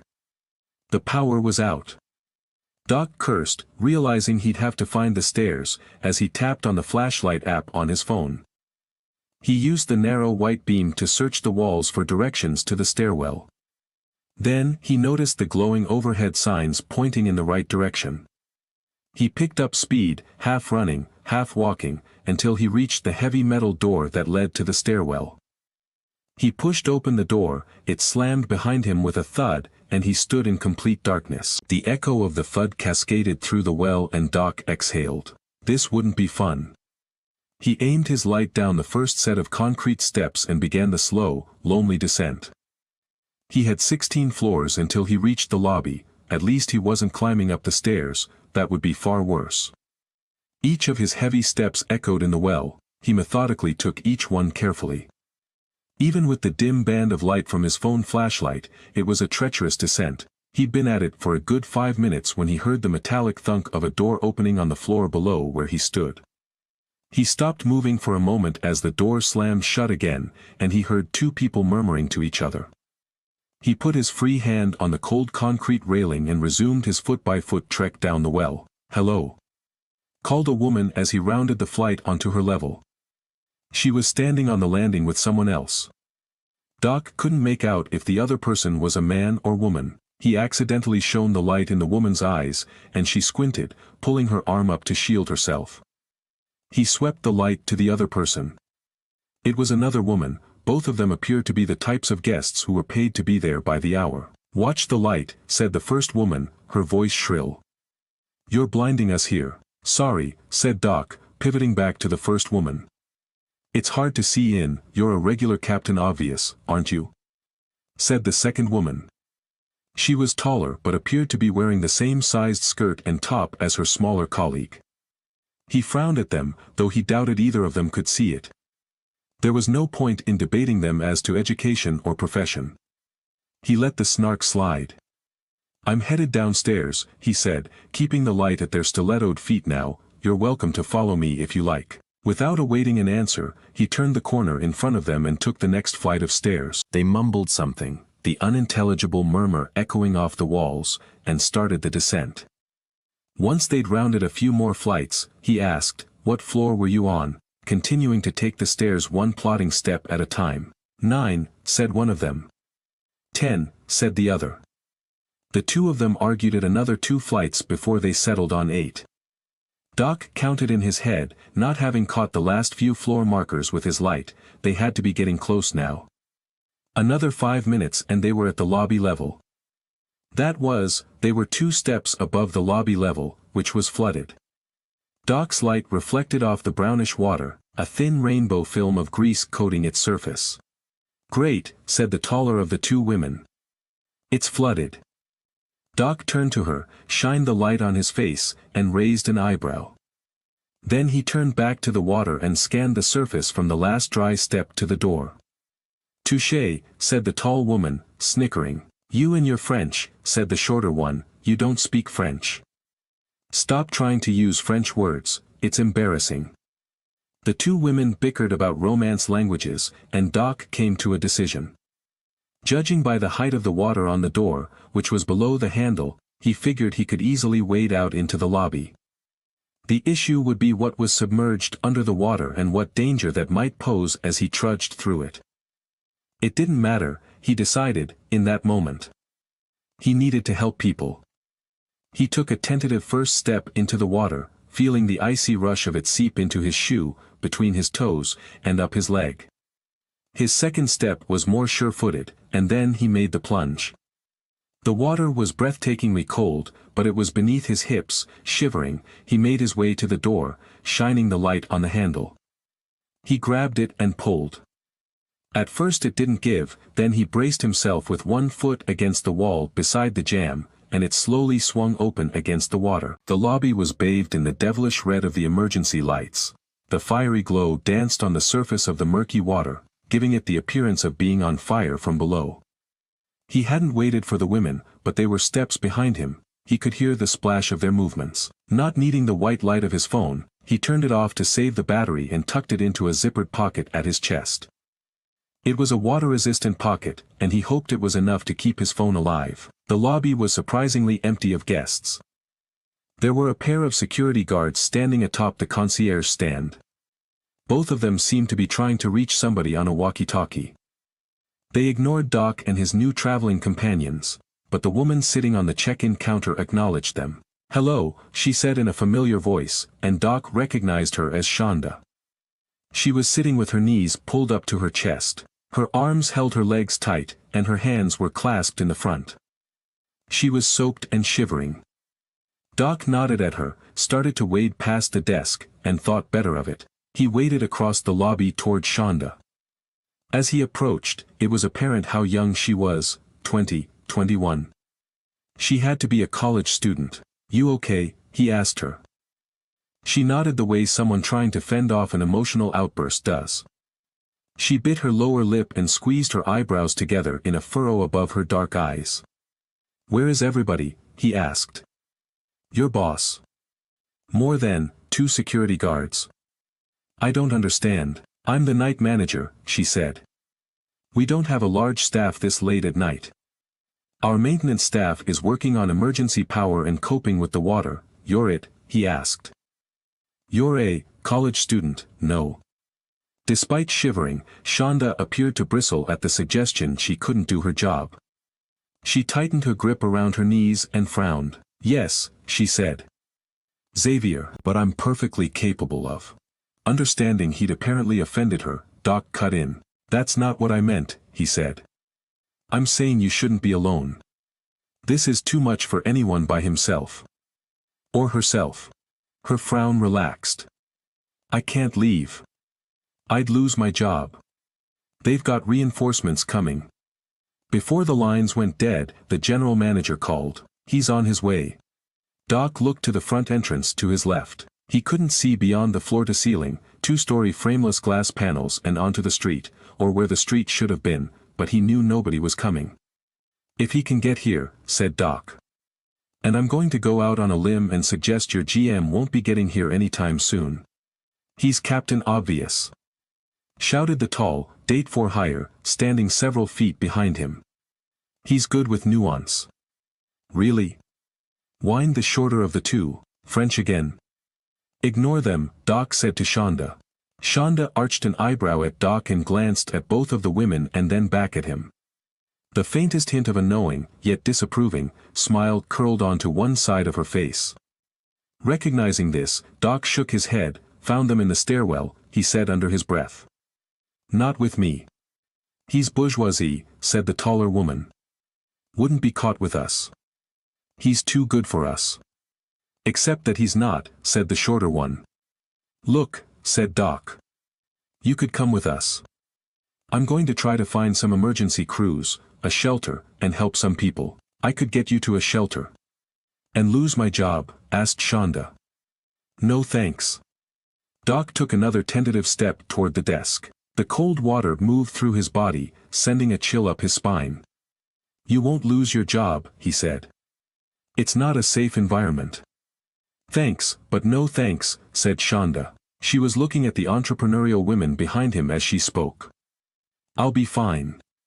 Doc shrugged with resignation. Okay. Suit yourself. He waved a reluctant goodbye to her, trying to formulate some sort of convincing argument for her to come with him. He couldn't, so he sloshed toward the main entrance, the two women crawlers in tow. The entry doors were large electric sliding doors that were stuck open with about a 2-foot gap to squeeze through. Doc sidestepped through the opening and waited for the women, their faces crunched into disapproving sneers and their heels in their hands, sloshing through the water, which was obviously deepening. The second Doc cleared the opening, he felt the strong undercurrent of the water outside. It was as though he'd stepped from a waiting pool into a rapid. He set his gait wider, trying to balance himself against the strong rush of water that threatened to knock him off balance. It pushed him sideways for a moment, causing him to have to use his hands as paddles to maintain his foothold on the concrete sidewalk. He told the women, hold on to one another, the current is intense. The first of them, the taller Francophile, waited out only a couple of steps before willing herself back into the lobby. She shook her head vigorously. I'm not going out there. We're better off in here.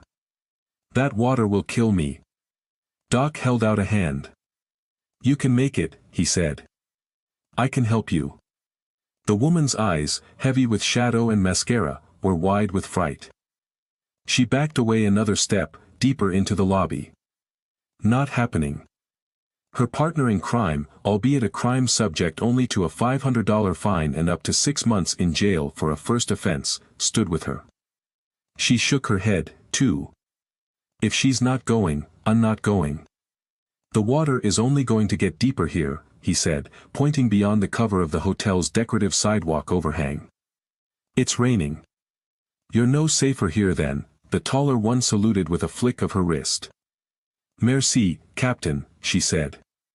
We can take care of ourselves. Doc shook his head with disappointment. Suit yourself, he said, and turned to head across the wide street in front of the hotel. He glanced back at the women, their high heels still in their hands. Laissez-les bon temps ruler, the women laughed. He's got jokes, said the shorter one. Captain got jokes, Doc laughed, the tension in his body easing for a moment. He took a deep breath, still bracing his legs at shoulder width to withstand the torrent flowing underneath the surface. He took one step, then another, and a third, toward the street. He shuffled his feet as he neared what he imagined was the edge of the sidewalk. He found it and bent his knee to wade deeper into the water. Trash floated by, spinning in the baby jetties that formed and dissipated in the dark froth. He took his other foot and stepped from the curb, finding the gutter at the edge of the street, but the current slid into one side. The undercurrent, stronger than anything he'd ever felt in the trickiest of ocean shorelines, yanked that leg out from under him and pulled him under the surface. He was sucked under, an aquatic tractor beam intent on dragging him to some invisible magnet.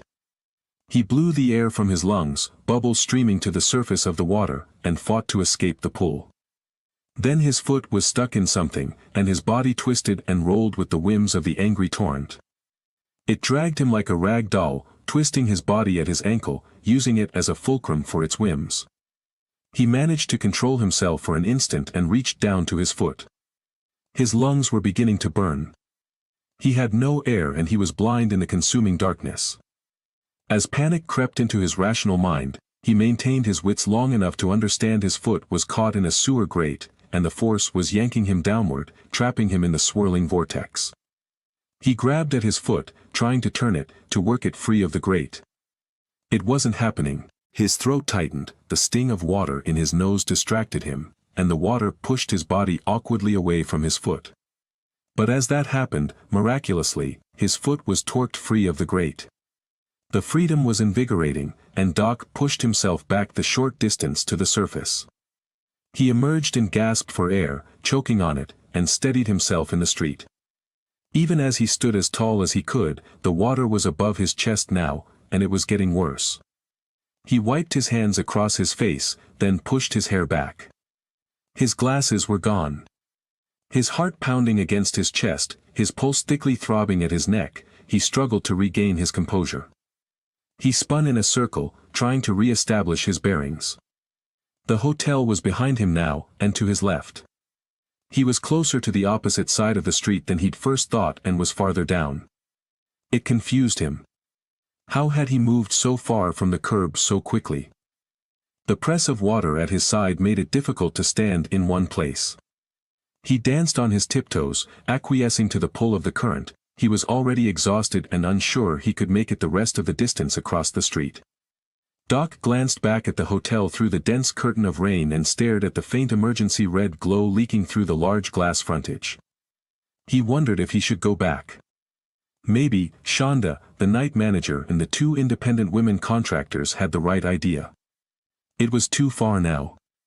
He was better off forging ahead into the uncertain waters beyond him. His breathing having returned to normal, at least for the circumstances, he walked diagonally away from the hotel toward the opposite end of the street. The farther he moved, using his hands as oars to fend off the push and pull of the water, the darker his surroundings became. When Doc found himself clinging to a street sign pole on a corner, he realized he had no direction. He didn't know where he was going or how he could find help. He swung himself halfway around the pole, peering into the darkness of one street, and then in the opposite direction. He'd assumed that emergency personnel would be everywhere, that he'd be able to toss a pebble into the water, and a ripple would slap against the side of a high-water truck or rescue boat. He thought for sure he'd find aquatic caravans of desperate families in need of support or guidance. He found none of it, but as he stood there, again reassessing his hasty decision to leave his dry hotel room, he saw the distant strobe of red and white lights. At first he thought lightning had flashed in the sky, but absent thunder, he kept watching the spot where he'd seen the flicker. It was there, it belonged to a fire truck or an ambulance. No doubt. He couldn't tell, however, how far down the narrow alley of a street he'd have to travel to reach it. The lights were reflecting off the water and the sides of the buildings. It was faint enough, in the driving rain and light-absorbing dark, that it could easily be a mile from him or a quarter as far. It didn't matter. It was the only option now. He let go of the pole and waded, half swimming, toward the lights. As soon as he'd cleared the corner of the buildings at the intersection, the current eased enough that he didn't have to fight against it. The water was rising still, and he bounced along in it, using the force of his push from the street to propel himself forward. Push with his left foot. Rise. Glide. Sink. Push with his right, rise. Glide. Sink. He found the movement required less effort now. It conserved his energy. It helped him see above the choppy wake of the surface when he elevated, and it let him more easily evade the floating trash and debris that littered the alleyway. He couldn't avoid all of it, and at times he caught the strong odor of rotting food and excrement. He bore it as best he could, resisting his burgeoning gag reflex, and bounded forward. Thankfully, he had both shoes. Incredibly, he hadn't lost either yet, even when stuck in the sewer grate. He shivered again. The relentlessly cold shower was biblical, it complicated everything. The flooding was one thing, the absolute darkness was another, the rain was the coup de grace, he thought. The taller of the pavement princesses would like the phrasing. Nonetheless, he persevered. The flickering lights, alternately red and white, were growing brighter. As he drew closer, and the water deeper, he discovered it was coming from a street 2 blocks up and to the right. He hurried that distance and rounded the corner, emerging into a stronger current. It wasn't as forceful as the one along the hotel's wide street, but it was strong nonetheless. His calves and thighs thickened with exhaustion as he moved toward the lights. Although he couldn't see their source yet, they were there, red, white, swirling, flashing against the water in the buildings, bouncing off everything they touched, and brighter now because of the absence of all other light. Then he saw it. At the intersection of the next street, pulled off the main corridor and buffeted next to a corner building, was a large, high-water truck. It was black, cloaked in the night and nearly invisible except for the sharp, distinctive angles of its design and its large twin headlights that cast an arcing beam onto the water surrounding it. The water was high enough that it lapped at the truck's grill, its fog lights were underwater, giving a sense of the depth in a way that Doc hadn't yet seen.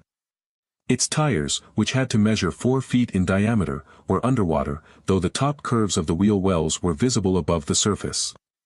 Around the vehicle, working and struggling, was what Doc had risked his life to find. There were active rescues, families in need, and there were first responders. Renewed with purpose, he slogged through the water faster, bending into the current and pushing forward against its resistance. He ignored the heaviness in his legs, the ache in his back, and the weight of his waterlogged clothes on his shoulders. He reached the front of the vehicle, moving past the bright beam of its headlights, and felt the truck's rumbling idle vibrate the water around him. He approached a man who looked like he might be in charge. The man, wearing a bright orange jacket with reflective tape banded across his chest and along his arms. He looked at Doc warily at first. His glare softened when Doc told him why he was there, that he wasn't another person in need of help. "I'm a physician," he said, "I'm here to do whatever you need." The man nodded briskly. He pointed toward the building closest to the truck. On the 4th floor, there were a dozen people crowded onto a narrow balcony meant for 3 or 4 at most. "They're panicking. None of them can swim, I don't think," he said. "We're trying to get them into the truck one at a time, they keep threatening to jump en masse. We can't have that." One group already jumped. "We lost a couple in the current, I've got 1 guy in the truck with evacuees. I've got 2 guys climbing the stairs inside to get to them and bring them down. We've got a raft that can ferry them the short distance from the steps to the truck. But it's taking a while. They had to clear a lot of debris first, they're working on it." "Okay," said Doc. "What do you need?" "I need someone to stand there and calm them. Talk to them. I don't know how many of them speak English. They're migrants. That's an illegal flophouse up there. The roof's leaking on them. But anything you can do to stop them from jumping until my men get up there." "No problem," said Doc. "Any injuries yet?" "Our guy in the truck is sewing up an abrasion on one of the 5 we've got in the truck now. Not much else, I don't think." Doc glanced at the back of the truck, to the large open bed in the back of it. He saw the tops of a couple of heads, not much more. "Do you have a light on the truck?" asked Doc. "That might help." "We did," the commander frowned. "One of the jumpers hit it, broke it and went under. That's one of the ones we lost. We're kinda blind here. I gotta get on the radio and call for help if we can get any. Anything you can do to keep those folks up there would be much obliged." Doc nodded and moved carefully along the side of the truck toward the balcony. He reached a good spot and held his ground there, the water rushing around him. He looked up and, in the flickering red and white light, saw one of the men had climbed onto the outside of the railing. He was preparing to jump. "Stop," he shouted. "Too dangerous. Peligroso." He had no idea if the man spoke Spanish, but he tried it. Then he tried Vietnamese, aware that many of the fishermen who worked the shallow Gulf waters were from Southeast Asia. Both languages, neither of which he spoke well, had come in handy when he'd volunteered his time at free clinics in various substandard Los Angeles neighborhoods. He'd picked up important words here and there. "Gui hiem," he said, waving his hands. "Dangerous." "Stop." The man held his ground for a moment. Then another man climbed out onto the ledge with him. Now there were two perched and ready to leap. "No," said Doc, using the most universally understood word he could think to use. "No. Wait. Esperate pour favor. L'homme on chur. Wait. Someone is coming." The men listened. Both of them, one at a time, climbed back onto the crowded balcony. As the second of the two lifted his second leg over the railing, the balcony shifted. Its mooring loosened at the building's facade. In an instant, as Doc was exhaling a sigh of relief from having coaxed the would-be jumpers from the ledge, the balcony, and the dozen people upon it came crashing down through the red and white strobing darkness. The crack of the landing, separating from the building, and the constant din of the rain on the rushing water were muted by the shrill screams of the people crashing toward the murk 40 feet below where they'd stood a moment earlier. Doc was nearly frozen, but somehow his aching legs instinctively pushed him to one side, and he dove into the icy, putrid water away from the downpour of migrants. Underwater, and scrambling to distance himself farther from the instantaneous threat, he felt the percussion of their bodies hitting the water. One after the other, it was like an underwater sonic wave. It enveloped him, disorienting him. Water ran up his nose, sending an electric sting into his sinuses like a bolt of lightning. Something, or someone, slammed into the back of one leg, the blunt force only minutely dampened by the thing's slap against the surface barely above him. He bellowed out in pain, a cascade of bubbles dancing across his face. He grabbed at his wounded leg and used the other one to find the asphalt below and propel him up and away, a missile launching skyward. He resurfaced, grimacing at the solid, throbbing ache in the back of his leg. He shifted his weight, putting his mass on the injured leg. It resisted but held. Bruised, he thought, it was a deep contusion. Convinced he wasn't suffering from a fracture or bleeding laceration, he spun back toward the roiling chaos behind him. There was a mind-piercing wail from one thrashing victim, a gurgling call for help from another. In the waterlogged confusion, Doc couldn't tell which of the dark figures were those who'd fallen and survived and which were rescuers coming to their aid. He waded back toward the rumble, nonetheless. More people had fallen than there were those to help them. Chances were whoever he reached first would be wounded, if they were alive. The first wasn't. The gruesome wounds on the woman's worked body and disfigured face told Doc she'd hit something more than the water. Death was frozen on what was left of her face. Her eyes were fixed open, her mouth agape. Doc couldn't do anything for her. He pushed past her, wiped the rain from his face, and found the next body. Ahead of him, first responders were trying to calm the wounded and separate them from the mass of bodies clogging the space between the side of the high-water truck and the entrance to the building. He found his charge floating on his back, crying out through clenched teeth. Bleeding from his mouth and at his neck, the man was holding onto a piece of wrought iron that protruded through the surface of the water perpendicular to his body. But when Doc evaluated his many injuries, at least the ones he could see in the strobing red and white light, he realized the man wasn't holding the piece of iron, it was stuck there, having impaled the man's thigh. Doc took the man's hand and squeezed. "Can you understand me?" he said, hoping the man could hear him above the rain and the ambient cacophony of pain. "I'm a doctor, you're going to be okay." His eyes closed, smiling broadly through his pain. The man nodded. At least Doc thought it was a nod. He held the man's hand, buoying himself in the water and trying to maintain his position at the edge of the chaos without floating too much one way or the other. He inched as close to the man's ear as he could, keeping his tone measured as he explained the man's predicament. He imagined the poor soul was in deepening shock, and if Doc couldn't free him from the iron anchor feet below them, he would die.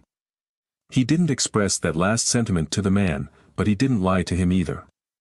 "I cannot move you right now," he said, "your leg is stuck." I need to free it. When I do, we'll be able to get you to the truck, and they'll be able to take you to a hospital. Do you understand? If so, squeeze my hand. The man squeezed.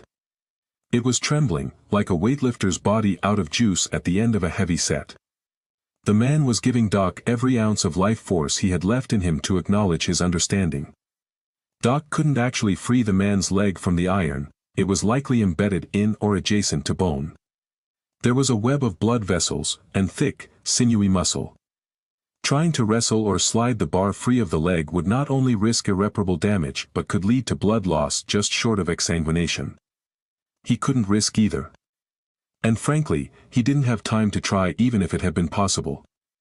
Instead, he'd need to free the bar from the anchoring piece of railing at the bottom of the floodwater. It was his only chance to save the man's life. I'm going to swim underneath you and try to free you. Please remain as calm as you can.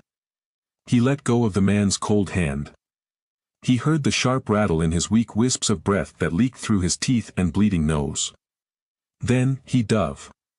The cold water swirled around him as he dunked himself headfirst the 5 feet to the street. He opened his eyes as wide as he could, but it did nothing to lighten the darkness. Even the red and white strobe was barely visible beyond the surface.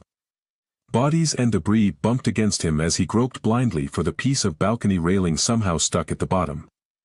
The only things that kept him from panicking were his medical training and the silence being underwater provided. He found a mangled piece of iron railing that bent and twisted like an abandoned smokestack up and up until it reached the underside of the man's thigh, where it disappeared into his puckered, wounded flesh. When Doc accidentally touched the man's leg, he felt the reactive jerk and recoil. It only proved to further move the iron stake deeper into the leg. Doc couldn't see it. He felt it as he wrapped his hand around the bar and slid it downward, tracing the bends and crooks until he found one with his fingers that seemed ready to break. He held the bend with one hand while drawing the other to it. He grabbed it and tried pulling, pushing, bending, snapping, none of it worked. He couldn't get the right leverage to finish the job that the 4-story crash had started, and the strain of attempting it had robbed him of air. Using his good leg, he pushed himself back to the surface long enough to suck down another gulp of air. He descended again, fighting against his own buoyancy to dig his way back underwater.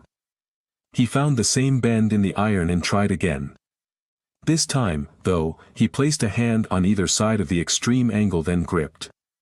He held his breath, feeling the pressure build in his ears, exerting his focused energy on the iron. As he relaxed and pushed in a second time, he grunted and forced the air from his lungs. He pushed, maintaining that pressure until he felt the sharp snap of the metal. He blindly reached around the thin pieces of the bar and worked them outward until the final threads of iron holding the two pieces together separated. Certain he'd done enough to free the man, he propelled himself upward and treaded to the surface.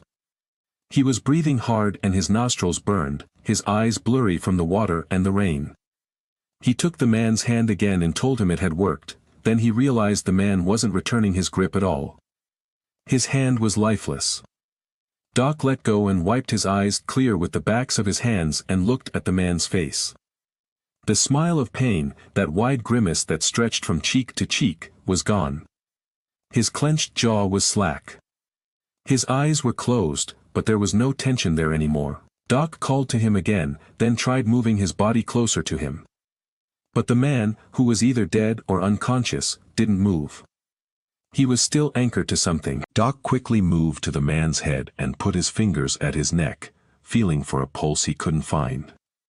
He floated to the other side of the man's body, then he saw it.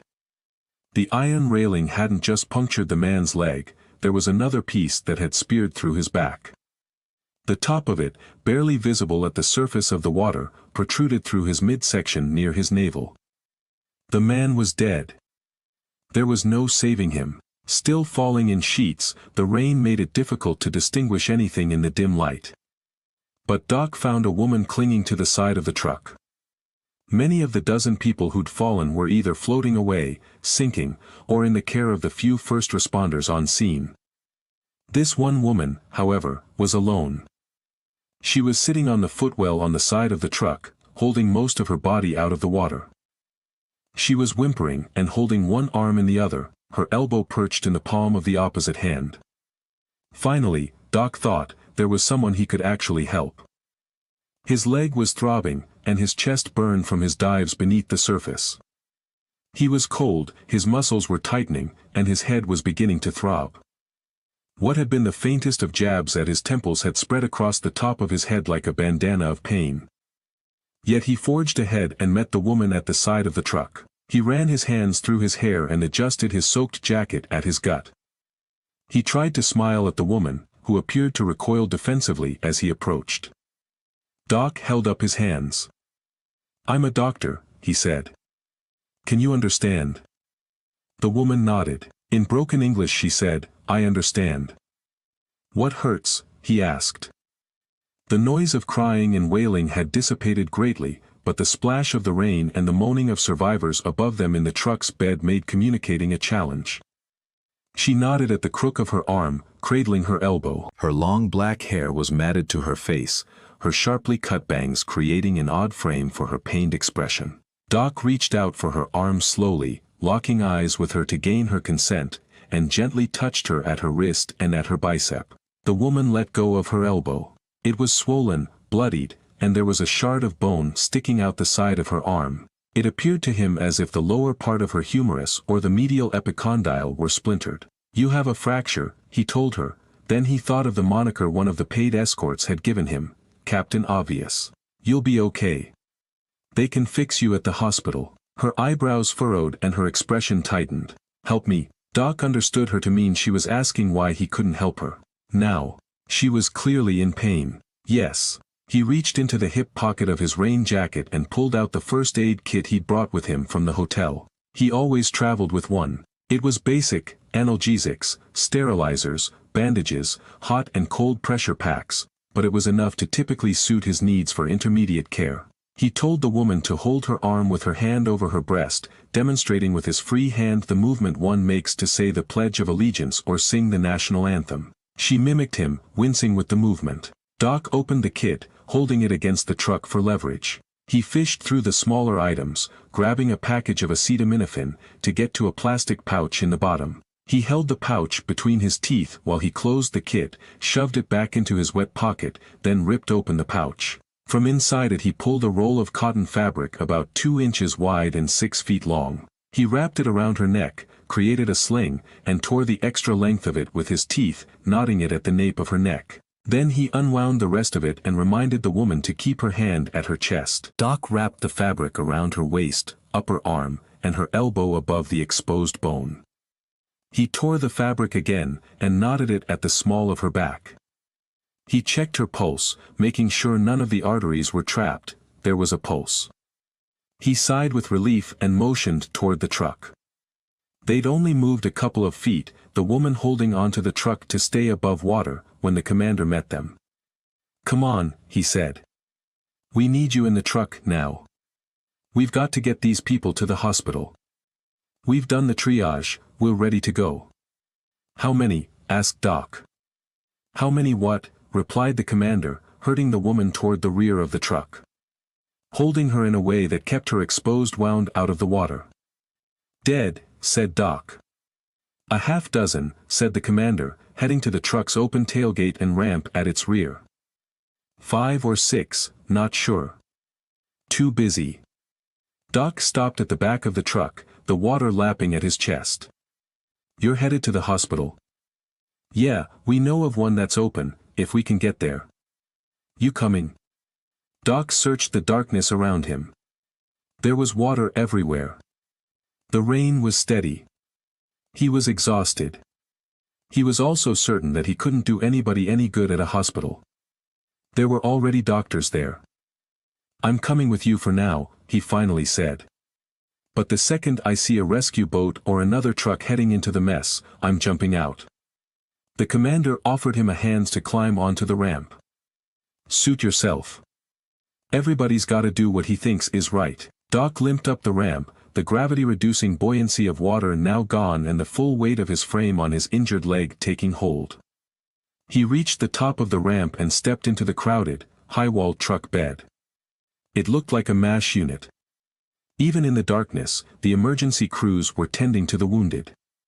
There were also the dead. They were kept to one side, not piled upon each other, but laid in such a way as to reduce the amount of space they absorbed in the crowded bed. The ramp retracted behind him and stowed itself underneath the bed floor. The tailgate closed, clanging shut. The truck's engine roared. Over a loudspeaker mounted to the top of the cab near the broken searchlight, the commander called out, "Hold on, people, we're on the move." Doc grabbed hold of the side, and a moment later the truck lurched into gear and jerked forward in the water. He took turns eyeing the wounded, who were in good care, and the dead. There were equal parts of both. He glanced around to locate the woman with the broken elbow. He found her sitting in the corner of the truck bed, not far from him. She was still holding her arm despite the sling and the wrap that limited its mobility. Using the bed wall to steady himself, he worked his way to her side. She smiled at him and thanked him for his help. "You are very brave," he said.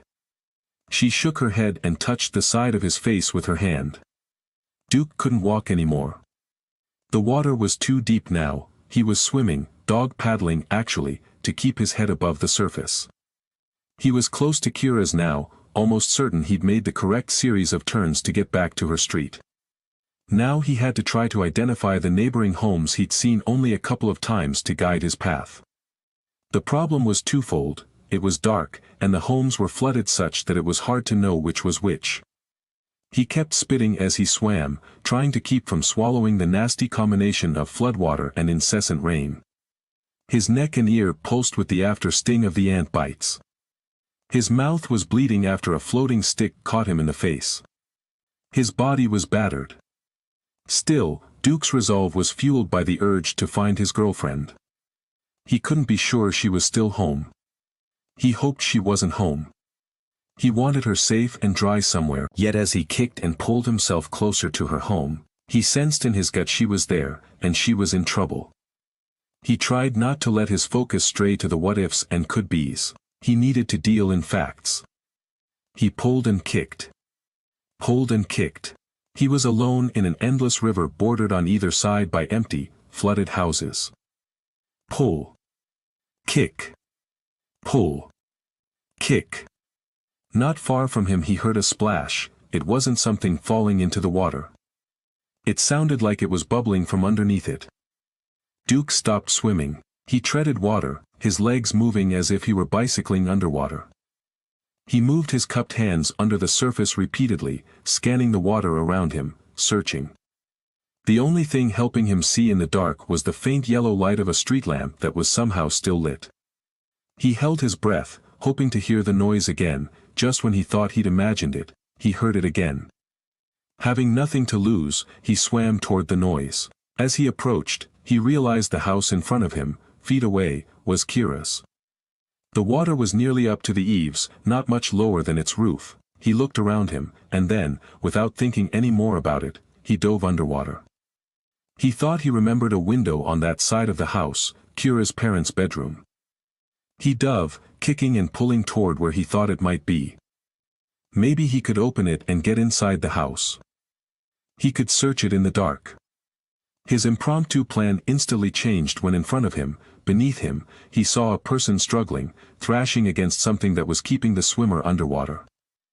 He approached carefully at first, wary of being held underwater by someone panicked, desperate, and on the verge of drowning. He widened his eyes, trying to focus. He could now tell the person was a woman, and her pant leg was caught on the window ledge. She was reaching behind her, her face turned away from Duke. The current took hold of the woman and slammed her sideways against the house. She kept working to free herself. She struggled, wrestling with her pants at her waist.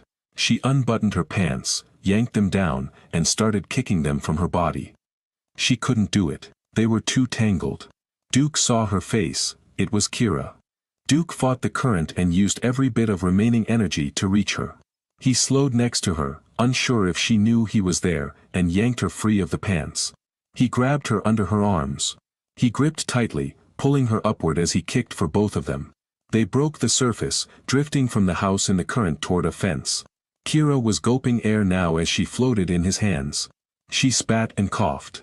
Duke was behind her now, holding her on his hip as he struggled to keep them both above water.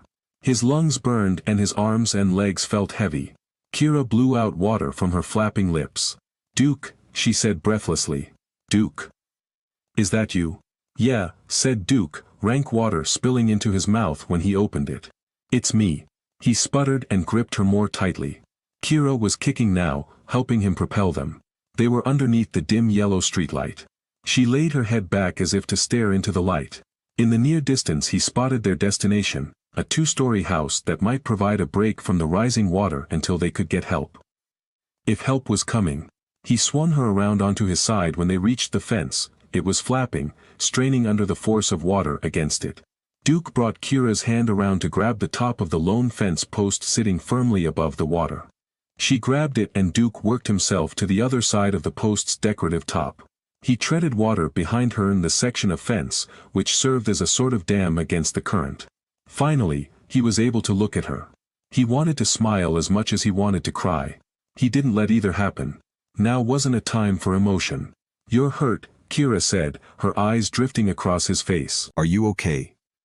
Duke didn't know where to begin. He had questions for her, too. How had she managed to escape the flooded house, only to get stuck at the windowsill? He noticed that the rain had stopped. It was eerily silent without the white noise of heavy drops on rushing water. "Let's talk about this when we get out of the water," he said. "The house behind me is 2 stories. As fast as this water is rising, I think we can navigate our way there and we won't have to climb much." She looked past him toward the house. "You think we can make it?" They didn't have a choice. He couldn't keep swimming much longer, of course, he didn't tell her that. He nodded. "Okay," she said at the moment the wavering fence gave in to the current. Duke reached for her, grabbing her again with a grip tighter than he intended. She winced. "I'm sorry," he said. Kira didn't react. He couldn't tell if she'd heard him. They floated closer to the house and away from the broken fence. Then she kicked. Her feet brushed against his legs under the water, before she grabbed at his shirt. He welcomed her into his body as a collection of sharp tree branches scraped their bodies, and trapped them in a swirl of water that threatened to pull them under. "We're okay," Duke said, spitting. "You okay?" "I'm okay." "I'm okay," she said, and they somehow floated free of the swirling current and closer to the house. The rain began again. It was somehow colder now, the drops heavier, they made more noise than before, or maybe, Duke considered. They were the same but sounded louder because of their momentary absence. His love for Kira was certainly amplified by the moments they spent apart and then reconnected, this one more than any other. Her body, cold as it was against his, fit, it was comforting amidst the chaos, the rush of water, and the darkness that it brought with it. Something hard banged against Duke's back. He arched it against the jolt of pain. "Hang on," he said to her, his voice raspy. They spun around in the current, which was pushing them sideways now. "Hang on," he repeated and tightened his grip. Something else brushed their legs, the sunken threat, whatever it was, passed, and they floated freely. Their bodies spun back and the black water carried them closer to the house. The rain dimmed everything, giving whatever he could see a smudged appearance. The new moon above provided virtually no light, and the farther they drifted from the street lamp, the darker their surroundings became. Kira shuddered against him and coughed again. Then she wriggled from his grasp and her body convulsed. Duke tried adjusting his grasp to keep her against his body, but she slipped free. In a moment she was underwater. Duke reached forward in the water, trying to catch her. Before the panic welled, she resurfaced at his side. She was shaking her head and coughing. Duke reached for her, and Kira took hold of his shirt. She shrieked, gargling the remnant water in her mouth. Duke wrapped his arm around her again. She shivered, her body trembling now, her breathing heavy. He swore he could feel her pulse against him. "You okay?" he asked. "Can you make it?" They were drifting faster now, bobbing up and down in the current that brought them closer to the house. The speed would make reaching the house more difficult. He'd have less time to maneuver. They were approaching it, but their targeting was off. Duke kicked his legs and used his free arm to spin them, to shift them closer to the house along the edge of the current that seemed as if it had somewhere to be. They were closer. Closer. And then, at the last moment before they drifted beyond the house, they twirled away from the speed of it, and Duke managed to slow them. He backed them to the edge of the composite roof, both of them slammed against it, and Duke held onto it with his free hand. He pulled Kira onto the roof, inadvertently dragging her bare legs across its rough surface. Then he hoisted himself next to her. They were atop the porch, which was easily 6 inches or more underwater. "Wrap your arms around a gutter downspout," he instructed her. "That will keep the current from catching you if you lose your perch." She blankly hugged the downspout. Duke moved from that roof to a window ledge, and then climbed another 3 feet above the rising water that already covered the porch's roofing tiles. Once on the second story of the house, he reached down to Kira, spreading his fingers. "Kira, take my hand." She didn't respond. She appeared dazed. It was obvious to Duke even in the dark and the downpour that she was almost catatonic. "Come on," he implored. "Take my hand. You can't stay there. Kira." When he shouted her name and water splashed across her face, she came to life. She let go of the downspout with one hand and reached with the other. Duke couldn't grasp her from that distance. They were inches apart and it might as well have been miles. She tried again and failed.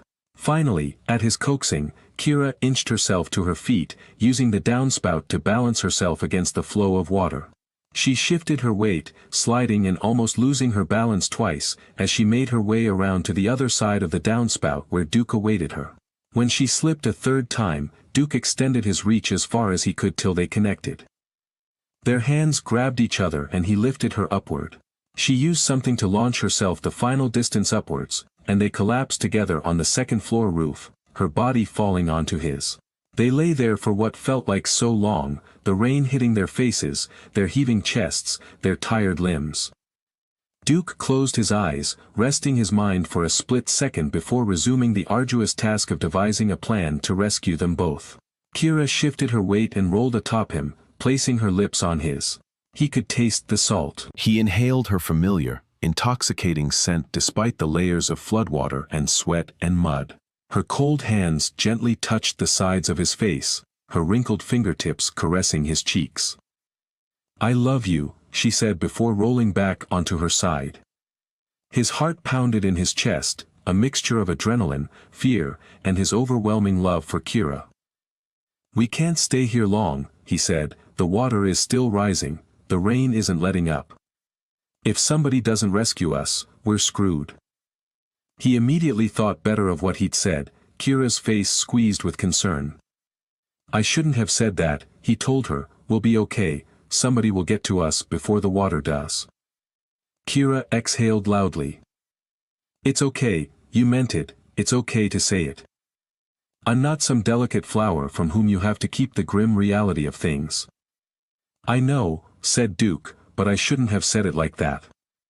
Especially after what we just went through." They were facing each other now, the rain dripping down their noses and across their cheeks and foreheads. Duke sensed they were both oblivious to the rain. She locked eyes with him in a way that sent a buzzing sensation through his head and chest. "What did we just go through?" she asked. "What happened back there? How did you find me?"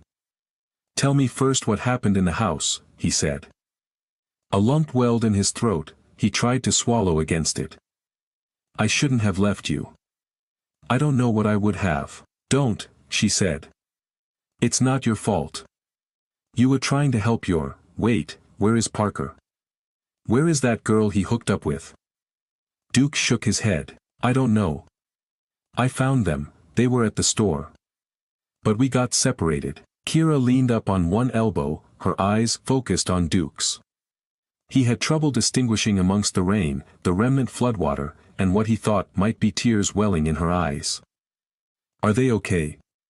"What do you mean you got separated?" "I lost the rental car," Duke said, "it got flooded. I started swimming. I found them at the store. There were guys with a boat, and they agreed to take the boat to get you. We tipped over, I fell out, and I lost track of them." Duke's throat tightened, his mind raced.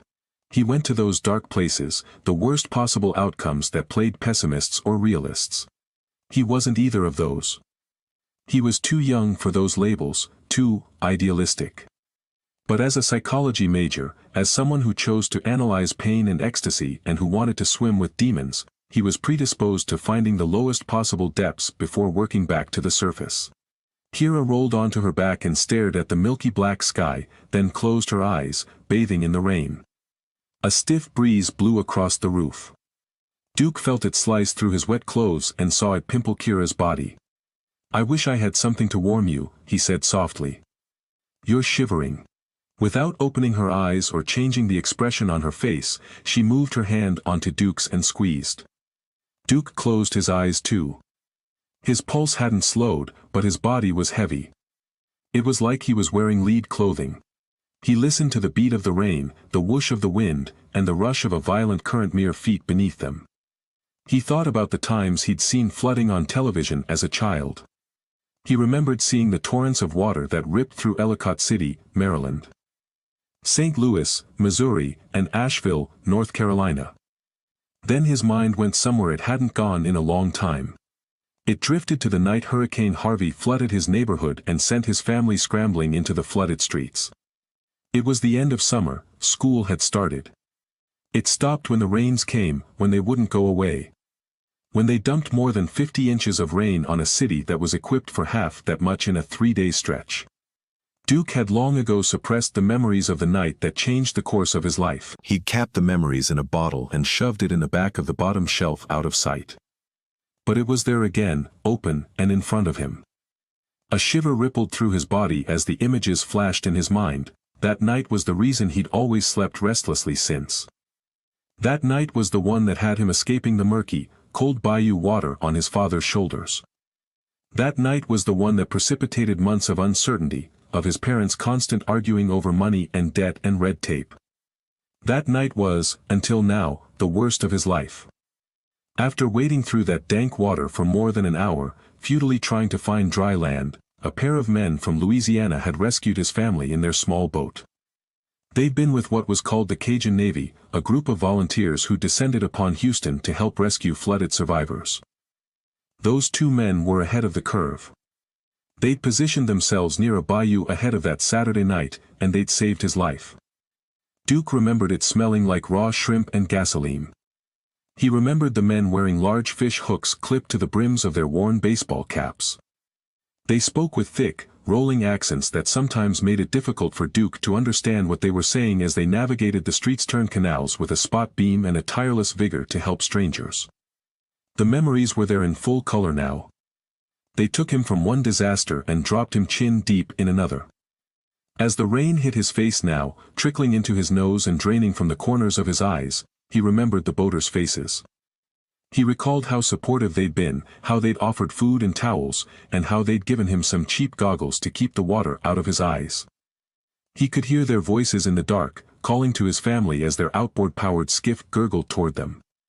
They'd called out, promising help, safety, and dry land. "Duke," they'd called. "Duke, is that you? Duke, we're here. We're coming." Wait, he opened his eyes. The voices didn't belong to the Cajun Navy some 8.5 years earlier. The voices were more familiar than that. And they were echoing in this world, not a previous one through which he'd already lived. "Duke. Wave if that's you. Do you hear that?" Kira asked. They wiped the rain from their faces, staring into the dark, toward the street lamp that gave the dim glow of yellow light. "I hear it," he said, now certain it wasn't a dream. It wasn't part of his trip down memory canal. It was here. It was now. Kira's narrowed gaze turned to Duke. "Is that Parker?" said Duke. "It's Parker." Duke sat up straight on the sloping roof. He cupped his hands at his face and yelled, "Over here. We're over here." His voice was absorbed by the rain. He called again, then a third time. The dark shape of a boat moved from the light. It was in the darkness now, a purplish shadow fighting the push of the water. "We see you," Parker called back. "We're coming. Stay there." Duke and Kira stood. Hand in hand, they stepped to the edge of the roof. above the overflowing gutter that pulsed water onto the tiles before it dropped back into the gutter and spilled into the rising water below. The water was only a couple of inches from the gutter now. It was reaching for it, it was touching it and pulling back for a stronger surge forward. It reminded Duke of an incoming tide taking nibbles at the hand-constructed, compacted walls around a sandcastle. With each surge, a bit more of it was underwater. "Do you see them?" asked Kira. "I think I see them over there." Duke followed the line of her pointing finger and saw the shape of the boat. In the distance, beneath the pattering rain, the groan and whine of a small engine puttered. "That's them," he said. The current was shifting. It was faster now, if that was possible. How was that possible? As they had drifted precariously close to missing the roof of the house, on which they now stood, he worried the boat and its undersized motor might not be able to navigate its way close enough to get them. Yet it moved closer, its elongated shape growing. Duke could make out the figures of people on board the boat now. There were 4 people, 5. They were sitting low against the frame of the boat. One of them was waving his or her arms. It was probably Parker. "We're coming," he repeated. "Hang tight." "Where would we go?" Kira murmured. "What does he think we're doing?" The tension in her voice cut through the rain and the cold. She stood there shivering in her underwear and a t-shirt, her arms wrapped tight around her own body. Duke shifted his weight toward her and put an arm around her shoulder, then moved it to her waist, drawing her more closely to him. Her body was rigid and trembling at the same time. With his free arm, he waved back at Parker. "We're right here. On the roof. We're not going anywhere." The boat was within 50 yards now. It was struggling. The bow pitched up and down as the dark figure in the back of the boat tried to fight the current. The boat appeared to be moving diagonally, but it was powering straight ahead. Duke inched closer to the edge of the roof. His feet were at the gutter. Kira's toes curled around it. Their bodies were ready before their minds were. Duke resisted the instinctive urge to jump to the boat despite its distance from them. The motor's effort was louder now. The voices on board the boat rose above the rain. Duke could make out 4 people. 2 of the men were Lewis and Frank, the owners of the boat. Parker was there, and next to him was Jem. Even from that distance, he saw the exhaustion on their faces, the stress that stretched them long and deepened the creases at their foreheads and around their mouths. They were close now. 20 feet. 10. 5. Duke put his hands on Kira's hips and stepped behind her. She would go first. Then, short of the roof, the boat spun in the current, its bow facing away now. The motor was spitting and churning water toward the spot where Duke and Kira stood, their bodies itching to jump. Lewis called out. "It's getting away from me. Current's too strong. I can't get closer." "What should we do?" Kira asked. "I say we jump." Duke shook his head. "That's suicide. We missed the boat, and that's it." The motor gurgled and sputtered. The pilot yelled out again, "I can't get closer." The boat was drifting farther away, 6 feet, 7, 8, "We gotta jump," Kira said again. "We can't stay here. We're dead if we don't." The rain fell harder against his head, it pounded like tiny hammers working away at his scalp. The boat was drifting, its motor no match for the current. "I'm jumping," Kira said. "Let's go." Before Duke could stop her, she leapt from the edge of the roof and splashed into the water, landing halfway between where Duke stood and the motor, and disappeared into the wash of current. Without thinking, Duke jumped, landing in the current and dropping just under the surface. His head popped up without fully submerging, the rush of the water filled his ears. The cold stabbed at his chest. The back of the boat was straight ahead. But where was Kira? "Kira," he shouted, trying to move forward, to use the current to take him to the boat. "Kira."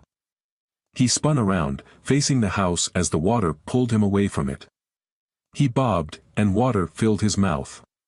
He choked, coughed, and spat it out. He was churning his arms and legs, working to fight the water and acquiesce to its power at the same time. There was the boat. The far-off haze of the street lamp, the rain. The boat, the house. The haze, the motor. And then, Kira. There she was, at the side of the boat. She'd made it. Somebody was pulling her aboard. She was alive. She was in the boat. Duke ducked his face into the water and kicked his legs as hard as he could. He swung his arms like a windmill, churning the water as he swam the few feet left between him and the boat. He lifted his head, spotted his target, lowered it again, and swam. He blew air from his nostrils, his arms and legs working. The boat pivoted. Kira was facing him now. She was leaning over the side of the boat, next to Parker. Both of them were leaning over with extended hands. Duke was certain the boat would tip and send all of them into the flood. Parker grabbed his wrist. Kira took hold of his other hand. He kicked. Duke lifted himself with their help and collapsed onto the floor of the skiff. He heard his heartbeat above the pinging of rain on the aluminum hull. It took him a couple of minutes to gather the strength to sit up. By then, Lewis had better control of the boat. They were moving with the current, staying away from debris and large structures. Kira threw herself at him. He fell back, her weight on him. She was crying. "I'm sorry," she said, kissing his face. "I'm sorry. You just jumped," said Duke. "It's okay. We made it." "You made it all right," said Parker. And Kira jumping like that was totally badass. It was like when your favorite player takes a three, and you're like, "No, no, no." Then it goes in and you're like, "Yes, yes, yes." Kira moved herself off Duke, but stayed close to him. They were on the center bench now. Parker introduced everyone to Kira. "Thank you," she said. "You saved us." "We ain't saved nothing yet," said Lewis. "We're riding with the current and trying to find dry land, that's all." "How did you find us?" asked Duke. "I thought the boat capsized. I thought you were in the water." Parker shook his head. "No. Almost. When you fell out, you were gone like that." Parker snapped his fingers. "We looked, and we couldn't find you, we thought." Parker looked at his feet. His hands were clasped together, one thumb rubbing the other. He ran a hand through his thinning hair. His premature balding was all the more apparent when his hair was wet and slicked against his head. "How did you find us, though?" Duke asked, moving past uncomfortable, rain-draped silence. Parker looked up and offered a thin smile, motioning to the woman sitting next to him. "Jem." It was her idea. Jem demurred. She shrugged. "It made sense. We knew you were coming to find your girlfriend. If you were okay, this is where you'd be. If you weren't, at least, we might find her." "How did you know where my parents live?" Kira asked. "I remembered the street," said Parker. "Lewis and Frank knew where it was. We took a shot in the dark." Duke thanked them all again, so did Kira. Then Duke said to Lewis, "I thought you weren't good with street names." "I ain't," said Lewis, working the stick to control the direction of the John boat. "But every once in a while, I kinda know a street. Got lucky." That was an understatement. Duke shook his head and chuckled in disbelief. "What now?" asked Lewis. "Anybody else to save? We ain't got nothing better to do." Kira didn't hesitate. "My family," she said, "they're all together. My parents can't swim." "You think you can guide us there?" asked Lewis. Kira nodded. "Then let's find a way there," he said. "How many of them?" "2. 4, said Kira. "My parents and my sisters." Lewis exchanged glances with Frank. "It's gonna get tight, but I think we'll manage. Hold on, everybody. Rescue round 2. "I hope they're okay," Kira said worriedly. "They will be," Duke said, not sure of it at all. Lane Turner adjusted the damp and mildewed life vest strap at his waist. It was digging into the underside of his ribs. Lane thought about unclipping it and taking it off, but his host aboard the rescue boat had insisted he, his field producer, and photographer wear them. He worked his neck from one side to the other, then let go of the vest, focusing on the conversation the pilot was having with his producer. The rescue boat had picked them up minutes after Lane's attempted rescue of the drowning woman. They'd agreed to keep them aboard until there were too many people who needed rescuing, at that point, they'd have to catch another ride. It was a risk, given the rapidly deteriorating conditions. The producer had hedged, Lane hadn't. Now they were trolling for survivors north of the French Quarter, in an area called Mid-City. They'd gotten a call about a family of 4 needing help. There were already 6 aboard a boat that could hold a dozen easily. Lane and his crew, the pilot and his crew, they worked for the city. The captain, a man named Bello, was telling the producer about their work as he navigated the boat from street to street. There were colored lights around the exterior of the boat's hull that illuminated its footprint in the water. "We're part of the city's search and rescue marine unit," said Bello in a briny-sounding voice. "New Orleans police maintains a fleet of 35 boats. We're tasked with searching, rescuing, and recovering people lost in any body of water located in Orleans Parish. Sometimes we work with the Coast Guard. Sometimes we're on our own." A radio crackled, hailing the captain. He held up a finger to the producer and answered the call. The boat listed to one side and then leveled. The large motor on the back spat and chortled, blending the water behind it, propelling the heavy craft forward where the captain told it to go. "Bello," he said, "SRMU-29, go ahead." The call on the other end was garbled and riddled with static. The rain pounding on the deck made it hard for Lane to hear every word, but he caught the gist of it. Some of the pumps had failed, as had some of the newer, supposedly stronger walls built in the last 20 years, post-Katrina. The call was warning that rougher water might be coming. More pumps were on the verge of quitting under the increased load. "Understood," Bello replied, "update me when you have new information, SRMU-29, over." He ended the call. The captain inched the throttle forward. The bow lurched upward. Lane grabbed the side, to prevent himself from slipping backward. "We need to speed it up," said Bello. "We're running out of time." "The pumps?" asked Lane. "They failed." "Some," said Bello. "Others will soon." "I thought they fixed all of that," said the producer. "They rebuilt everything. $20 billion. Bello had both of his hands on the helm now. 350 miles of pumps, levees, flood walls, and gates. They circle the city. They're supposed to make us an island, high and dry. "But they're not," said Lane. Bello shook his head. "They're not." "Why?" asked the producer. "They were supposed to be built to withstand a 100-year flood. Meaning that they would hold back the kind of flood that has a 1% chance of happening. Old Mayor Landru wanted 10,000-year protection. You know, like they have in the Netherlands. That's what he wanted back then. Didn't get it. Instead, we got stuff that Katrina would have eaten for lunch." "That's it?" asked Lane. "That sounds ridiculous." "Why?" The captain shrugged. "We still on camera?" "Yes," the producer answered. "Then I don't have a comment," he said.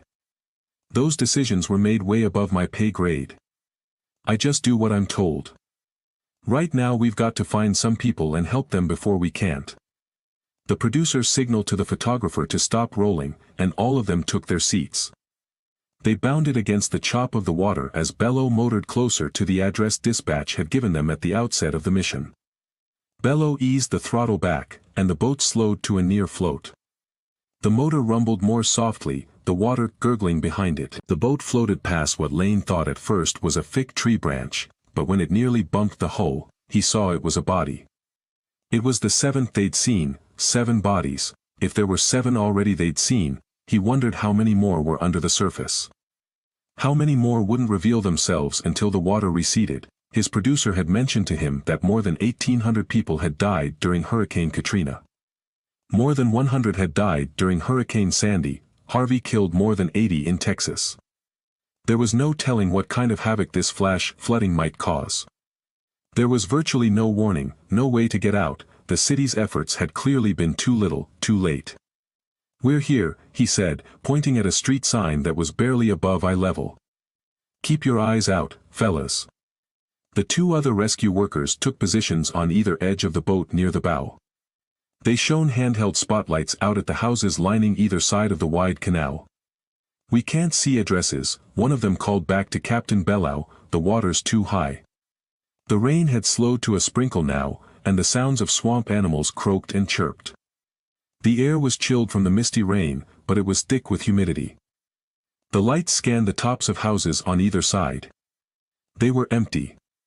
"They're gonna be on a roof," said Bellow, "that's what the call said."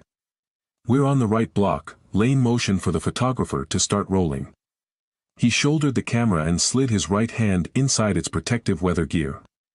The red tally light atop the viewfinder illuminated, and Lane knew the photographer was recording. He was holding a stick microphone, its wireless transmitter wrapped in a plastic baggie in duct tape. He spoke into it, the top of the mesh almost touching his lips. "You hear me, okay?" he asked. The photographer nodded. "Good to go. Gimme a level." Lane lowered the mic a bit, holding it at his chest. "Mic check," he said. "Chickadee check. Chickadee check. 2, 4, 6, 8, 10. Sibilance. Give me a chance. Sibilance. Chickadee check." "We're good," said the photographer. Lane caught the field producer rolling her eyes. "You doing a stand-up for the morning show?" "For whatever," said Lane. "We could feed this back live and they could post to the web or the app. Doesn't matter to me." "We don't have a good enough signal right now," said the producer. "We could send it with a delay. Let the system store it and then forward it. That might work." "Let's do it," said Lane. "Just follow me. Whatever I talk about, you try to find. Leave the light off and gain up. It'll give it an ethereal look." The photographer nodded. The producer protested. Lane assured her it would look good despite the lack of light and the grainy picture quality induced by adding gain, or extra pixels of white, to the lowly lit images. She relented and checked her watch so as to time the hit. Lane counted down from 3. "This is Lane Turner here in New Orleans," he began, looking into the lens. He was speaking in a deeply affected, hushed tone. "I know it's hard to see me, friends. But we're doing that intentionally. We're currently on a search and rescue mission with NOPD. They've given us a spot on their boat as they search for a desperate family of 4. He motioned toward Captain Bellow, and the photographer panned to reveal the captain piloting the boat. Bellow ignored the camera. He had one hand on the wheel and the other on the throttle. "We understand the family called 911 and reported to dispatchers they were on the roof of their home. We're on their street now, having come here from the French Quarter. No sign of them just yet." The camera panned toward one of the 2 men at the front of the boat, using the light from his spotlight to enhance the picture. The producer held up her hand in the shape of a C, indicating he'd spoken for 30 seconds. In the studio, the time cue was used as a countdown to reflect how much time was left in a segment. In the field, Lane liked to use it to know how long he'd been talking. "We've learned that the flooding is aggravated by the failure of pumps that, when installed years ago, were intended to stop what's happening now. That clearly didn't work. And the water rises. The calls for help keep coming, if people have access to working phones, but it's tough to get to." He paused again and let the camera do the work, showing the men at the bow scanning the water with their lights. The sounds of the reptiles and insects grew louder as the rain softened now to a fine mist. The producer held up her index finger, indicating the hit was a minute in length. "Maybe the stop in rainfall, however temporary, will help," Lane said. "Stem the tide, so to speak, and give first responders like the men with whom we're traveling the extra time they need to find those in danger. We'll have another update for you soon. Be sure to check back here on our website, and on the Southland News app every chance you get. Reporting for now from New Orleans, Louisiana, I'm Lane. Help." The call was sharp, desperate. It was a child's voice. The echo off the houses and its carry across the surface of the floodwater made it hard to pinpoint the direction. The camera was rolling, the photographer searching the edges of their lines of sight. "Help," the voice repeated. "I'm on my roof. I'm over here." The light scanned the darkness, searching the trees, crisscrossing each other across the wide expanse of flowing water. Captain Bellow stopped the engine. He kept his hands on the wheel, moving the rudder to keep the boat away from debris. The current carried the boat in the same direction and nearly straight. Down the center of the canal, filling the distance between the equally spaced roofs on both sides. Occasionally, the searchlights would bounce off the windows of an exposed second story. "This is Ken Bellow with New Orleans Police," the captain called out, his salty voice echoing into the blackness beyond the scope of the lights. "We're here to help you." "Where are you?" "On my roof." The voice was so high-pitched its owner couldn't have been more than 7 or 8 years old. "I'm on my roof.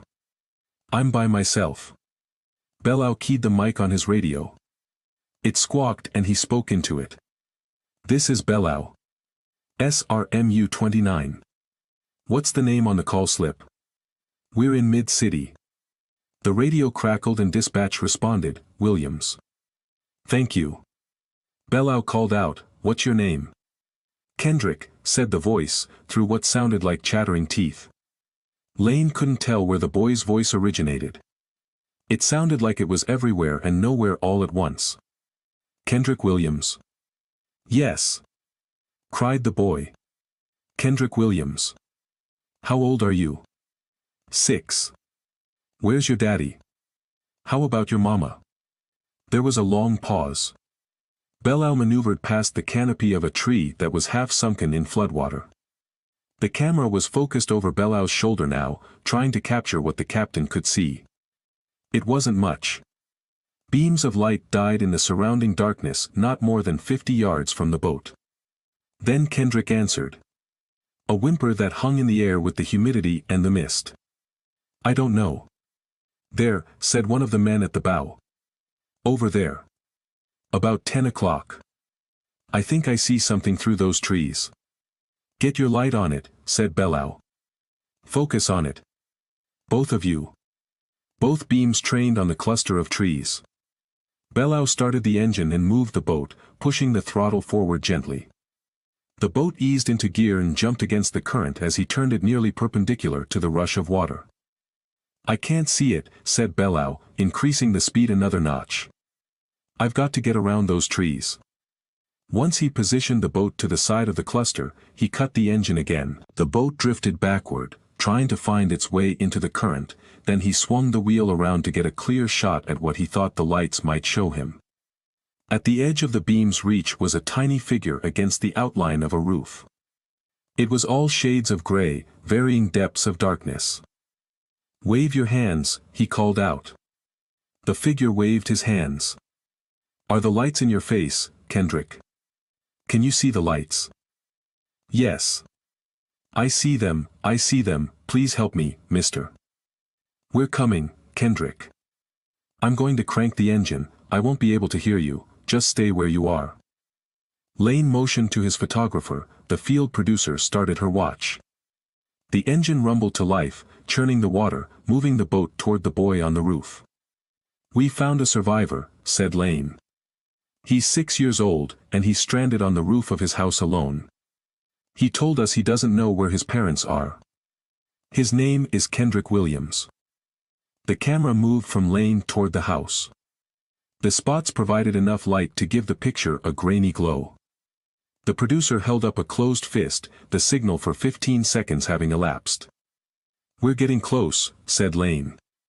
"The rain isn't more than a fine mist now. The current here is incredibly strong, however. At times it's as if we're on one of the raging rapids rides at a theme park." The camera shifted to show the wash of water off the boat's starboard side. The red and white lights underwater gave the wash a bloody appearance in person but more pinkish on digital video. The producer held up her hand, cupped in the shape of a C. "We're getting close to the child now," said Lane. "Captain Ken Bellow and his crew are intent on rescuing him. The call came in more than an hour ago. It's taken us that long to navigate the rough waters to this point." The camera focused on the roof. The dark shakes drew into focus under the glare of the handheld spotlight. One of the lights was off, as a first responder readied himself to pull Kendrick to safety. He was balanced on the bow, crouching, held in place by a hook and line that kept him attached to the boat should something go wrong. The line was taut as the officer held out his hands, wiggling his fingers to welcome Kendrick aboard. He was coaxing the child to move from his safe perch inches above the rising water that lapped at his feet on the gently sloping roof. Kendrick squinted against the bright spotlight that kept him in view. He wore the broad smile of someone too close to an open oven. He was dressed in cotton pajamas that clung to his thin body. He sat cross-legged on the roof, rocking gently. But Kendrick wasn't getting up. He wasn't warming to the rescuer's outstretched arms. "You're going to have to go get him," said Bello. The camera moved to put him in frame as he called out to the child, "Kendrick, buddy, I need you to stand up and walk toward the boat." "I'm scared," said Kendrick, shielding his eyes from the light. "It's hard to see. I don't want to fall in the water like my daddy and mama." "Turn off the light," instructed Bello. The officer holding the light flipped a switch, and they were again bathed in darkness. Lane widened his eyes, trying to adjust. He spoke softly into the microphone, as much out of respect for the work of the first responders as for the heightened sense of urgency it gave his report. "We're close to Kendrick now," he said. "The poor child, alone, cold, and frightened, is too scared to move from his place atop the roof of his family home. Water is everywhere. It's dark, it's dangerous, and it very well may have taken the lives of his mother and father. I'll be silent now as we watch this unfold together." The producer gave him a thumbs up, and then all eyes were on Kendrick. The boy had risen to his feet.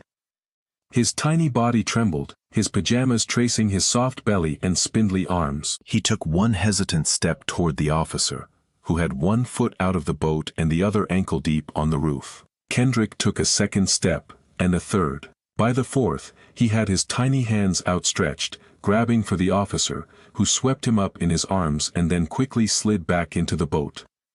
The man kept his arms around Kendrick's shivering body. Kendrick buried his head in the man's chest. Lane couldn't tell if the child was sobbing or trembling. It was likely both. "Is there anyone else here, Kendrick?" asked Bello. "Is anyone else with you?" Lane recalled the captain saying the call slip indicated 4 survivors on the roof. He glanced back at the empty roof serving as little more than a shrinking island perch for an orphaned boy. "No," Kendrick said meekly. Lane wouldn't have understood him if not for the adamant shake of his head. "They're gone. They fell in the water." Bello had the boat in reverse, backing the boat away from the roof and back toward the main current. "Who is they?" he asked with his hands on the wheel. "Who fell in?" "My brother first," said Kendrick, his teeth chattering. "He slipped. My mama dove in to get him. Then my daddy tried to get them both." Nobody, not even the captain, knew what to say. The camera was still rolling. This private, emotional moment for a child who just lost everything he'd ever known was being recorded for transmission to televisions, smartphones,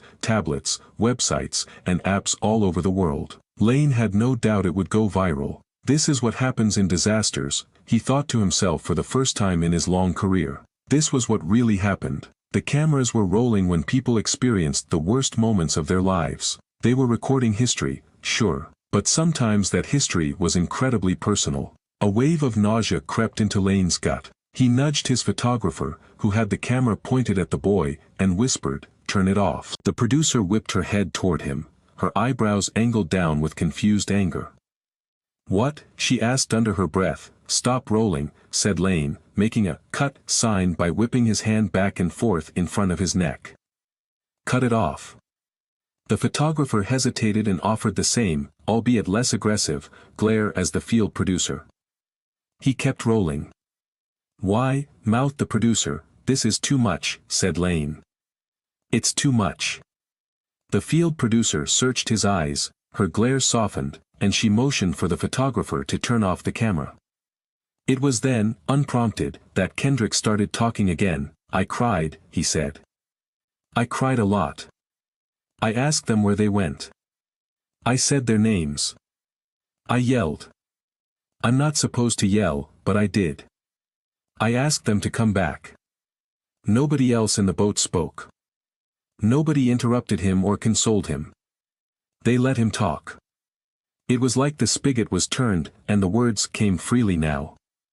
I asked them to come back," he said, his eyes dancing from person to person. I was by myself. I don't like being by myself. I don't like the dark. I have a nightlight in my room. It's blue. It helps me sleep. Lane had never had an affinity for children. He wasn't married and had no plans for a family. His life was his work. He was his job was him. But in this moment, in this profound and raw moment, he wanted to get up from his seat and take the child and hold him. He wanted to cry with Kendrick. He wanted to make the child feel safe. He resisted the urge and swallowed the taste of bile that had crept up into his mouth. I couldn't sleep on the roof, Kendrick said. I tried to sleep. I wanted to sleep. I'm sleepy. But I didn't want to be asleep if Mama came back. Kendrick sighed, and laid his head against the officer who'd pulled him into the boat. Nobody spoke for what felt like hours, but was only minutes. The hum and bubble of the motor churning through the water, and the distant sounds of sirens were the only accompaniment for the ride amongst floating and sinking debris. We're going to take Kendrick to a shelter, said Bello. We're out of service until we get him there.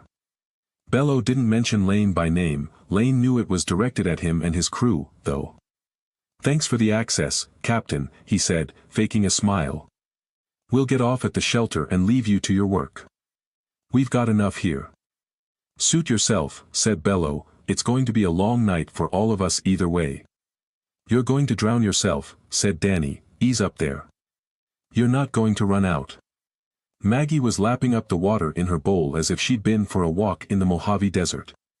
The sound of her tongue curling scoopfuls into her maw, and the spray of it onto the linoleum tile flooring let Danny know he'd been away from home too long. He was squatting next to her, petting her coat as she drank. Don't drink too much, he warned. You'll get bloat. She stopped drinking and looked up at him with her big dark eyes as if she understood him. She licked her chops and then went back to work on the bowl. He apologized to her again for being gone for most of the day. He didn't like leaving her. He hadn't spent more than a double shift away from her since the day he'd adopted her for $25 from a shelter. He named her Maggie. It was better than Waggy, which was his first thought, because of how much she wagged her tail when he played with her, rubbed her belly, or took her for long leashless walks in Santa Monica or Malibu. She was a good dog, a protective dog, who Danny knew in his gut would protect him with her life. He'd protect her with his too. Somewhere in his gut, he felt like he had. Maggie switched from the water bowl to the one filled with leftover diner scraps. She gobbled them with her snout buried deep in the mixture of bacon, burger bits, French fries, and kitchen grease. Danny slapped her on her hind end, said, "Clean your dishes when you're finished," and took the few steps it took to cross his efficiency apartment. He found the television remote where he'd left it and punched on the thrift store 13-inch flat panel he'd scored for $25.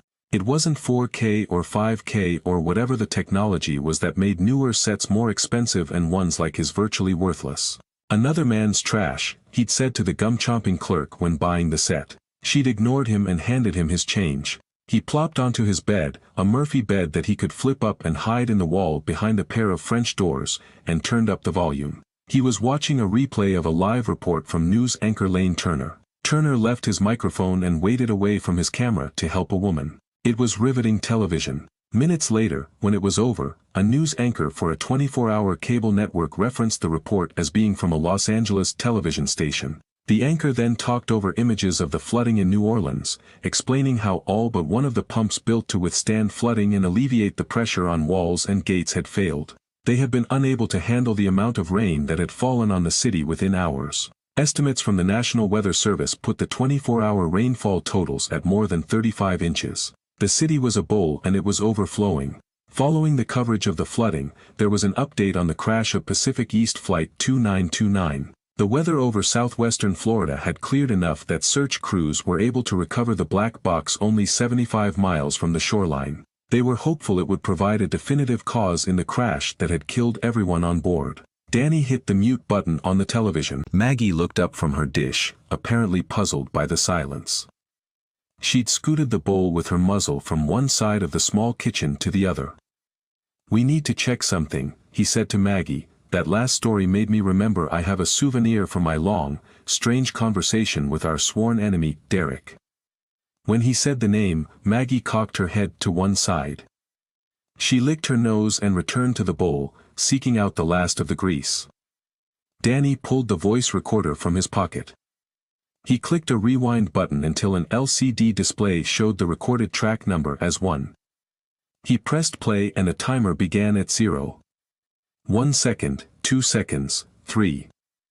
There was a rustling sound, and then Derek's familiar voice. This is a question and answer session with jail inmate Clint Archer, booking number 4492302. The time right now is 4:30 in the afternoon, Pacific Standard Time, Saturday, June 21, 2025. Danny calculated on his fingers, the recording was 10 months old. What did a jail inmate have to do with Derek and his company? Better yet, what did any of it have to do with him? He pressed play. "Mr. Anthony," said Derek, "thank you for agreeing to do the interview. I only have a few questions. I ask you answer them honestly. Who did you say you were with?" asked another voice Danny presumed was Clint Archer. "A private research and technology company," said Derek. "We sponsored some of the psychological testing you underwent in exchange for a reduced sentence." "Okay then," said Anthony, "ask your questions. Have you been suffering from any headaches?" "No more than usual." "What do you mean?" asked Derek. "Elaborate." "I don't know," said Anthony, "I've had headaches on and off my whole life. Nothing unusual. I guess maybe I have had a few more since I've been locked up." "How frequent are they?" "A couple a week." "Are they intense?" "They can be if I don't get down to the infirmary and get some meds. If I get one in the middle of the night, don't catch it quick enough, then it can get bad." "What about your sleep patterns?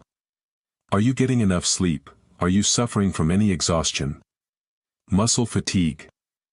Anthony laughed. "Seriously? I'm in jail, I don't get good sleep."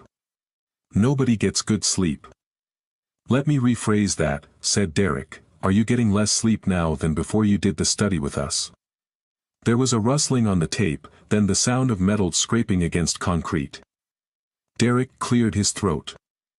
"I don't think so," said Anthony. "Should I be getting less sleep, I mean? What did you do in that study?" "I don't remember taking any drugs." No, Derek said, chuckling nervously. "We didn't administer any pharmaceuticals. But yes, it's possible you'd be suffering from mild insomnia." "Yeah," said Anthony, "that's not happening, I'm fine." "Good. There is something, though." Anthony's voice was softer but somehow louder, as if he'd lowered it but moved closer to the microphone. "I've had really vivid nightmares." There was silence for a moment. Derek cleared his throat again. "Nightmares?" "Yeah, like I'm tripping. Like weed and Molly and whatever all mixed together. It's that kind of vivid, you know." "Tell me about it." "The dreams are all different. But, it's like the end of the world or something, like the sky is red or black. The earth is gray and covered in ash. Or it's on fire." Danny paused the recording and thought about what he'd just heard. He looked over at his dog, who was licking herself on the circular rug at the center of the apartment. Then, he touched his neck. He touched his side and felt an ache swell there. It became a jabbing pain, throbbing for a moment before dissipating and leaving his body completely. His mouth went dry and Danny got up from the bed, crossing the few feet to the kitchen. He pulled a plastic pitcher from the near-empty refrigerator and poured himself a glass of cold water. He guzzled it, trickles of it leaking down his cheeks. He poured a second glass, then a third. He was thirsty. He stood there, leaning against the refrigerator, thinking about the questions Derek had asked him. He wondered what else was on that recorder. Who else had Derek interviewed? And why? Danny put the glass in the sink, then slunk back to his bed. He propped a couple of sagging feather pillows behind his bed, folding them over for support, and pressed play on the recorder. "You ever read those books about this dude named Marcus Battle?" Clint Archer asked Derek. "Me neither. But I got a cellmate who did. He read all of the books about this guy who lived in Texas after the end of the world. The guy was some ex-military badass who went crazy and killed a bunch of people out of revenge or whatever. Then there's some girl who's like some knife master. She kills people too. A lot of killing. But they're conflicted about it. It's not killing for the sake of it, it's killing to survive. Anyhow, I don't know the whole thing, but I kinda feel like I'm Marcus Battle in these dreams. Like I'm in a wasteland and I'm fighting to survive. Danny had heard enough. He stopped the playback and wiped the thin veil of sweat blooming on his forehead. He was hot. Suddenly it was hot in his apartment. He pushed himself from the bed again, against the complaint of the worn mattress springs, and found the thermostat. He didn't have a fancy app on his phone to remotely regulate the temperature, he had to do it old school. He ran his finger across the panel, entered a code, and chose 68 degrees Fahrenheit, lowering the target 5 degrees. The HVAC system clunked, and a renewed burst of air whooshed through the vent on the wall above his head. He stood there for a moment letting the chill evaporate the sweat before he moved back to the bed. The television was muted, but images of the flooding filled the screen. Danny tapped the advance button on the digital recorder, randomly choosing track 4. It didn't matter, he figured. The clip began, and Derek cleared his throat. This is a question and answer session with study participant Gilda Lester. The time right now is 9:30 in the morning, Pacific Standard Time, Friday, October 17, 2025. Gilda Lester. Gilda. That name rang a bell. He couldn't place it though. Maybe he'd seen it on a ticket at the diner. It was an unusual name, antique even. Gilda, said Derek, have you been experiencing any episodes of déjà vu? When Gilda spoke, her cadence sounded almost military. It was disciplined and slightly masculine. Yes. By that, you mean the sensation I've experienced something before. I have. 2 or 3 times per week. Danny pictured Gilda with ice blue eyes, eyes that could see through him. He saw her with long hair pulled back tight against her head into a ponytail. She was broad-shouldered and somewhere between athletic and sinewy. Tell me about that, said Derek. Give me some examples. Well, most recently, I was at the beach. There were crowds there. It was an unusually warm day for October. I remember sweating. Danny wiped his forehead again with the back of his hand. He picked at his t-shirt. The air was cooler in the apartment but not cool enough. The traffic on PCH was bumper to bumper. Cars were honking, their drivers yelling at each other. It wasn't the relaxing day I had planned. I walked down to the surf, letting my feet sink into the sand as the waves washed in and out. The sand was cold. The water was cold. There were storm clouds on the horizon. I think they were storm clouds. They were dark. They seemed pregnant with rain. That's a unique description, said Derek. Pregnant. I guess. Danny imagined her narrowing those penetrating eyes and shrugging her muscular shoulders. Please proceed, Derek urged. The whole scene was somehow familiar. The clouds on the horizon, the crowds on the beach, the stalled traffic on the freeway, the heat. I couldn't place it, but I sensed I'd seen it all before. There was the sound of scribbling on paper and the clink of liquid spilling over ice cubes in a glass. Danny moved the recorder closer to his ear. Maggie was asleep now on the rug, her back legs kicking as she dreamed. She whimpered, her lips flapping over her teeth. Any other examples? Asked Derek. Any other times you experienced such a strong sensation? Yes, said Gilda. A couple of months ago I was in the garden. You like to garden? I have to garden. You remember, I'm part of a group that is preparing. I remember, said Derek. You're preppers, people who are stockpiling goods and supplies for the apocalypse. I don't prefer that term, prepper, but yes. We all know it's only a matter of time before mankind tries to destroy itself.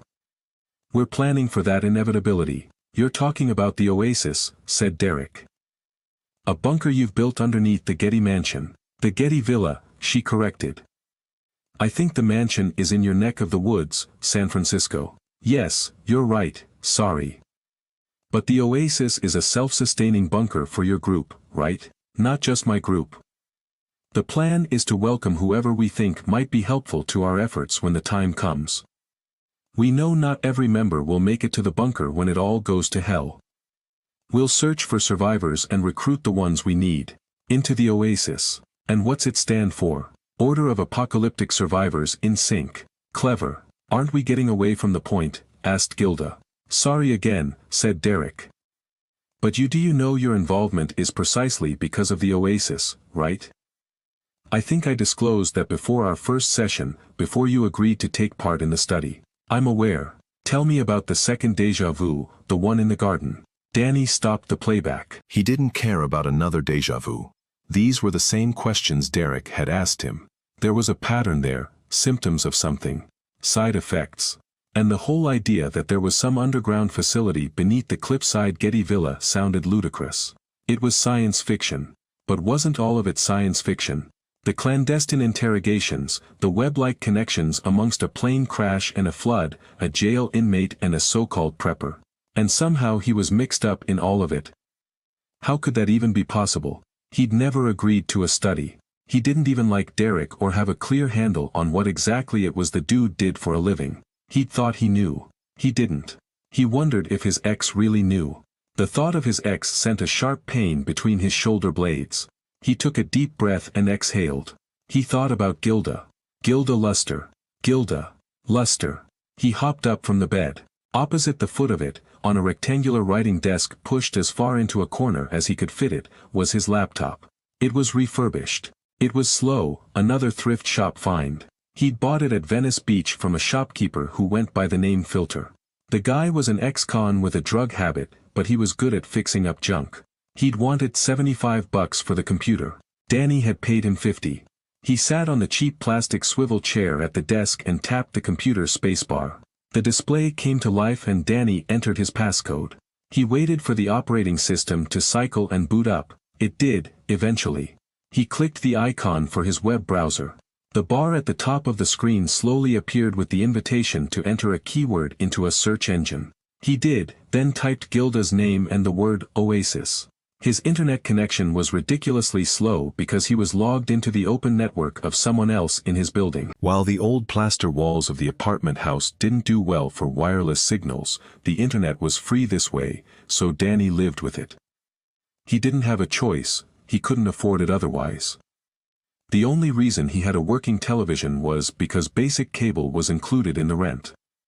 The engine stopped spinning and displayed the results. The top of the list was populated with references to cosmetics. The farther down the list of sites he scrolled, however, he found a couple of references to Gilda Luster. There weren't any connections to anything called the Oasis. One of the references was a People Finder website that didn't offer anything of value. The other was a link to an article in a preparedness magazine called Off the Grid. Danny skimmed through it, looking for the mention of Gilda. He gave up, hit Ctrl+F, and typed in her name. It highlighted several references, including the caption of a photograph of Gilda working in her garden. It was more a greenhouse with elevated tables and complex hydroponic systems, but that wasn't what caught Danny's eyes. What fixed his attention was Gilda. She stood behind the tables in a tank top. Her broad shoulders, tanned and muscular, carried a thin, fit physique. Her white blonde hair was pulled back tight against her head into a ponytail. And glaring into the camera, contradicting the broad smile on her face, were intense ice blue eyes that radiated concern, authority, and a hint of paranoia. Danny wasn't sure how much of his own thoughts and fears he was projecting onto her. It didn't matter. She looked exactly as he'd imagined her. He knew he'd never met her. As he stared at the full-color image on his crappy laptop display, he was confident he'd never seen her in person before. Yet she was familiar. He could almost smell the loamy soil under her fingernails and the dried sweat behind her ear, at the nape of her neck where the ponytail began. He closed the computer and slid out of the chair. He was sweating again. This wasn't science fiction, it was his truth. Somehow he was embroiled in some weird mind-altering experiment, if that was what it was. He didn't know what it was, he only knew he was experiencing side effects similar to two people he'd never met, one of whom he recognized down to the sharp gaze of her eyes. He'd always disliked Derek for tangible reasons, now there was something less so. The gazillionaire jerk had done something to him he couldn't quite figure out. And as much as he wanted to confront him and grill him with a litany of questions, he also wanted nothing to do with any of it. He stepped back to the bed, dazed. He was aware enough to step over the dog before hopping back amongst the dune of sheets piled to one side of the bed. He picked up the recorder and rubbed his thumb along the smooth plastic casing. His life was tough enough. Lonely enough, on the edge enough that anything that tipped the scales the wrong way would send him spiraling out of control. It was better to attempt to ignore it, smarter to pretend it was fiction. Danny stared at the recorder. He considered clicking through the clips and randomly starting another, then decided against it. He held the power button until the LCD display went blank. He dropped it onto the bed, amongst the tangle of sheets, and lay back, staring at the ceiling fan. He focused on the chain flapping, dancing, to the rhythm of the revolving blades. The blades were spinning, a warbling disc above him. He picked one of the blades and tried to isolate it as it moved around and around and around. He yawned. It was late. Or early. Whatever it was, he'd had enough. He didn't want to think about anything. He wanted to sleep and to dream happy dreams. He drifted off with the image of Maggie in his mind. Her feet kicking in short spasms. He should be so happy. The tightness in Bob Monk's chest worried him, but he couldn't say anything. His arm tingled, and he was clammy. At least, he thought he was clammy. It was hard to tell in the damp chill on the roof of his daughter's rented house. He flexed his fingers in and out, rolling his shoulder in circles. "You okay?" asked Kristen. "You don't look okay." "I'm fine," he said, "just uncomfortable. We've been up here forever." The four of them were huddled near the roof's peak. There were 4 or 5 feet between them and the waterline. The rain had stopped, and the subsequent mist was dissipating. But they were stuck in the chilled air, wet and exhausted. And the water was still rising. "Mom?" asked Katie. "Yes. Why were you a waitress?" Bob knew his children did this when they were frightened. They'd always done it. When his mother had died from Alzheimer's and they were on their way to the burial, the girls were talking about Chevy versus Ford. They'd pressed him on the differences, and why one was better than the other. He'd always been a Chevy man. Always. He'd considered at the time, as the $95 per hour limousine carried them on gliding wheels toward the above-ground plot, that they were trying to take his mind off the day's melancholy. They weren't one of those New Orleans families who celebrated life with colorful parades or carried the casket on their shoulders triumphantly from block to block. They were grief-stricken. Despite the length of Bob's mother's illness, they'd been floored by the loss of the family matriarch. He'd decided then, in the darkness of the air-cooled backseats, that they were trying to take their own minds off the pain. They'd been too young to really empathize enough and think of him and how he felt. But now, as they huddled together on the roof, he reconsidered the notion. They were intuitive girls. They were kind, if not spoiled, and a little jealous of their baby sister having flown the coop. They were trying to take his and his wife's minds off the danger that crept toward them. The girls could swim, after all. Bob and Kristen could not. Still, asking about Kristen's job as a waitress was a seemingly random question that had come from nowhere. She hadn't been a waitress for more than a year now, and there had never been a discussion about why she'd waited tables for 22 years, she'd just done it, pure and simple. Maybe Katie was bored and couldn't think of anything else to ask. "We needed the money," Kristen said flatly. "Raising a family isn't cheap, never has been." "But Dad makes good money," said Kiki. "He supported us." Kristen wrapped her arm inside her husband's and held him closer to her. They were both shivering. "He does make good money. Your dad works hard, always, and he's a good provider. But everything is expensive. We had 3 girls and a 2-bedroom house. An auto mechanic can only make so much. No matter how many transmissions he rebuilds." "I should have gone out on my own," said Bob. A wave of nausea crept up from his gut. He winced, trying to keep it from his wife. "Your mom always told me I could make a go of it. But the money was steady. I could fix cars, which I love. And not worry about the business end of things." "You can be good at whatever you put your mind to doing," Kristen said. "But it's fine. I understood. I didn't mind the work, it paid okay, and the tips were under the table. People were nice. I wish I'd been able to spend more time with you girls, though. I do regret that." "Don't regret it, Mom," said Katie. "I didn't bring it up to drudge up regrets. You shouldn't feel guilty. You are, a great mom." A gust of wind swirled through the trees, rustling the leaves and rippling the water near them. The water was 3 feet away now. Bob wondered if he was the only one watching it. His neck ached. He stretched it to one side and rubbed his shoulder with his thumb. He took in a deep breath and then exhaled, suppressing the urge to vomit. "I hate to break up the trip down memory lane," he said, "but the water is getting closer." Kristen tugged on him, pulling him back toward the peak of the roof. The girls scooted back. They were essentially at the apex now. From that vantage point, even in the dark, they could see the water surrounding them. It was endless, save the tops of houses, trees, and power lines, which hung low over their heads now. "The rain stopped," said Kiki. "The water should be going down. Depends on where it's." Bob's muscles tightened and he grabbed his arm. He bit the inside of his cheek and tasted the warm, coppery flow of blood filling his mouth. His wife screamed. His daughters cried out. He couldn't be sure who said what. He couldn't focus on anything but the pain. A tightness in his chest unlike anything he'd ever felt. It wasn't pain so much as a heaviness. Someone was sitting on his chest. The pain, which was acute, was in his shoulder and neck. His jaw throbbed. He was cold, shivering now. He was sure he was sweating, even though he couldn't distinguish it from the floodwater and rain on his face and under his arms. His groin pulsed with every unusual feeling heartbeat. "I think," he squeezed out through clenched teeth, "I'm having a heart attack." He exhaled again. Each breath was thicker than the one before, more concentrated, more precious.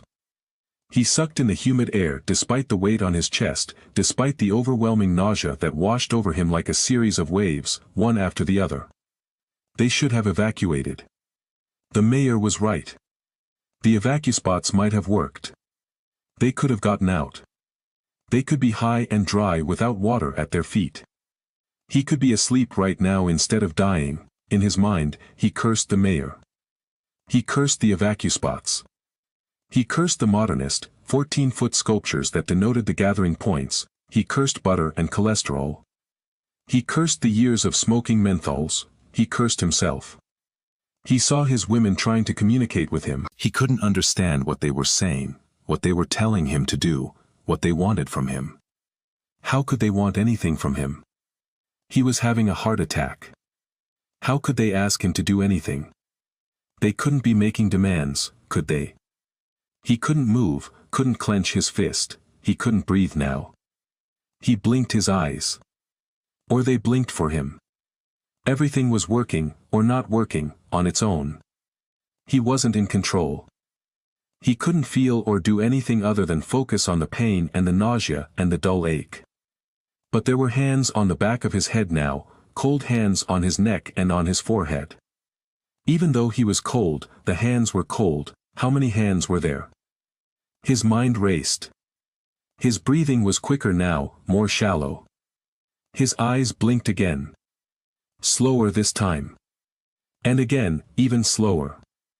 It wasn't a blink, he was having trouble keeping them open. He couldn't focus. He couldn't see more than blurry faces looking down on him, blocking the milky black sky above. Then he couldn't see anything at all. Kira told Lewis to turn right onto the next street, turn Borderless Canal. He spun the helm, guiding the John boat in a looping turn that puttered 90 degrees.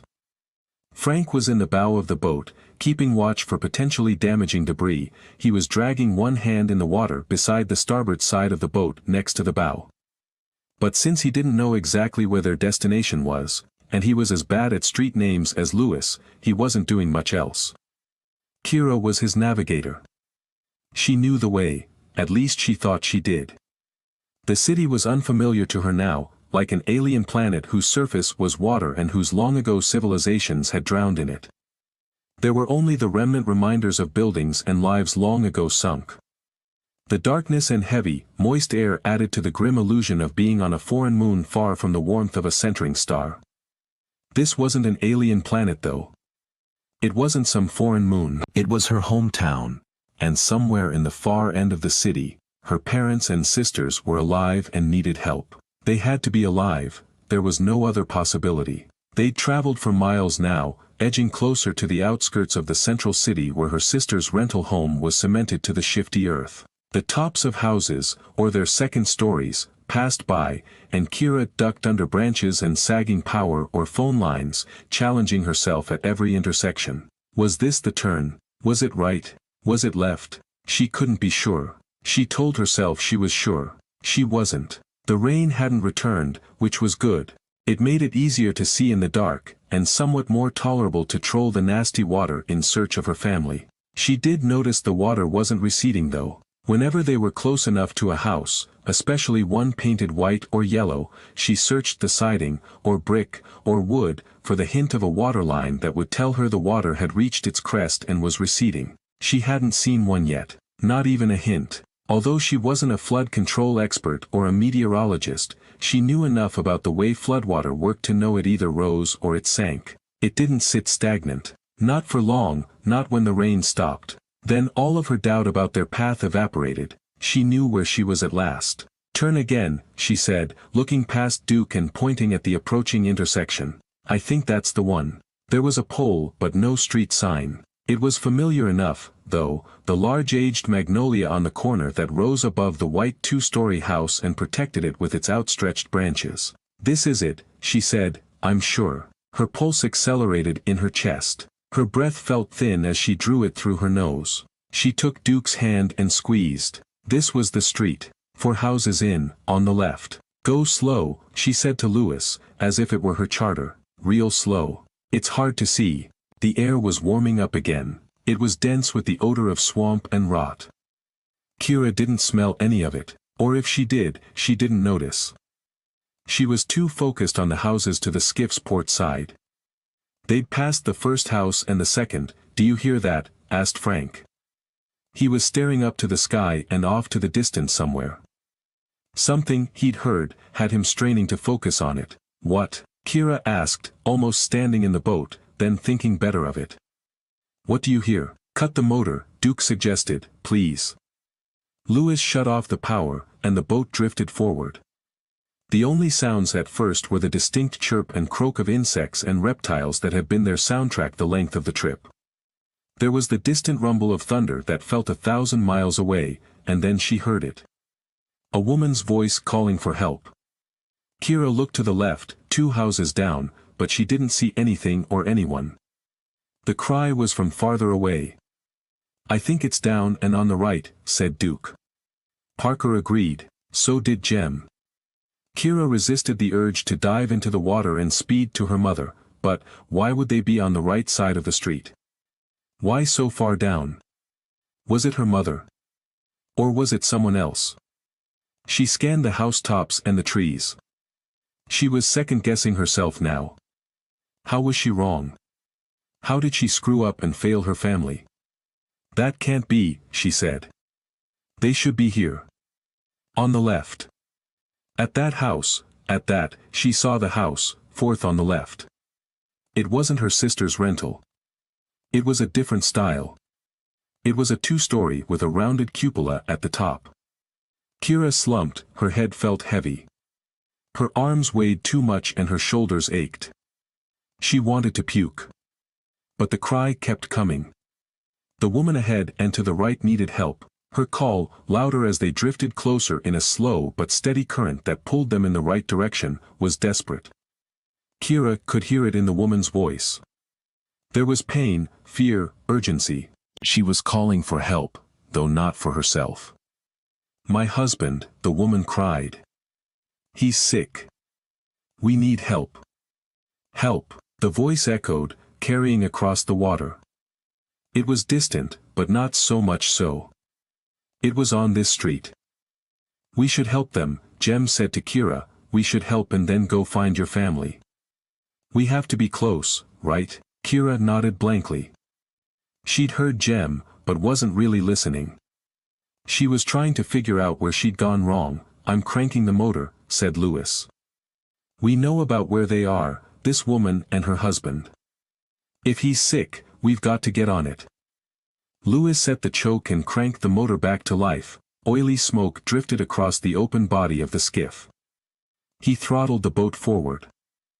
They were moving at a good clip now, outracing the current and angling toward the right side of the street. Frank was the lookout. He stood, bent-kneed, at the bow. He scoured the rooftops, the elbows of large trees, with squinting eyes that must have cut through the dark. They must have, because he spotted the woman. He saw her husband and two other women on the pitch of a roof for houses from the end of the street on the right.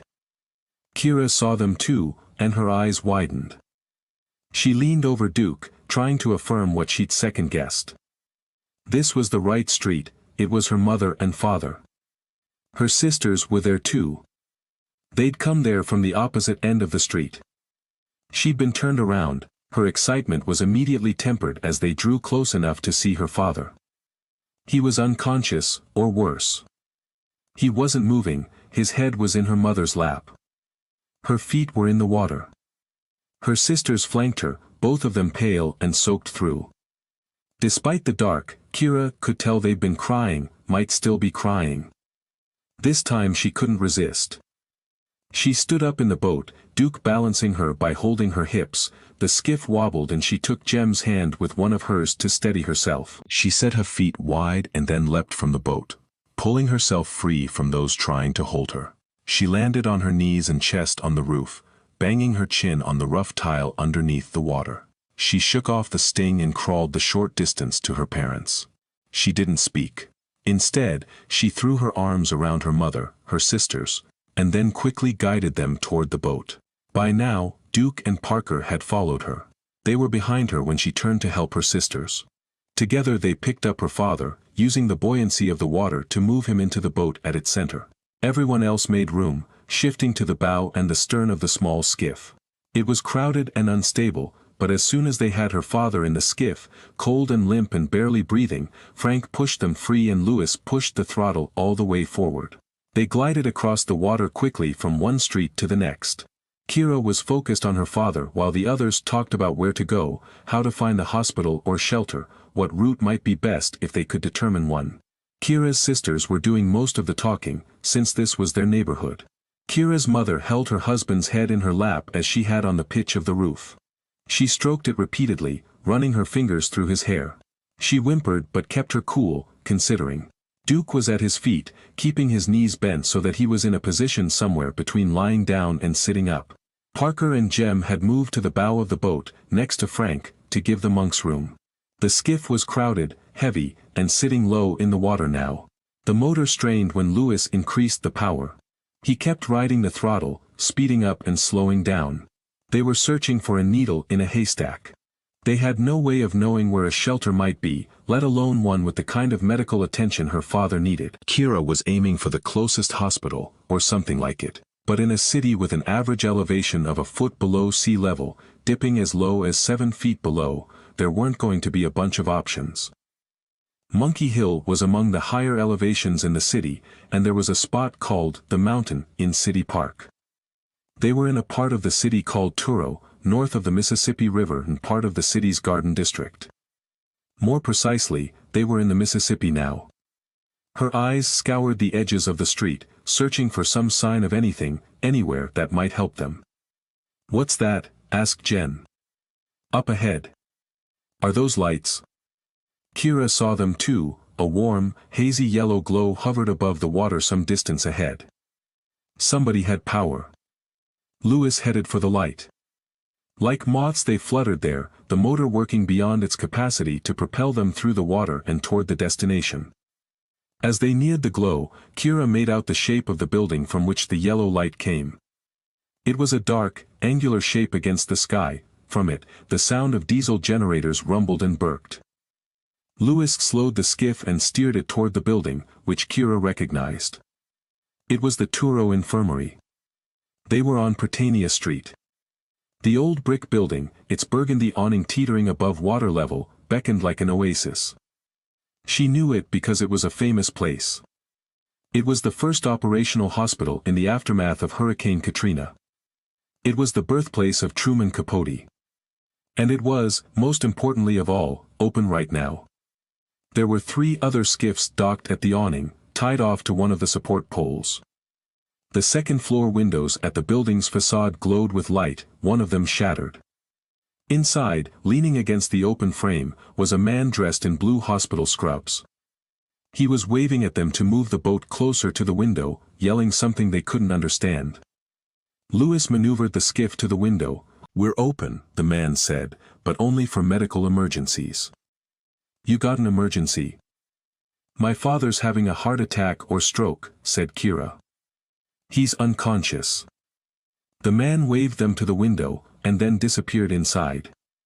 He was back with a second person by the time they floated alongside the opening. The man, tall with dark skin and eyes, was smiling. The man next to him was shorter and heavier. He wasn't smiling. He was all business. "I'm Drew," said the tall man.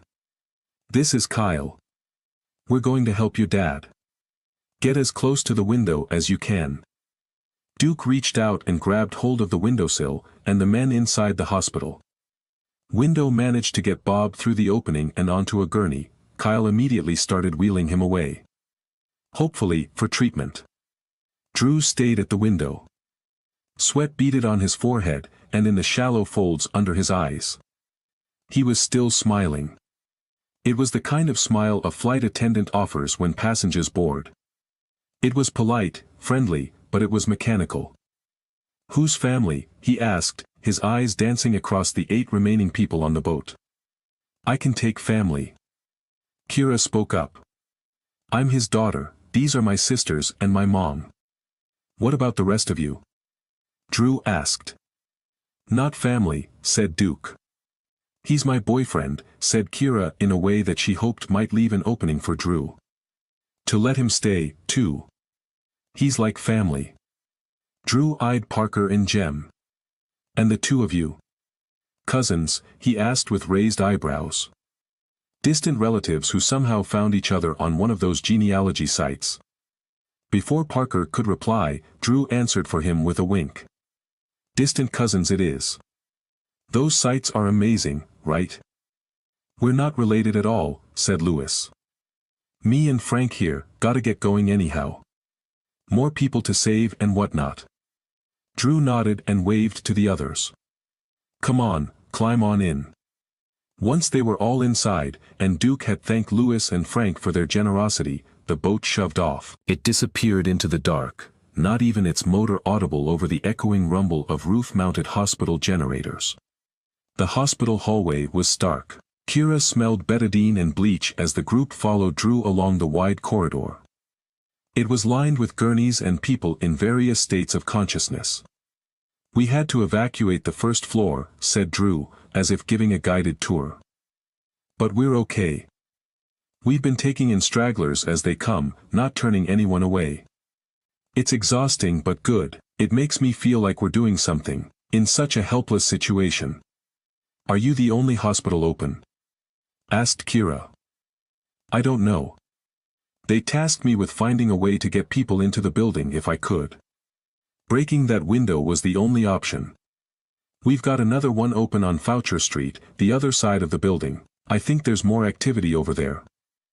"Where are you taking us?" asked Kristen, Kira's mother. "Where is my husband?"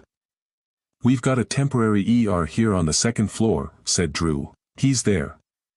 We'll take you to a waiting area we've set up. You can wait there. It's crowded, though, you might need to cop a squat on the floor." "That's fine," said Kristen. "As long as Bob's okay." Kira noticed her mother's face for the first time in the light. She appeared much older than she had before the flood. She walked with a stoop, her shoulders hunched forward. Her cheeks hung like jowls at her jawline, but the skin stretched at the bone. Her skin was pale, sallow, and lacked the color of life. Heavy bags rounded her eyes, her hair was matted against the side of her head, and it was drying in an uncontrolled frizz. Kira squeezed Duke's hand and let go. Then she took her mother's and pulled it to her chest as they walked slowly along the crowded corridor. Her head was beginning to throb above and behind her eyes. None of them had yet talked about what they'd experienced that night. None of them had shared how close to death they'd come. None of them were ready for that. Kira knew her family had struggled to survive. Her parents couldn't swim. She couldn't imagine how they'd gotten onto the roof, how they'd survived. Her mother smiled at her weakly. It was pained, stretched with concern and preoccupation. At least it was something. It was comforting. Kira smiled back. She was her mom's baby, she always would be. She was also the prodigal daughter who'd flown halfway across the country to go to college when she as easily could have gotten scholarships at Tulane, Loyola, or LSU. It was appropriate that she hadn't been with them when her sister's house had flooded. She'd been on her own, drowning until Duke saved her.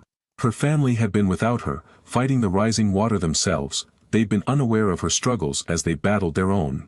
She resolved in that moment, in the nauseating stink of a hospital, to do a better job of being a part of her family. She'd call more, text more, she'd come for the holidays and send cards before birthdays came and went. She'd use FaceTime and Snapchat to give her family the sense they were with her and she was with them. She'd tag them and post photo galleries to Facebook. Kira decided these things, as desperate people always do. How many people are here? Asked Duke, shaking her from her thoughts. How many are patients, and how many are refugees? Asked Drew. He squared his jaw. Sorry, probably not the right word. It's fine, said Duke. I don't really know how many, said Drew. We've been too focused on managing everything, we're barely keeping our head above air, keeping up with things. Nobody else spoke as they wound their way from one crowded hall to the next. Kira rubbed her forehead and winced against the bright light that met them in the waiting area. It was a wide intersection of hallways leading in 4 directions. To one side was a nurse's desk. A half-dozen hospital workers were busy behind that desk, while around it there were 30 or 40 people sitting or lying down, leaning on one another for comfort. They were all on the floor. Kira swallowed against the growing thud at her temples and flagged the attention of the nurse in front of her at the desk. She was a woman in her mid-50s. Her wiry gray hair hung to her shoulders, her bangs, which hid her eyebrows, were not flattering. She eyed Kira with pursed lips and a forehead wrinkled with irritation. 2 things, Kira said to her. Hoping you can help me. The woman was unmoved. Kira noticed rings of sweat leaching from under her arms and at her neck. 1, Kira said, unfazed, I've got a splitting headache. Could I please get some aspirin, or even something for a migraine? What's 2? Asked the nurse. My dad, Bob Monk, just came in here, said Kira, her voice inching toward tremulous. A guy named Kyle rolled him in. Is he okay? The nurse looked down and ran her finger along a piece of paper with illegible scribbles across it. She sighed, as if put upon, and then tapped one of the hieroglyphics. He's in with a doctor now. I don't have an update. She looked up after saying this, her features no softer than before. Thank you for the information, Kira said. Do you know when we might get an update? The nurse held up the chicken scratch notepad. No telling, we've got, I don't know how many people here with all kinds of problems. We've got near drownings, lacerations, diabetic shock, a whole bunch of injured who fell from a collapsed balcony. It could be 5 minutes. It could be an hour or 3, I just don't know. Kira swallowed, trying not to snap at the woman, who she knew was under tremendous stress. She forced herself to smile and thanked the woman again. I really appreciate what you're doing. I know you likely have a home and family and you're here helping strangers. The woman's frown, which had appeared set in stone, softened. Kira thought she might even see the slightest upturned curl of a smile at the edges of her dour mouth. Thank you, said the nurse, I appreciate that. I do have a family. They're okay. Our house isn't, but thank you.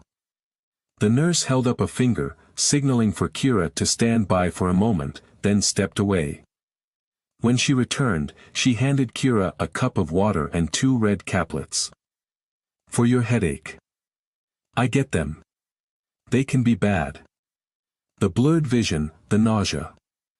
Take these. They'll help. Kira popped them into her mouth, down the cup of water, and thanked the woman again. She worked back through the crowd to find where her group had claimed squatters' rights. Duke was sitting next to her mother. He was talking to her softly and holding her hand. Her sisters were leaning against one another, their eyes closed and jaws slack.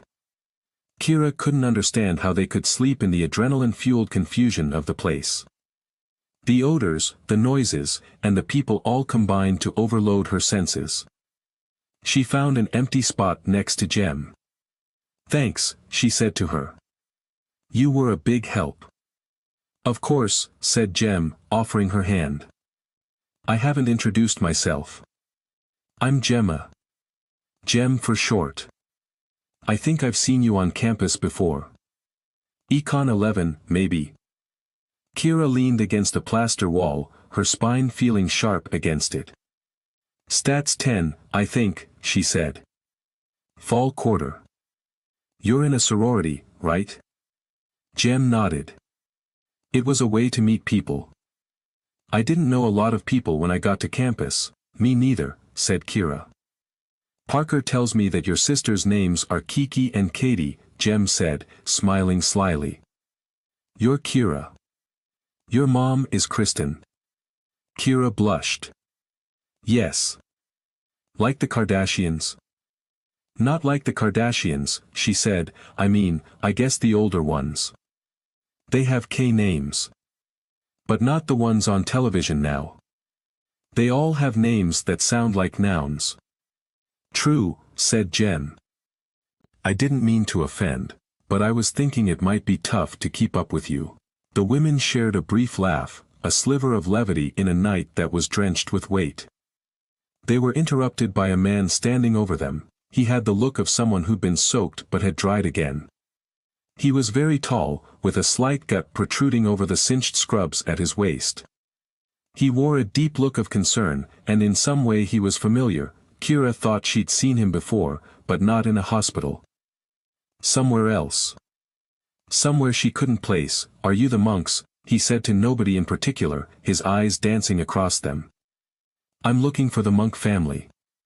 Kira's mother jumped to her feet, wobbled, and braced herself against the wall. Steadied, she took 2 careful steps toward the man. Kiki and Katie woke up, apparently aware of the stranger's presence. "I'm his wife," she said. "These are my daughters." The man extended his hand and removed the surgical cap from his head. "I'm your husband's doctor," he said. "I'm Stephen Conkley." "How is he, doctor?" asked Kristen. "Let me preface this by telling you I'm not a cardiologist," he said, measuring his words. His deliberate cadence was familiar to Kira. "You're not?" asked Kristen. "I don't understand." "Should he?" Doc held up his hands to calm her. "He's in good hands. He's going to be fine." "Perhaps I should have started with that." Kristen sighed, her whole body exhaled. "Oh," she said, the air deflating as she spoke, "thank goodness." "Thank you. We believe he's had a heart attack," said Doc. "He's awake now and resting comfortably. We're not in a position to have the requisite testing done right now. That will have to happen at the first available opportunity." "What testing?" asked Kristen. "Again," said Doc, "I'm not a cardiologist. I don't have privileges here, actually. I'm from California. I'm helping. They're overwhelmed. I offered whatever assistance they require." "Can we see him?" asked Kristen. "Soon," said Doc, "he's stable." "That's good, but we don't want any excitement at the moment. Can you give it an hour? We'll check his vitals again, then someone can come back and update you again." "You're from California?" asked Kira. "Yes," said Doc. "Los Angeles." "Oh," said Kristen, "that's where my daughter attends school." "Do you?" asked Doc, his attention fully on Kira now. "Which one?" "UCLA," said Kira. "What's your major?" "Biology." "Pre-med?" he asked. Kira thought for an instant she saw a look of recognition flash across his face. It was brief, but it was there. "Maybe," she said. "Or research, I don't know yet." "Good luck," he said. "Maybe we'll cross paths at Reagan someday." "Maybe," said Kira. She was certain they already had. Not at the medical center, but somewhere. Doc excused himself and treaded through the crowded hall and beyond a pair of swinging doors. Kira watched the doors slap back and forth until they stopped. "Hey," Duke said. He'd slipped next to Kira without her having noticed it. "Did that guy look familiar to you?" Kira swung around to face Duke. She nodded, and she saw as their gazes met that he was as confused as she was. She wasn't going crazy. It wasn't déjà vu, at least not the kind of déjà vu she'd been experiencing more and more frequently. She hadn't told Duke about it. Maybe she should. "He did," she said softly, leaving it at that for now. "Weird, right?" Duke nodded, his eyes on the double doors now. "Very. But, hey, your dad's going to be okay. That's a relief. And we're all good here. Everyone is safe." Kira couldn't help but think it wasn't true. They were dry now, true. They were out of the floodwater, check. But were they really safe? Something she couldn't shake, an oppressive wave that felt as if it were hovering above her, threatening to crash, told her they weren't. They were far from it. Very far from it. Doc Conkley needed a minute to breathe. Since he'd arrived at the hospital, helping heave one injured patient after another through a broken window and into the second floor, he'd been on his feet. He'd gone from assisting in one case to leading the charge in the next. He hadn't done emergent care since his residency. It was at once gratifying, terrifying, and emotionally exhausting. But what had really shaken him was the daughter of the heart attack patient, the Bruin. She'd looked at him as if she knew him, as had the two men sitting on the floor. They also appeared to be college students. All three of them might have burned a hole in his forehead had they stared at him any more intently than they had. He leaned against a wall and drew his hands to his face. He exhaled, smelling his breath. "You're imagining it," he told himself. "It's the stress." Yet he wasn't sure of it. Although he hoped saying it aloud might convince him, it didn't. He reached out to a passing doctor, asking where he could find a restroom. The doctor paused, pointed, and told him where to find one. The public couldn't access. Doc followed the directions and found a men's restroom. He pushed the door open and stepped into the humid, dimly lit washroom. There was a row of 3 sinks on one wall, hung against the tile wall beneath a wide rectangular mirror. The mirror reflected the twin urinals and a pair of stalls on the opposite wall. One of the stalls was closed. Doc moved to one of the sinks and ran his hand under the faucet sensor, activating the rush of water from the tap.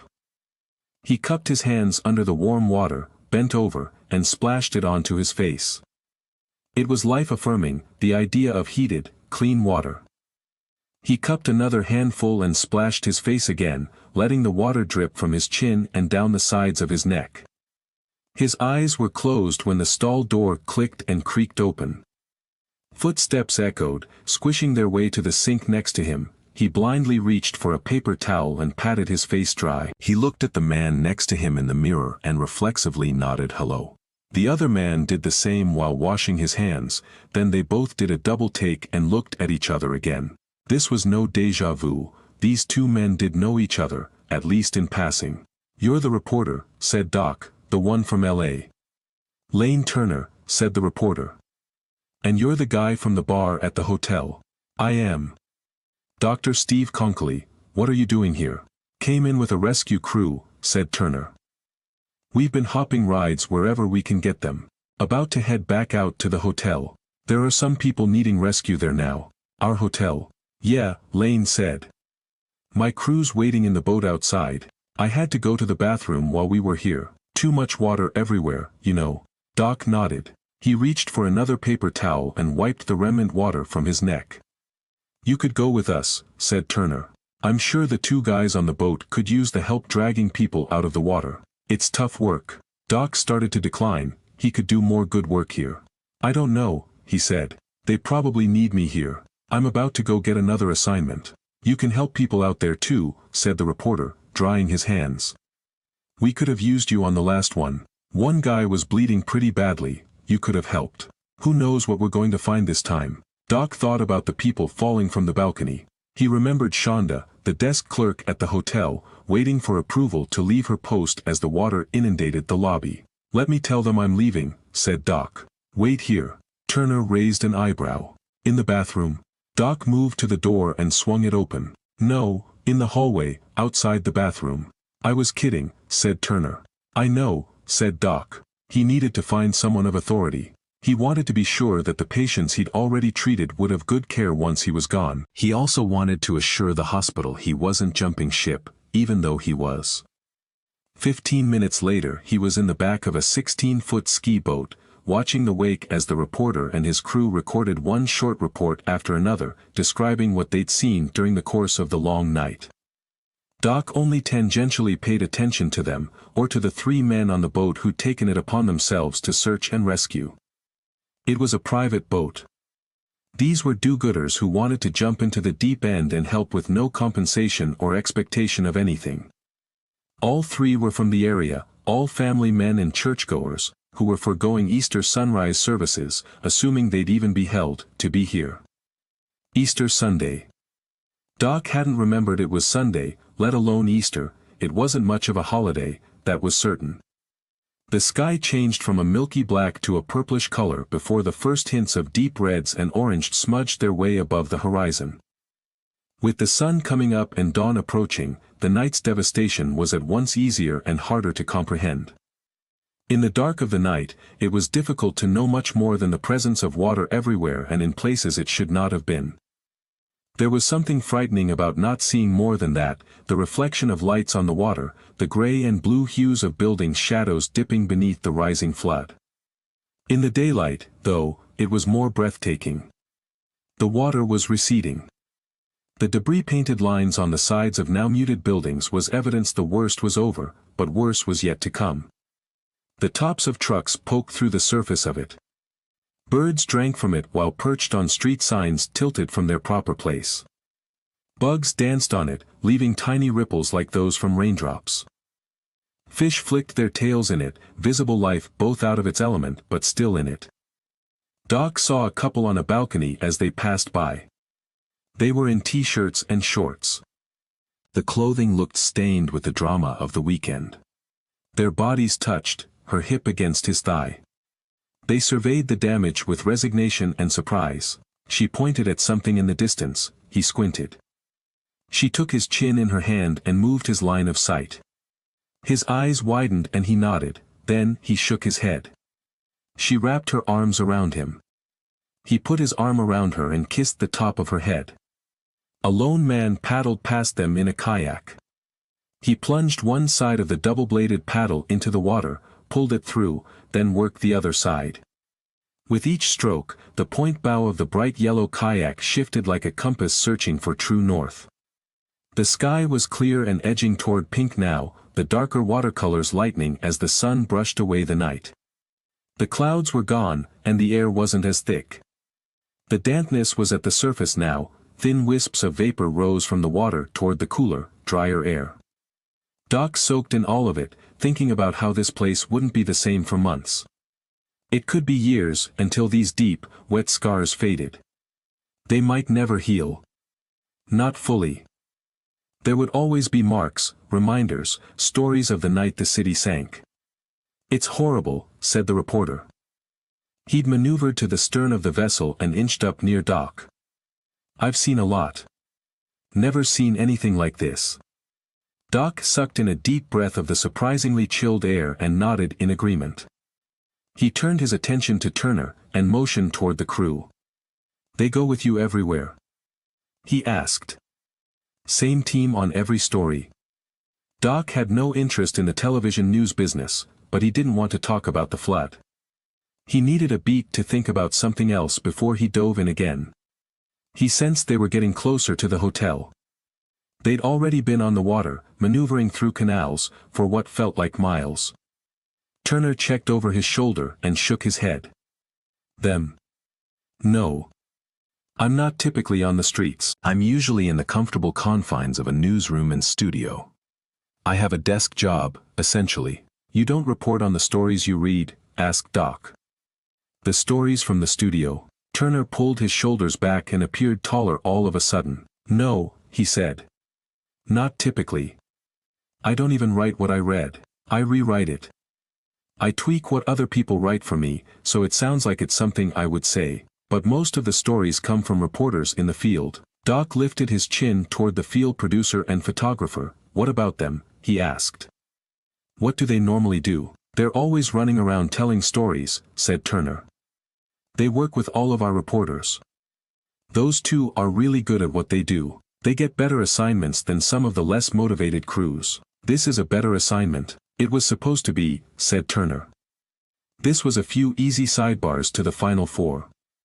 It was free food, nice hotel room, economy plus on the plane. Didn't end up that way, said Doc. People died. People don't typically die at the final four. No, agreed Turner, his expression flattening. They don't. He shrank again, Doc noticed. The reporter's shoulders narrowed, as did his glare. He wasn't looking at Doc anymore. He was looking through him, past him. His brow furrowed. The hint of a confident smile was gone. We're here, said the man piloting the boat. We're on the street. Looks like there are emergency workers here already. Doc shifted his weight and looked beyond the boat's bow. There were a half-dozen boats up ahead, and 2 or 3 high-water trucks. There was water halfway up their wells. The water was the color of café au lait, and it was receding. The pilot propelled the boat closer to the collection of boats and trucks. There were people there. Some waded in the chest-deep water, their elbows out like wings working to move them through the depths. Some were in the boats. Some stood, huddled close together, in the backs of the trucks. A shiver ran along Doc's spine. He wondered if he'd made a mistake by not staying at the hospital. The situation here appeared under control. Even those in the back of the trucks didn't seem frightened or concerned. It was eerily calm here, as rescue workers evacuated hotel guests in singles and pairs. By the time his boat had joined the others, Doc was already hopping out into the water. The familiar creep of it on his legs and through his clothing was uncomfortable. A brief well of nausea crept up from his gut. His body shuddered, but he fought the urge to climb back into the boat pushing ahead. At one of the smaller boats, a Zodiac with 2 inflatable pontoons that flanked an oversized outboard motor, he found someone who appeared to be in charge. I'm a doctor, he said, the water lapping at his chest. I'd like to help. Anybody in the hotel in need of medical attention? A few hypothermia cases, she replied. Some people in shock. A couple of psych patients. Nothing major, though some we can't move yet. Feel free to check. Things keep changing by the minute, there's a lot of water in there. Thank you. Doc gingerly spun around in the water and trudged through it, his mouth pressed closed as he splashed along. He mimicked those using their wing elbows for propulsion. He felt like a salmon swimming upstream, not because of the water, though it was pushing at him sideways and keeping him off balance with each step, but because everyone else seemed to be moving in the opposite direction, all coming out of the hotel. There were dozens emptying out of a neighboring hotel, too. Where are they taking you? Doc asked one of the people struggling to move past him. The man was wiry, bald, and wore a drenched hoodie that stretched beyond his fingertips. He looked at Doc with wide eyes. Out of here, he said. Somewhere dry. The man kept moving. Doc stopped the next person who exchanged glances with him, an athletic woman in a sports bra. The water was at her shoulders, and she half bounced, half swam toward the boats and trucks. They said Baton Rouge, she said. There are shelters in Baton Rouge. I heard Houston, said a third person, or Beaumont, I just know it's Texas. Doc pushed closer to the hotel, deciding it didn't matter where people were going, they were leaving. They were getting out. They were finding somewhere safe to be, somewhere with power and food, and clean, potable. He reached the double-glass doors at the front entrance of the hotel. They were pushed farther open than they had been when he'd left the night before. He waited for a group to move past him, buoyed by one another as they chattered their way through the cold water. At the side of the hotel, a small whirlpool of water was draining into the sewers. That was good. Doc moved into the lobby, which was much as he remembered it. The water was higher than it had been, but lower than it must have gotten, there was a thick line of silt about 7 feet from the floor. The water in the lobby was at least 4.5 feet. It could have been higher and was certainly at a level that covered the reception desk. Despite what the woman in the Zodiac had told him, he didn't see anyone. There wasn't anyone to help. There were only clusters of drenched guests carrying bags over their heads or helping each other dog paddle through the lobby from the stairwell to the exit. Coming here was a mistake. He decided he needed to find the way back to the hospital. He'd left a post he should have kept. An image of the college students from California flashed in his mind. He should have stayed and helped that co-ed's father, the one recovering from a heart attack. Why had he come back here? Behind the reception desk, there were open doors leading to what he figured were the administrative offices. He waded toward where he remembered the desk being and found the base of it with his feet before hitting it with his knees. He stood there, his hands underwater, and pressed against the top of the counter, his attention on the open door behind it. He swore he heard a noise coming from the office. It was soft, but it was something. A voice, definitely a voice. "Is anybody there?" he called out. "Anybody behind the counter?" Although there was no response, he swore he could hear something. He checked over both shoulders. Nobody, at least none of the preoccupied few making their way out of the hotel, was paying attention to him. He groped his way around the desk, finding the space between the side of it and the wall, and paddled toward the open door. The dim light shining through the glass entrance faded, and he saw the cast of a faint bluish-white glow. He also heard a sweet voice melodically skipping across the lyrics of a song he didn't recognize. "Hello," he called again, moving into the darker space of the office. "Anybody here? Anyone need help?" He inched forward, and jumped when something brushed against his leg. His pulse quickened, and he considered turning around. Yet, something drove him forward, deeper into the office. He was drawn to that faint, ambient glow of what he imagined was an electronic device, a phone, a tablet, or a computer screen. And it had to be portable, since all of the other electronics were off. The singing was louder now, the voice clear. It was hopeful sounding, something sweet that faintly carried across the waterlogged office space, winding its way around the low-slung cubicle walls that kept him from seeing anything other than a vague shadow swaying. Why couldn't the singer hear him? Half swimming, half walking, he maneuvered until he arrived within a few feet of the singer and the accompanying light. It was a phone, and it was Shonda, sitting on a chair on top of a desk. She was wearing headphones. He moved into her field of view and noticed her eyes, visible in the light from her device, were closed. She was singing, her shoulders and head moving rhythmically to whatever beat was drumming in her ears. She was humming now, and she opened her eyes. Doc smiled at her and she screamed. Startled, she toppled back, and Doc caught her before she spilled into the water, or hit her head on the office furniture hidden beneath the surface. "You scared me," she shrieked, pulling out one of the earbuds. Her narrowed eyes darted around the room, then fixed on him warily. "What are you doing?" she demanded. Doc stepped back, raising his hands. "I heard your singing," he said. "I tried calling out to you. You didn't answer." She waggled the earbud in between her fingers. "I couldn't hear you." "I'm a doctor," he said. "I'm here to make sure people are okay. I was a guest here. Are you okay? Do you need help?" "I'm fine," Shonda said. "I'm good." "What are you doing?" he asked. "It's really not safe here, not with all of this water." "It's my job. I gotta stay here until my relief shows up." "Nobody showed up, so I came back here. I've been listening to music, trying to stay dry." "Nobody is going to show up," said Doc, suppressing a chortle.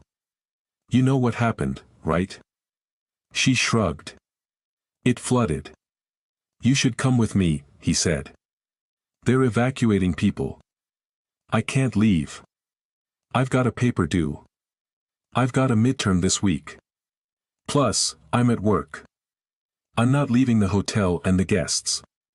Doc felt the tension building in his shoulders. "There is no hotel," he snapped. "No guests. No, school this week. You won't have a paper due. No midterms. People are dead. The city is underwater. The reality of it, the scope beyond the flooded lobby and back offices, washed over her face in the bluish-white light. It appeared to hit her, as her tightly drawn expression sagged into disbelief, or finally belief, that staying perched in her elevated throne above the water might not be the best place to stay. Come with me, Doc implored. Shonda glanced behind her into the dark, then back at Doc. She rolled the earbud around her fingers. How much battery life do you have left on your phone? Asked Doc. She glanced down at the glow and pursed her lips. 21%. Come with me, he repeated. She nodded, put the earbud back in place, and reached out for help. Doc took her wrists and guided her into the water one leg at a time. She seized at the chill and started breathing quickly. She cursed the water temperature, apologized, and then settled into the discomfort of it. She held her phone above her head. Your arm's going to get tired, he said. I'm not losing this phone, she replied. The case floats, but I'm not taking any chances. Everything is on this phone. Everything. Fair enough, he said. Let's go. Doc wasn't putting salve on a wound or stabilizing a cardiac patient. He wasn't rescuing a drowning man or making a sling for a woman with a compound fracture. He was doing something good, though. As he led Shonda through the water, he believed that he was saving her life. If he'd left her there, if he'd never sought out the singing siren, she might have become injured, or severely dehydrated, or died. He led her through the lobby, and now that they were in the light, he could see the awe drawn onto her young face. She'd retreated before the worst of it. She hadn't seen any of this. It was obvious to Doc as they carefully trod through the water. It stinks, she said with a sour look on her face, her mouth turned downward. This is next-level disgusting. Doc didn't say anything, focusing on navigating the debris and ensuring Shonda didn't fall or lose her balance in the water. He held one of her wrists gently, tugging her with him as they moved now from the lobby and out into the daylight. Both squinted as they took their first several steps beyond the open entryway. Shonda drew the back of her hand up to shield her eyes. When she did, her phone slipped from her hand and into the water. She gasped and started to dive for it, knocking herself into Doc. He held her up, turned, and saw the phone floating in the water toward the whirlpool. I can't lose it, she said, her expression having transformed again. Now she was pained. My life is on that phone. I'll get it, Doc said hurriedly. He quickly splashed toward the phone. It was moving too fast now, gaining speed toward the whirling circle of draining water. He hopped off one foot, using the advantage of the water to propel his mass farther than he would have moved on land. He splashed down, holding his chin up to keep his mouth from going underwater, and reached for the phone. Doc touched it with his outstretched hand, but it dipped into the water and tipped away. He bounced again, leaping as far as he could, and reached again. He gripped it as he dropped into the water on his chest. When he landed, he held up his hand, waving the phone. Searching for a place to put his foot, he slipped. It caught him by surprise, not finding the surface of the street, and he slid under the surface, swallowing a mouthful of floodwater. He resurfaced for an instant, coughing, but unable to suck in a clean breath of air. Shonda cried out. He heard that, muddied as it was. He panicked, dropping beneath the surface again. He couldn't breathe. He couldn't find the street. The water swirled around him now. He was disoriented in the brown-hued dark of the water. His vision blurred, his chest burned. He let go of the phone and tried pulling himself to the surface, but the drain had him now. The water was sucking at his legs, at his body. He fought against it. He kicked, he pulled, reaching for the surface. It was close. It was too far. He was caught, spinning and sinking. It was a washing machine. It held him in place. Doc tried to resist the urge to cough again. He couldn't. When he did, when he opened his mouth, more water came in than went out. He was choking now. He couldn't see, couldn't hear, couldn't breathe. It was happening fast. Too fast. One instant he was chasing a phone with 21% battery life, and the next he was drowning. His legs gave out first, then his arms. And then his body twitched before it slackened. The drain drew him down, catching him in its jaws. It kept him there until everything went dark. Until Doc's heart beat for the final time and his brain turned off. His final thought was of the college co-ed he'd seen in the hospital and the knowing, familiar look she'd given him. They had met before, somewhere. As his life ended, he wondered if they would again. He believed they would. That was his last thought. The last image in his mind, however, was the faintest hint of sunlight taunting him from beyond the surface of the water. Light before the dark. The morning had come. April 6, 2026. The first rays of sunlight shone through the lone window in Danny Correa's efficiency apartment. Maggie was on the bed, her body up against Danny's legs. She was licking his bare foot, which was exposed amidst the toga of a sheet that twisted around his body. "Thanks, girl," he said. "I appreciate that, but no kisses today. I have no idea where my feet have been." She stopped licking and put one paw on his leg to hold it in place. She looked at him as if she understood him and wagged her tail. Then she went back to the job of cleaning Danny's foot. Danny chuckled to himself. He turned onto his side and checked the clock. It was early, too early. He'd worked late at the diner Sunday night. It was a holiday, so the double time was a much-needed boon, and Arthur hadn't minded the day off. He could feel the long hours in his back, even lying there in bed. But he couldn't go back to sleep. He was awake now. He grabbed the remote for the television, which was on from the night before, and turned up the volume. The morning news was on, and Lane Turner was reporting from outside the Louisiana Superdome in New Orleans. The banner at the bottom of the screen read that the men's championship college basketball game had been postponed indefinitely. "Game seems to be of secondary concern for everyone here," said Turner. "Basketball is a sport, it's entertainment. What happened here Saturday night into Sunday morning was much more than that. It was life and death. It still is. Even though the water has receded, for the most part, recovery has yet to begin. People here are trying to process the extraordinary extent of the damage." Danny sat up, propping a pillow behind his head. Maggie looked up at him, no longer in possession of his foot. She hopped down from the bed and crossed the floor to her bowl. She was thirsty, from the sound of her lapping at the room-temperature water. "This is among the more deadly floods in American history. From authorities, we know that in addition to the 729 people who've died, 64 people are missing. Among them is at least one Southern Californian." The screen switched from an image of the reporter in front of the dome, to video of a man wading through water, walking against the tide of people exiting a tall building that looked like a hotel. "This is video of that man, Dr. Stephen Concoli," said Turner. "He was here for a medical conference but sprang into action when the flooding started. He saved lives until he lost his own." The video switched from a shot of the doctor walking into the building, to one of him walking out. He was with a woman, who was holding one hand over her head. She tripped, pitched forward, and lost whatever it was she was holding in the raised hand. A phone, maybe. The doctor let go of the woman and dove into the water to retrieve it. It kept bobbing out of his reach, then he caught it, and he went under. He resurfaced, waving his arms. "The video froze. We're not showing you the rest of the video," said Turner. "This is where Dr. Concoli lost his footing at a drain he couldn't see. Paramedics tell me he was sucked into the drain and trapped there. They did pull his body from the water only a few moments after he slipped under. It was already too late." The frozen video dissolved to a still photograph of the doctor. His name was on the bottom of the screen. It looked like a picture taken from a social media account. It was a snapshot, not a professional photograph. Danny recognized the location of the picture. Chills ran along his spine, and his mouth went dry. The doctor was standing in the inner peristyle at the Getty Villa. Behind him was the Temple of Hercules, and beyond that the atrium. There were Corinthian columns to one side of the snapshot. Danny could see in his mind beyond the edges of the picture. There was the outer peristyle with its long reflecting pool, there was the herb garden, there were the galleries.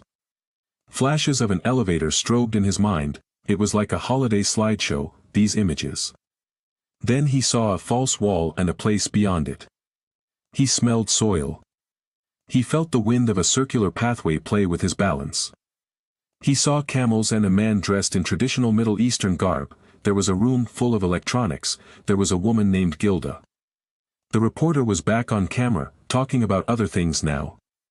Something about the concern for disease spreading among the surviving population. That was always a threat after apocalyptic catastrophes, said the reporter. Danny wasn't listening anymore. He was preoccupied with what had just happened, with the images in his head and the accompanying sense that he had experienced them before, or would in the future. His stomach lurched and he swallowed hard.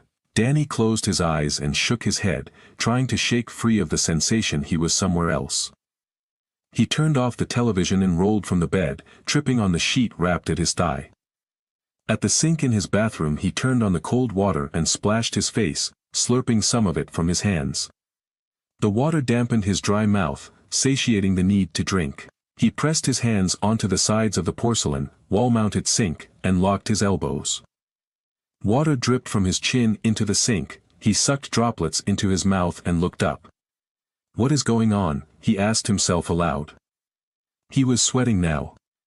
He felt it under his arms. What is happening? He looked into his own eyes, but what he saw was the reflection of the Getty Villa and all of those things that were not in the snapshot on television. He saw a place he'd never been, not even once, at least, not in this life.